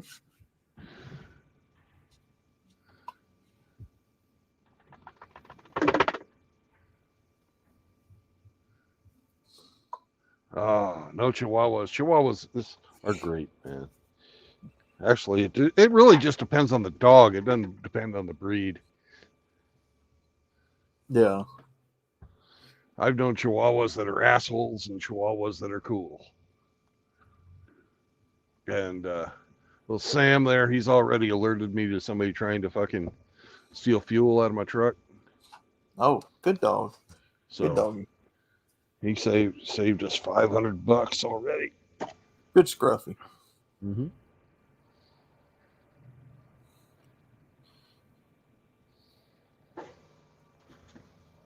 Sound like Ramadi took the scruff out and let him use the bathroom. Good. He needed it. Cats are devil spawns. I prefer reptiles and dogs. No chihuahuas.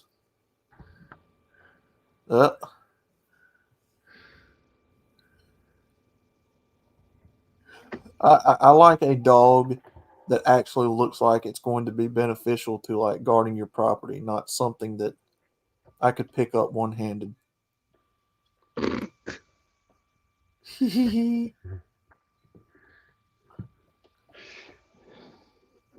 I like a dog that's, intimidating. You look at him and he's like, you don't want to fuck with this dog, you know what I mean? Look at the diploid muscles on that dog's neck. Like, no, we're not fucking with this dude. Like a Rottweiler. The articulation in his biceps, man. Like, no, we ain't fucking with this dog. I would never have any animal that large in the truck with me. It's just fucking, there's not enough room for me and him. Oh yeah, in the truck, no, not something that big, but yeah, but look, he's fierce, man. Look at that. Rawr. Rawr. What's up, buddy? Scruffy? What's up? Sammy?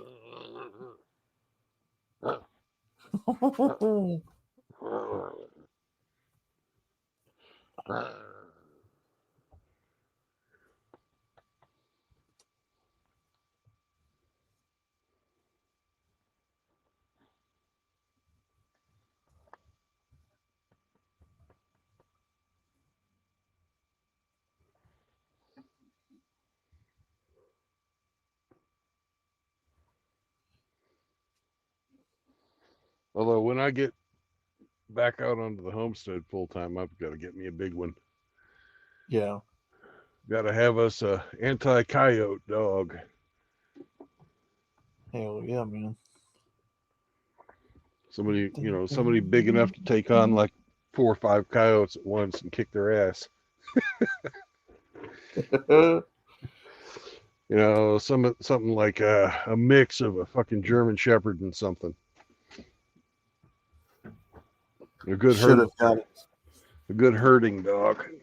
So I'm gonna have goats and chickens. Should have got a chinchilla. A chinchilla? That's what Sergeant Grinch said. Yeah. Grinch likes his chinchilla. He likes little soft things, like his penis. Oh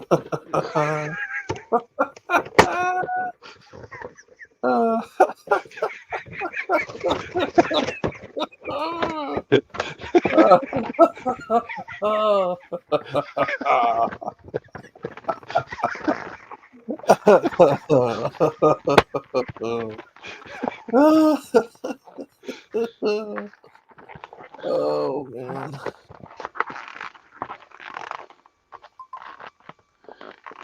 Oh, we got it here.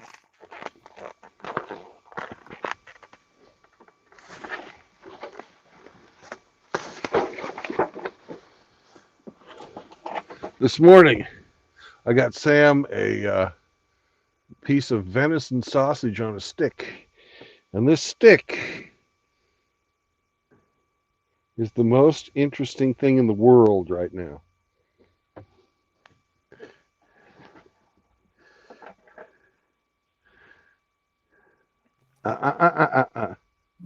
You stay out of that trash.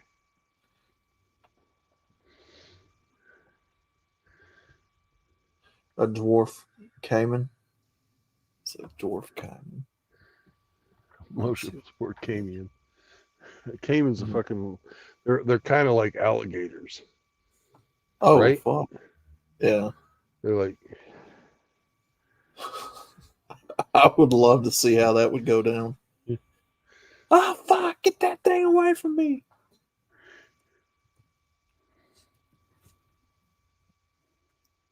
I used to raise chinchillas, says Grinch. Yep. I told you he liked little soft things. Outlaw can walk his pot. Nah. Never really had a desire to have a pig. I'm the pot-bellied pig, man.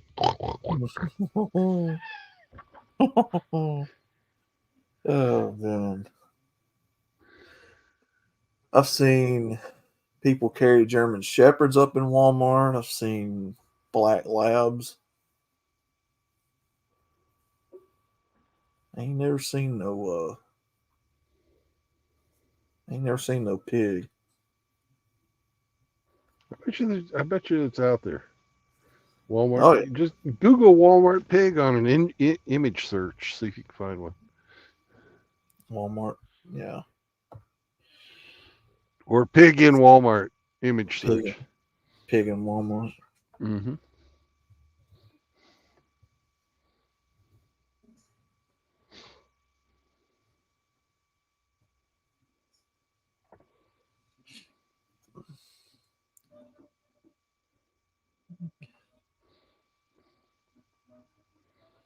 Walmart.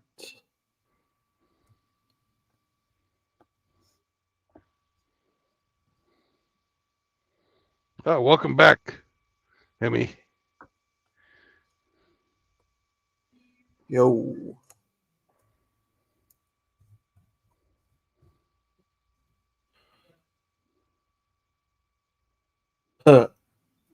Here's a deer getting loose in Walmart.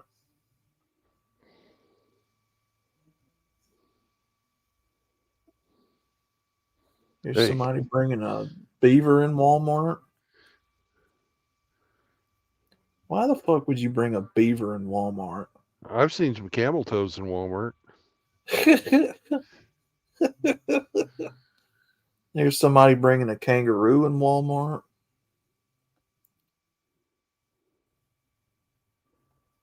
Somebody brought a bull up in Walmart. Okay, I don't know how they got away with that. Yo, chaos. Chaos. Somebody riding a horse up in Walmart.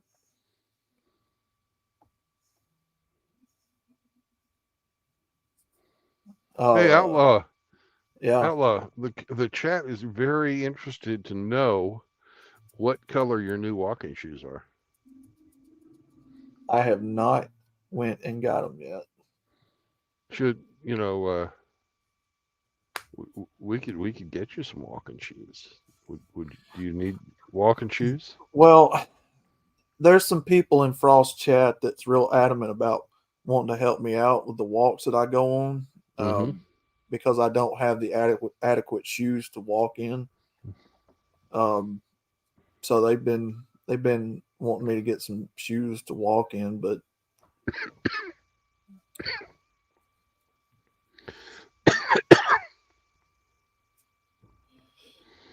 Muscular Alligator, you'll like this one, brother. There's somebody that found a alligator in her kitchen in Florida. Florida woman comes face to face with alligator in her kitchen. Think you'd like that. Oh, somebody brought a duck in Walmart. Oh, somebody brought an iguana up in Walmart. Nice, nice.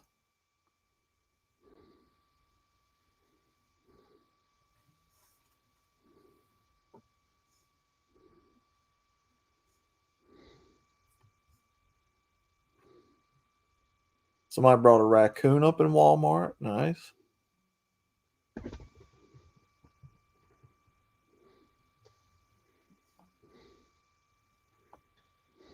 The fuck is that? Oh.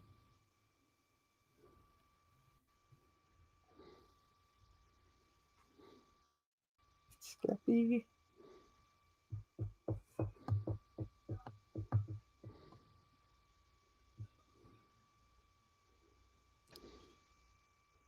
Gorlock in Walmart.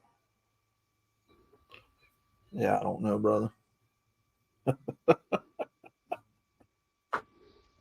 Oh, man.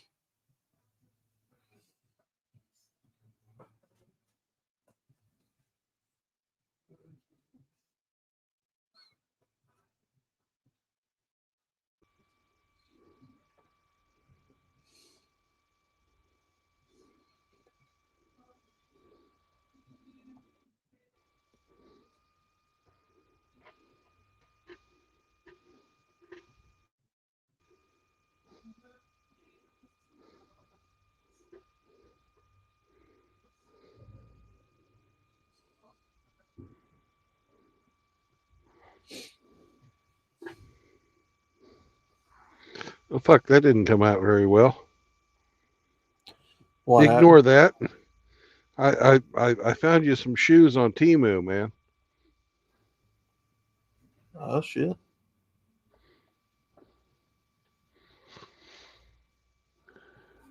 It was not me, I can assure you. Narwhal at Walmart.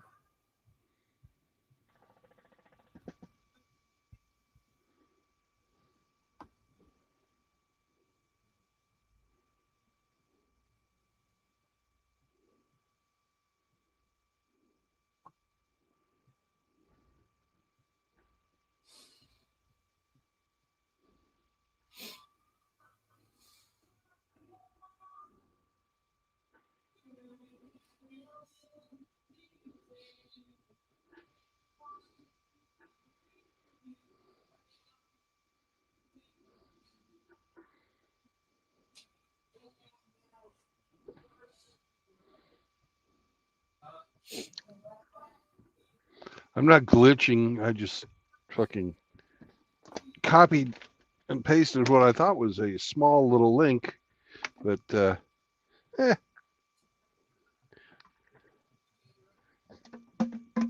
it was really long.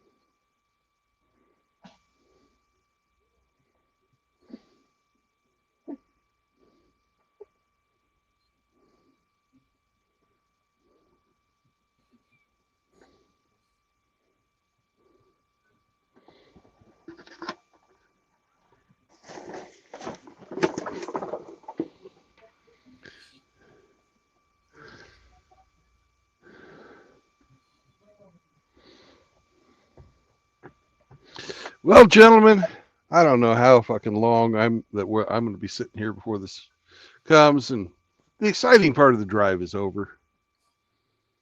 So I think it's the conversation sort of died. It's about time to call it a night. So remember, no cohabitation, no marriage, and no new children. Live a purpose-driven life and be nice to each other. And don't let this fucking drama that's going on right now affect you. Because in the end of the day, these sons of bitches, they ain't nothing. Mm-hmm. Just fucking assholes. And assholes will be assholes, and shit will come out of them. So, fucking, it's true. Yeah, not wrong. So, peace out. Bye. I'll see you on the road tomorrow. All right, guys. Have a great fucking weekend. Y'all take it easy, guys.